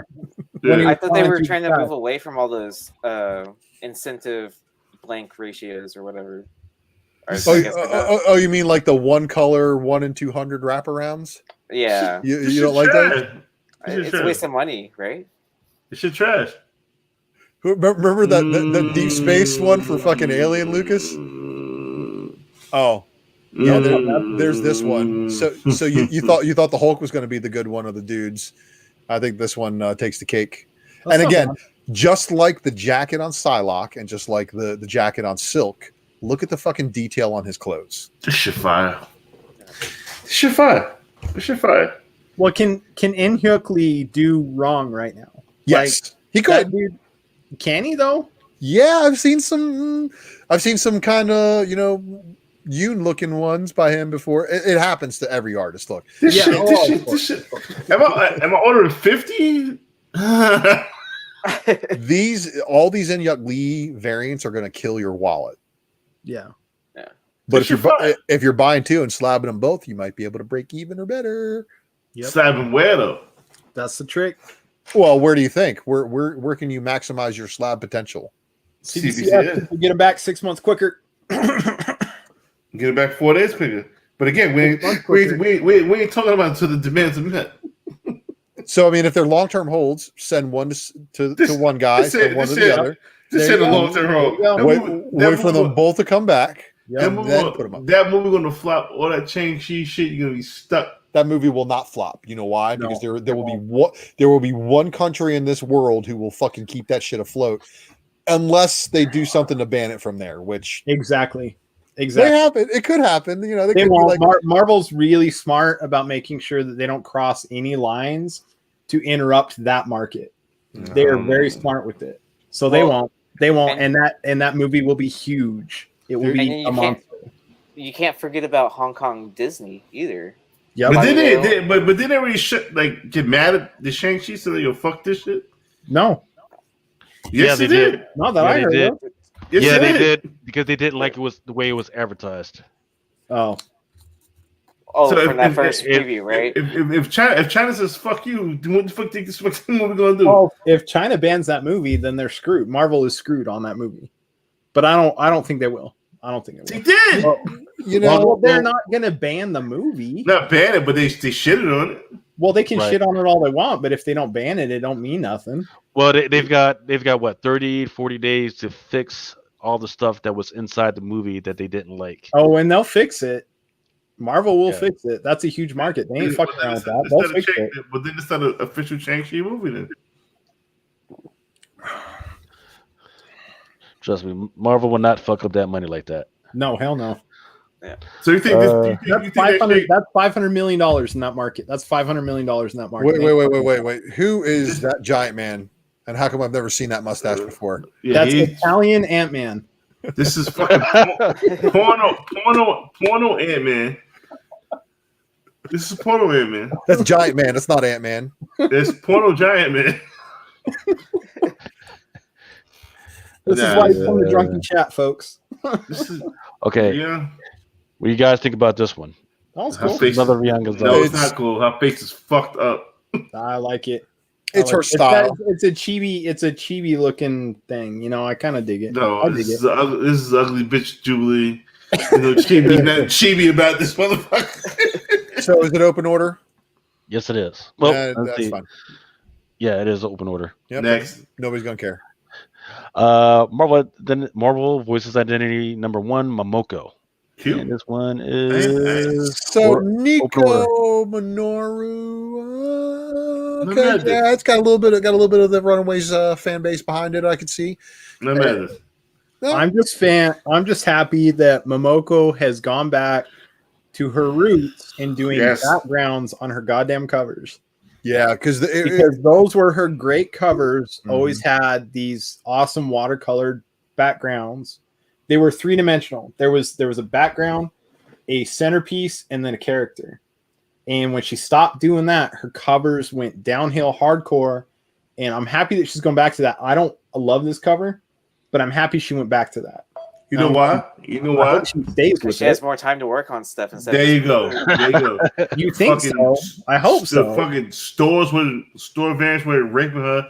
Dude, that's because they don't sell, dude. Her store variants do not sell. You know why they don't sell? Because they were it was too many of them. You let her chill out, let her get some time. You can thank us for that. I'm sorry. Yeah, okay? hold on.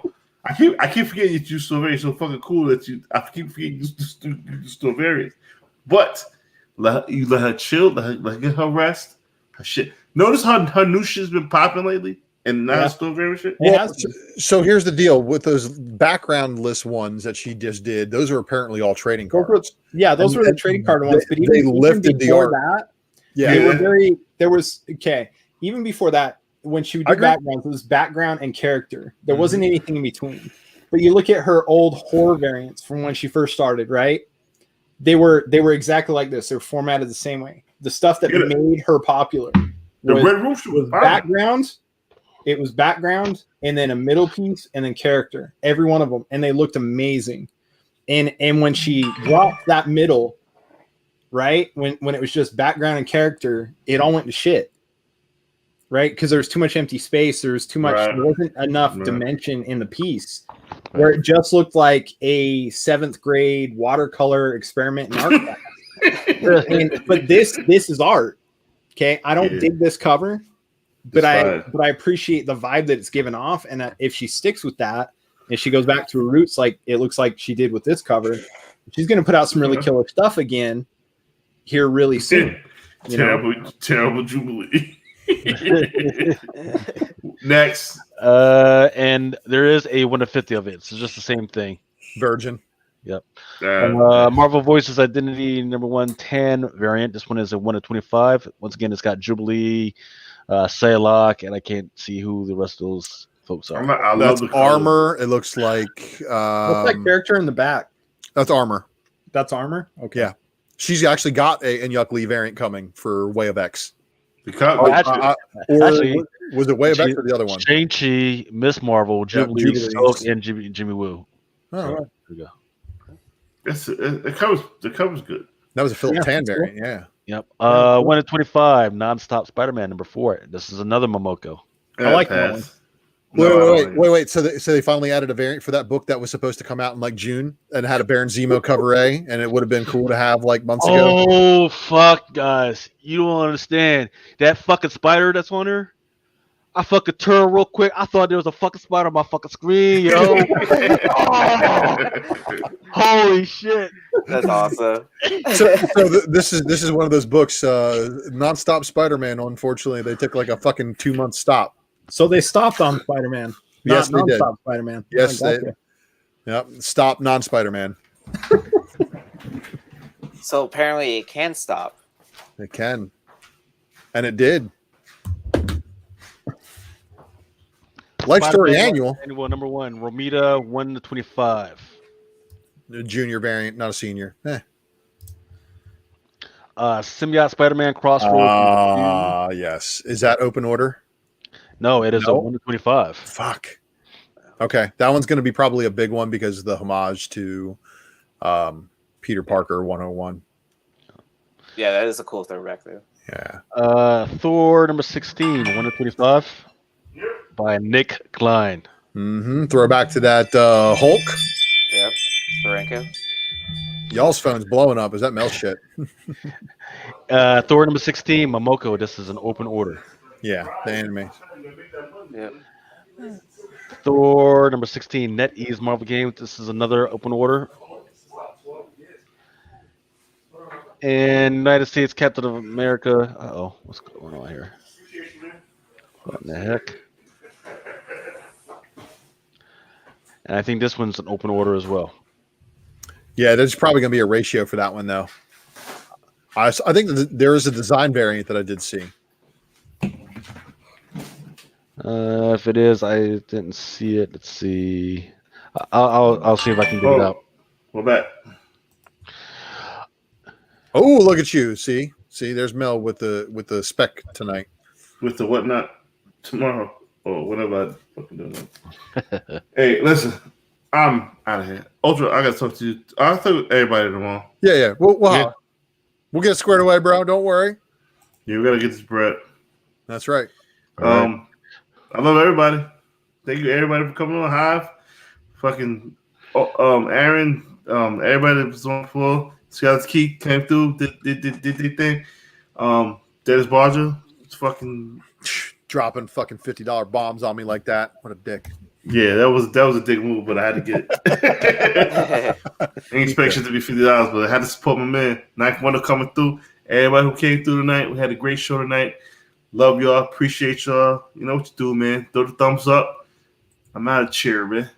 I'm gonna eat a whole mushroom, this big in a bun. And it's fucking crazy. Vegan life. We ain't no vegans.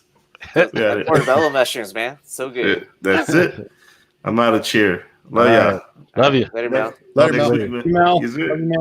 Yes, sir. All right, so this one is a open order Universal Perillo. I don't know what it is about devil bitches, man, but I'm on it. Yep. Let's see. Wolverine number 15, In-Hyuk Lee. Hold on.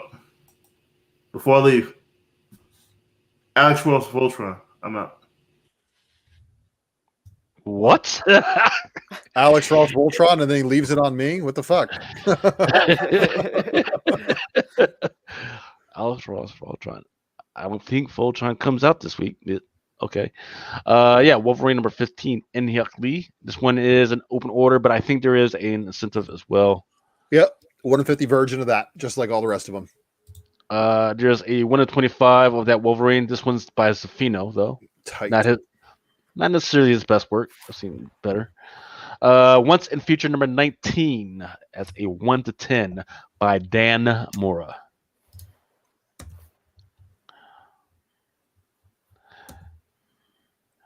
Deja Thoris, there's another Lucio Perillo. This one's open order, but also has incentives tied to it. Gung Ho Anger number 4 has a 1 to 10. There's a book out there called Living Corpse Relics number 2. Shit, yeah. Gung Ho also has a 1 to 30.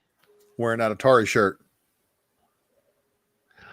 That's not making me feel sentimental at all, man. What the fuck? This one is probably my second most requested. Something That's Killing the Children, number 19, 1 to 25. Yeah, Yee's all over that one. Yeah, actually, I haven't even been picking up the later incentives for this series. It's kind of weird for me, right? Yeah. I did like 17. I skipped 18. I didn't really like that cover. I mean, I know it hit like the hot 10 and everything. Now and it's time to picking them up, though. Yeah. Store. Well, there's one store that's tied with Tinian that has exclusives. Right. And that's it. So I mean, they did one for 17. Did they do one for 18 also? Yes. I think they did one for 18. I don't know if they're doing. They're dumb if they don't do one for 19. So I'm sure they're doing one for 19. Yeah. Well, talking about. Are you talking about later ratios or? Well, they're exclusive. No, store exclusives. There's only one retailer that's allowed to do them, and it's because they're tied with Tinian. Mm-hmm. Tinian has got that contract. It's like we are with Doug Wagner on vinyl. We're the only people that can do metals because Doug approved us to do metals, and that's because he's a local and we've known him. I've known Doug for years, you know. And with the store that's doing the store variants for these, they've got a very good connection with Tinian. I don't know if they're his LCS or what, but they've been working together for a long time, so they're still allowed to do them. Nobody else is allowed to do them. So because of that, there's going to be a lot less of the ratios. I would assume there's going to be less of the ratios around. So I would say if you didn't buy the early ratios, now's the time to buy the ratios. Yeah, that's true. Once a Future number 19 also has a 1-25 by Christian Ward. That one's pretty. Nice. I didn't even know this was still going on. Shit. Ward's done a lot of the 1-25s for that book, hasn't he? Yes. A lot of the unlockables and stuff too. My problem with it is that it actually looks like a homage to some of the other freaking covers. It looks exactly like some of the other covers. It does. It looks like at least 2 other Once and Future covers. Good catch. Dune House Atreides number 9, 1-25. That's another franchise I'm all about. It's just that I'm not going to spend 21-25 on this fucking book. Dark Blood number 2. Still haven't gotten around to reading it yet, but there's a 1-25 for this one by Torrin Clark. Dark Blood's a really good book. Get to it, Lucas. You'll enjoy it. It's a good solid boom book. And there's also a 1-10 of this book. Sounds cool. Let's see. Make sure that I don't have anything over here. And then let's go over to DC. This one is Batman Reptilian number 3. This one's a 1-25. This one is a Open Order Detective Comics number 1042 by Leah Bermejo. Open Order Harley Quinn. I forget the name of the artist. Yes, sir. Derek Chu. Open Order. Open Order Robin number 5. Cardstock. This is I just thought this was interesting. Ruby Justice League number 5, and it's got Cyborg in there. Yeah, kind of a cyborg. So it's kind of like an Elseworld story. Like they're in fucking like some like mystical fucking story. It's wild. You could read all of them digitally if you really wanted to, long before they were in print. So is Ruby any good? I have not bothered with that series. Well, Ruby is good. I just don't know anything about Ruby DC. That's the issue. Right. That's what I heard about was Ruby, and I heard it was pretty good. Ruby in itself is kind of like Final Fantasy. It's a Final Fantasy like mystic kind of story in another world type of realm shit. Right, and it's got a game already. They've got a TV series or animation series planned for it. So they mashed up this shit together, though. It's kind of like, let's put the Justice League in your realm and see how it goes. Well, I expect that book, but I haven't read it. You know what I mean? Like I spec'd it, but I haven't read it. Yeah, I mean, there's a phone game for it that you can download and freaking play it out. But yeah, I mean, you know what this is all about, right? DC has already identified that animation is the way forward. They want to make sure that some of their franchise properties is going to go forward into a new realm. I don't know about this particular matchup, but Cyborg did a good job with matching over into Teen Titans stuff, or Teen Titans Go. So hey, why not? If we could try and make him a little cutesy and put him in an anime world. Well, I've been seeing this for a year and a half. Like DC and Marvel not embracing manga has been a huge misstep, and it seems like they're actually correcting that.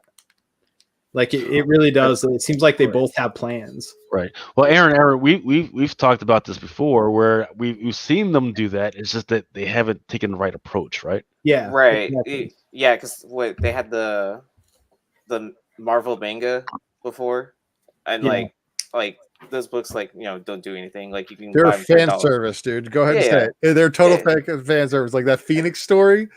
Yeah. Oh my god, total fucking fan service. Well, and a little bit of hentai. But imagine DC Black. Like imagine something darker, right? Yeah, imagine DC doing something darker, but doing it in a manga form, an animated series in a manga form. Well, I think it would kill. It would kill. Well, I feel like they're just trying to like play it safe kind of right now, right? Just to see like how the market treats it. Like, is it gonna hit big or is it gonna kind of just do whatever? How can you look at the Asian market and play it safe though? I mean, that's it's easy. Market. It's easy. Well, it's easy because you got to do the same way the anime does. So Webtoons, which is free, you test out stories as free, and then you eventually, if it's successful enough, then you freaking publish it. Then you push it. Yeah. Yeah. I mean, they make money off of that. Straight, that is no lie. You can put it out as free, and then the only problem is, your artist may not make any money, whatever. And most of the risk is on their part.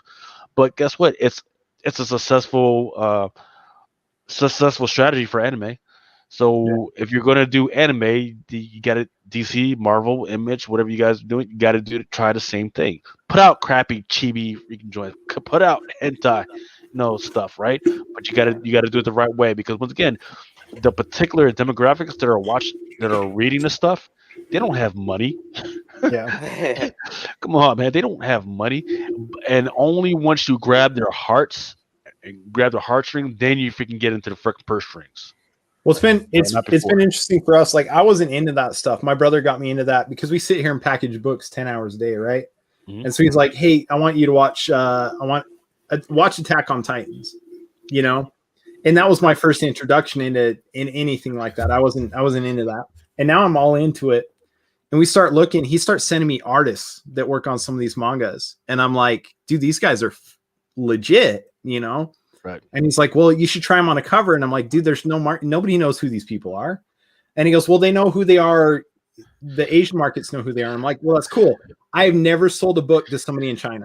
Never. I've sold okay. Australia, Poland, Canada, Mexico, every country. I have a couple of artists. I don't know if you might have already gotten one. If I'm mistaken, it's either you or it might have been another store. One's name is Rashalin, and the other one is we've looked at him. And the other one is Sakimi-chan. They are really great artists that I've met through the Repop network, and they are really good. It's just that they're not getting. Racha Lynn, she's done a couple of covers, but that are awesome, but they just haven't gotten a freaking play. But you just gotta do it right. Let's see what else we got. Superman number 78, and this one is a 1-25. This one is an open order. Superman, son of Kal-El. That's awful. That's terrifying. That's like actually a scary comic book cover. It's more creepy than like. What is going on there? Yeah. I would love it. I would love it. There is your Inyuk Lee that you said could do no wrong, and I said, "Oh, it could do wrong." Okay, that one tooth on the top, that meth mouth that the dog's got going on right now is kind of creeping me out. Yeah. Well, it looks like Lois has got some meth thing going, because look at her hairline is going kind of back. Yeah. Hey, Ultra, I apologize for my previous statement. Well, I didn't think it was going to be found out so soon, though. I mean, I was going to give you the benefit of the doubt, just let it go. But here we are. This one's an open order, one to girl, number 3. That one's cool. Very detailed. Look at the boots. Boots. And this one is Scout.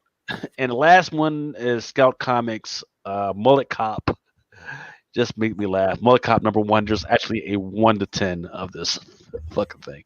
I have read an advanced copy of this. It is absolutely as ridiculous as you would think it is. Nice. It's so stupid that it's worth reading. Like it is honestly, it's stupid ridiculous. It belongs on a what was that Cartoon Network they used to do it late at night? Adult Swim. It is an Adult Swim series waiting to happen. It looks like Super Jam. So absolutely ridiculous, but it's kind of entertaining. I'm not gonna lie. It's stupid though. It's so stupid. Have you ever seen Super Jail on Adult Swim? Dude, that's exactly what reminds me of a Super Jail. That's the vibe I was getting off of it too. The animation style. And it is. It's pretty good. I mean, it's good, but it's like stupid fun. I guess is that color palette and that exaggeration of certain elements, right? Right. Yeah. It's got that like set late like 70s vibe or 50s vibe to it. It's cool. It's so fucking, I don't know. It's weird. I just read it the other day and I'm still laughing about it. It's like it's ridiculous is what it is. It's absolutely ridiculous. All right. Well, that was the last book regarding incentives or interesting books until Rabum Alal up there is going to do his next presser on Sunday. Right? Secret Variant Sunday sometime. Who knows when? Subscribe and find out. Hey, wait, how close are you to 1,000 now? Close, 905. Nice. You got to be careful with those notifications because I have several people that I follow, but I just don't get their notifications, and I don't know what it is. Whether YouTube is intentionally, freaking, not putting out their notifications or delaying the shit, but it's a damn shame. So let's see, where are we at? And you want to click the notification bell to all, and that should fix it. And if not, it doesn't fix it, unsubscribe, resubscribe again. There it is. Oh, I'll be putting slides together and tracking through the internet, looking at shit that got pushed off a Preview's website because they have been royally fucking up ever since they lost their shit to Penguin House. I don't know what it is, but there's been a lot of variants that's missing from their variant list, and I have to try to go and hunt them down, and it sucks. So they're making my job harder. Hey, Lucas, I saw that the first Penguin Random House previews went out. Did it? Yes, sir.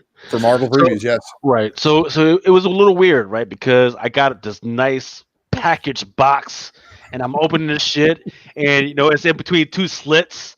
I'm like, oh shit! What the fuck is going on? I open it up, it's just Marvel previews, and I was like, oh, okay, the fuck. Maybe they're just doing a test run, right? To see if they can actually pull this shit off. Nope. I think Penguin Random House is like, oh, you haven't seen? We know how to make packages too.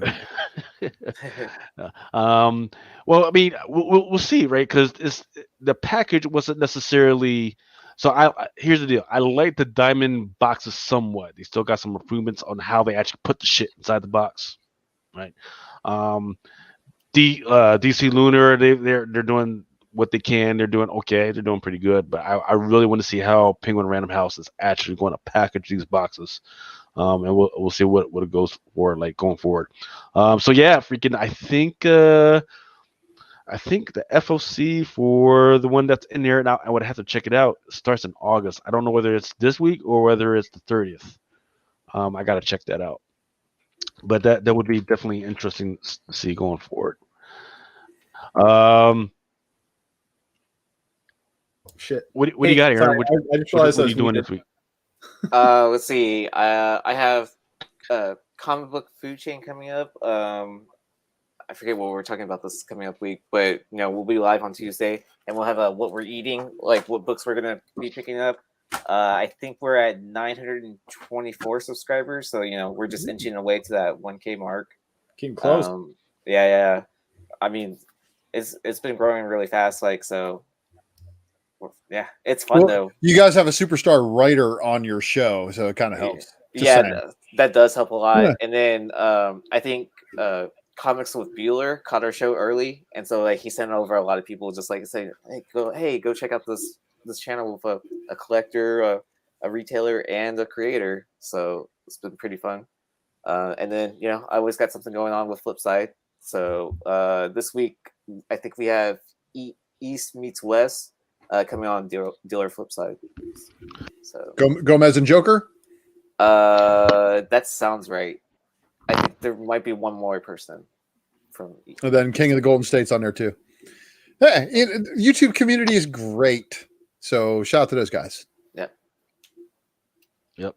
So I'm looking inside the Penguin system right now. There is an FOC for 830, which is the Marvel previews. And Spider-Man number 75, that one is 9/13, so that's September. Actually, let's see. Yeah, so the earliest date that I'm seeing for FOC for Penguin Random House is 8:30, but that's the Marvel previews number 1, and then the very next one is 9/6, but that's a hardcover. Let's see when they actually have periodicals coming in. Come on. So I don't know if you guys are. I know Lucas is familiar with the way Diamond ship stuff. You guys, you other two might be, but if Penguin packages the way that we get variants from Image or Scout, then I'm sold. So they designed a new box specifically for mailing comics. Did they? Yes. So let me show you real quick. This is the way I'm going to open a box right now, and I'm going to hold it up to the camera. I worked at an LCS. I don't know about Aaron if he's ever seen. So a Diamond box, the case that you get from Diamond is a box, and it usually has 2 other boxes inside of it. In fact, I can see if I can find one. All right. This is what we just got from Image for a variant. But it is a box in a box with foam corners, keeping the inner box inches away from the outer box. We never get damages. Ever. Oh, so it doesn't get punctured or anything like that. Yeah, that makes sense. We've had boxes that look like they've been drop kicked.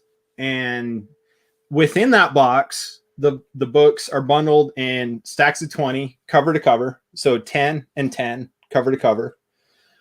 With cardboard, like normal backing board thickness cardboard on both sides, and then they are shrink wrapped around that cardboard in packages of 20.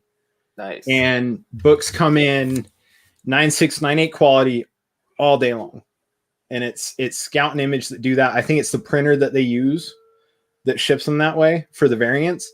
If they could just ship Diamond books, or Penguin ships anything similar to that, their returns will drop to nearly nothing, because when we get damages, it's 2 or 3 copies. It's not even worth us reporting.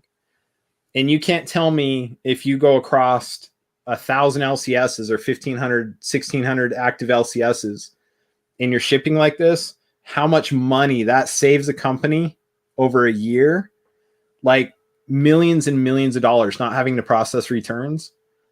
But somehow Diamond cannot, it's speed over process, right? They're like, we got to do this fast. And I get that it's speed, right? It makes sense. But if your issue is speed, hire more people, build a bigger facility, but still do it right. And I think that's why Diamond's got themselves in the issue that they're in. That's the LCSs are fed up. They got a box. Dude, we got Bunny Mask, right? We ordered Bunny Mask, and there was the order, that variant you could order after the unlockable variant, right? Knew that book was going to be big, read the synopsis, got a PDF early because we talked about doing a variant for it. Amazing book. Ordered a ton of the orderable variants. We ordered A and B so that we could do the unlockable variant. Ton of them. 80% of the unlockable variant was destroyed, like absolutely crumpled, because of the way they packaged them. So our entire investment into that book, the $300 we invested in that book, was basically thrown out because just of the simple packaging mistake, and it's something that can be avoided. And LCSs go through that every day, but it's not an investment to them. It's their bottom line. And I think that's why Diamond got themselves in the position they're in is solely because of their packaging and their delivery issues. We can't get shit to you on time. What's a Wednesday if you can't get new books on time per Wednesday? Well, the big problem is that you can actually pay to get your stuff on Tuesday, which is what I do. But once again, that's pointless for me to freaking pay for that much if the shit is just all jacked up. But you shouldn't have to pay extra to get them the day before release. That should be standard. You know what I mean? Like that's the problem. That's the problem. You shouldn't have to pay extra. You shouldn't have to pay expedited shipping. They should be to you in time for you to bag and board them and put them on the wall of your LCS before the next day's release. You would think. No, they should be the LCS's Sunday. They shouldn't even be to them Tuesday. They should be to them on Sunday. These LCSs have days to process these books. Well, that's was it Lunar? They send their shit on Wednesday. I get my shit on Wednesday, the Wednesday before. Yeah, a week before. I get the shit, right. And then I think UCS, they used to do that shit like 2 weeks before. 2 weeks before fucking publishing day. So wow. But it's just getting fucking crazy. It's wild, dude. It's fucking wild. But we'll see how Penguin does. You know, are they going to be in it for a minute for at least a year before they figure get crapped out, or just going to be the new norm from right now? All they have to do is like CBCS. Everyone says they changed the labels. CBCS is good, right? It's the same with Penguin. If they can ship better than Diamond, then they've already won. They've already won. That's it. That's all. Well, they've already offered everyone the same discount, and then if they can offer the same discounts and better shipping, it's over. It's over. No LCS order from Diamond. Yeah. Well, there's still that's funny. It's funny that you say that because there's still stores that are going to order from Diamond because Diamond is still going to order from Penguin. So there's still a little bit of that food chain that's still going to be in existence there. I don't know if Penguin has contracted Diamond to do their previews because the previews catalog looks identical to what it was before, as if there was no change. And their shipping's better, then everything's fine. Everything will stay the same. But here's the caveat. So they go, yes, you're going to get free shipping, but they don't give you as big of a discount. However, the thing that Diamond and Lucas knows exactly what I'm about to tell y'all is the random fucking ghost invoice for shipping charges that come out of fucking nowhere that everybody's like, oh, what the fuck is this for? Oh, those are just some shipping charges for some of the cases that you've gotten over the course of the last 9 weeks. Like, so how the fuck is this broken down? Oh, we don't know. What do you mean you don't know? We literally tonight, John, or yesterday night, I guess, Jonathan and I had a conversation. I said we cannot order FOC books anymore. We're not FOC dealers. We have bought FOC books as speculation, but we got a shipping invoice the other day that was $263 out of fucking nowhere, and I'm like, why? Because you ordered FOC? Why? You know, and it wasn't tied to any of our variants. It was literally tied to like 100 books. And I'm like, so we paid $4 and something for these books that are retail at less than $4 because of the shipping charge. And I know it was spread across a couple of charges and they were just catching us up, but I'm like, damn, like that discount is not a discount. And that discount, no way to break it down out to an extra $1 per book, basically, when you equate into Diamond shipping. And I'm like, the math does not work. And it made me feel for LCSs. It made me really feel for LCSs. I feel bad. I feel bad for LCSs now because that LCS discount to increase profit margin is not existent. And if Penguin can do better, then LCSs would be fools to not change. And I think they'll see that. Shout out to Franco's Comics from the UK. Dude sent a fucking book for the Ultra Box from the fucking UK. Hell yeah. Oh, nice. Hell yeah. And look what he sent. He sent a Champions Brooks. So go on in the Ultra Box. Way to go, Franco's, dude. That's big. Dude, Franco's I got to give him props, man, because like Franco's is like Ultra talked about that book and he tags me in that shit all the fucking time. He's like, yo, I'm giving you props whenever I see people talk about books you talk about. That's like, no joke. Thank you, man. Like, thank you, because he's like an unsung hero. So give him a follow back on IG if you're on IG. Yeah, he's a big supporter of the community, like all the time. I get tagged in a lot of stuff he does too, and I'm just like, it's like, oh, that's awesome. Like he likes to give credit where credit's due, and he's an amazing contributor to the community for doing just such that. Thank you again. Someone's going to really enjoy that book. I promise. I don't know who it's going to be, but it's going to be me. I'm winning it. You got to be in it to win it. That's right. Oh, I'm in it. What else you got, James? You got a bunch of incentives coming out, or not? Excuse me, not incentives, but exclusives coming out. You got the Ice Cream Man. You've got the Suede Dogs, and I forget the Suede. Excuse my southern fucking draw. So Ice Cream Man's already out. It's available on the website right now.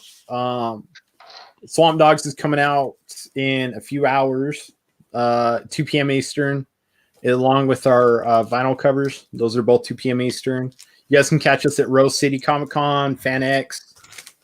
Hopefully Emerald City. We'll have a presence at Emerald City. It might not be a big one. We might be sharing a booth with our buddies over at the Nerd Store. Yeah, I mean, shit, we got some big stuff coming. Next Wednesday, this would be a good one for you, anybody who's still hanging out. This next Wednesday is our hardcover Something is Killing the Children variant. So that's the collected edition issues 1 through 15. There's only 4 retailers, four. Like, I can't even get my numbers right now. I've had too much of this awesome ass whiskey Sauce. But there's 4 retailers that were selected to do hardcover variants. We're one of them. So we got a hardcover collected edition coming out. I'm still working on SIGs for the hardcovers. The artist is a little less than easy to get a hold of, but I've gotten a hold of him a few times before, so I'm trying again. But we're gonna work on some signature options for that. But should be good. Should be a good deal. Nice. So we're definitely the cheapest. I think I've seen the other retailers out there. I'm not talk shit, but we're definitely the cheapest for our variant. Yeah. Well, aren't you? I think you're even below the deluxe slipcover. Barely. Right. We're barely below it. And Aaron, less. me and Aaron had talked about this. He saw our pricing. He's like, well, don't you think you should hit 80? Because 80 is like the MSRP for the deluxe. And I was like, no, dude, we already settled on $74.99.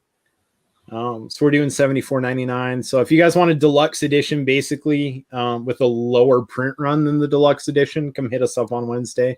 Ooh. Us and the Nerd Store. We'll have links on our page. We shared that exclusive with them. That's our LCS. We love those dudes. They take care of us. They helped us get into the game, so we always link up with them when we can. They did the Stray Dogs with us. They've done Last Ronin. We've done all the Last Ronin with them. So we love those guys. And they are, for anybody who's in the chat that tried to buy the Stray Dogs trade from them, they're moving over to a new web server this week. So there shouldn't be any crash issues or bot issues or anything like that. So they're fixing all that. So it shouldn't be a problem. But yeah, we got some big things coming. Lots of con exclusives. I think we mentioned before we've got Niobe. We're like, okay. So here's the deal with Niobe. I'm excited to show off the cover art. We've been waiting until we get the OA in here. I will have the OA in here this week. So next week I'll hop on Drunken Chat and I'll show off the OA. You guys are gonna be blown away by this. Sebastian was like losing his mind the whole time this thing was being created. Nice. So I'll show it off to you guys. We're doing some pretty cool con exclusives for that. We got like super low print run con exclusives for that. So it'll be cool. It'll be cool. Okay. We got some good shit coming up. Word. Okay. Sounds good, man. Once again, if you guys need to contact me for any information, even if it's not to buy, just information on any of the incentives or anything, you can go ahead and freaking email me at lucas.fagina@comiccrusaders.com or my Instagram at darkhorsefox35. Just hit me up over there. Once again, if you guys are interested in ordering any of the incentives, make sure you hit me up first. That make sure that way I can make sure that all the orders go through. And because of course you're probably gonna need bags, boards, top loaders, and all the other shit. And then that's it. I think we had a long show. Unfortunately, we're 2 hours longer than I wanted to go, but hey, I think we did too. what we had to do. I got a Whatnot sale at 4 p.m. Eastern, 1 p.m. Pacific, so I need to get some sleep before that shit and load up some books. Man, you guys are lucky, man. Fucking, I still haven't gotten verified for Whatnot, but all right. Yeah, I sent in my application, and then we'll see what happens. Yeah. Well, may the odds forever be in your favor. Always. All right. Once again, salute. See you guys later.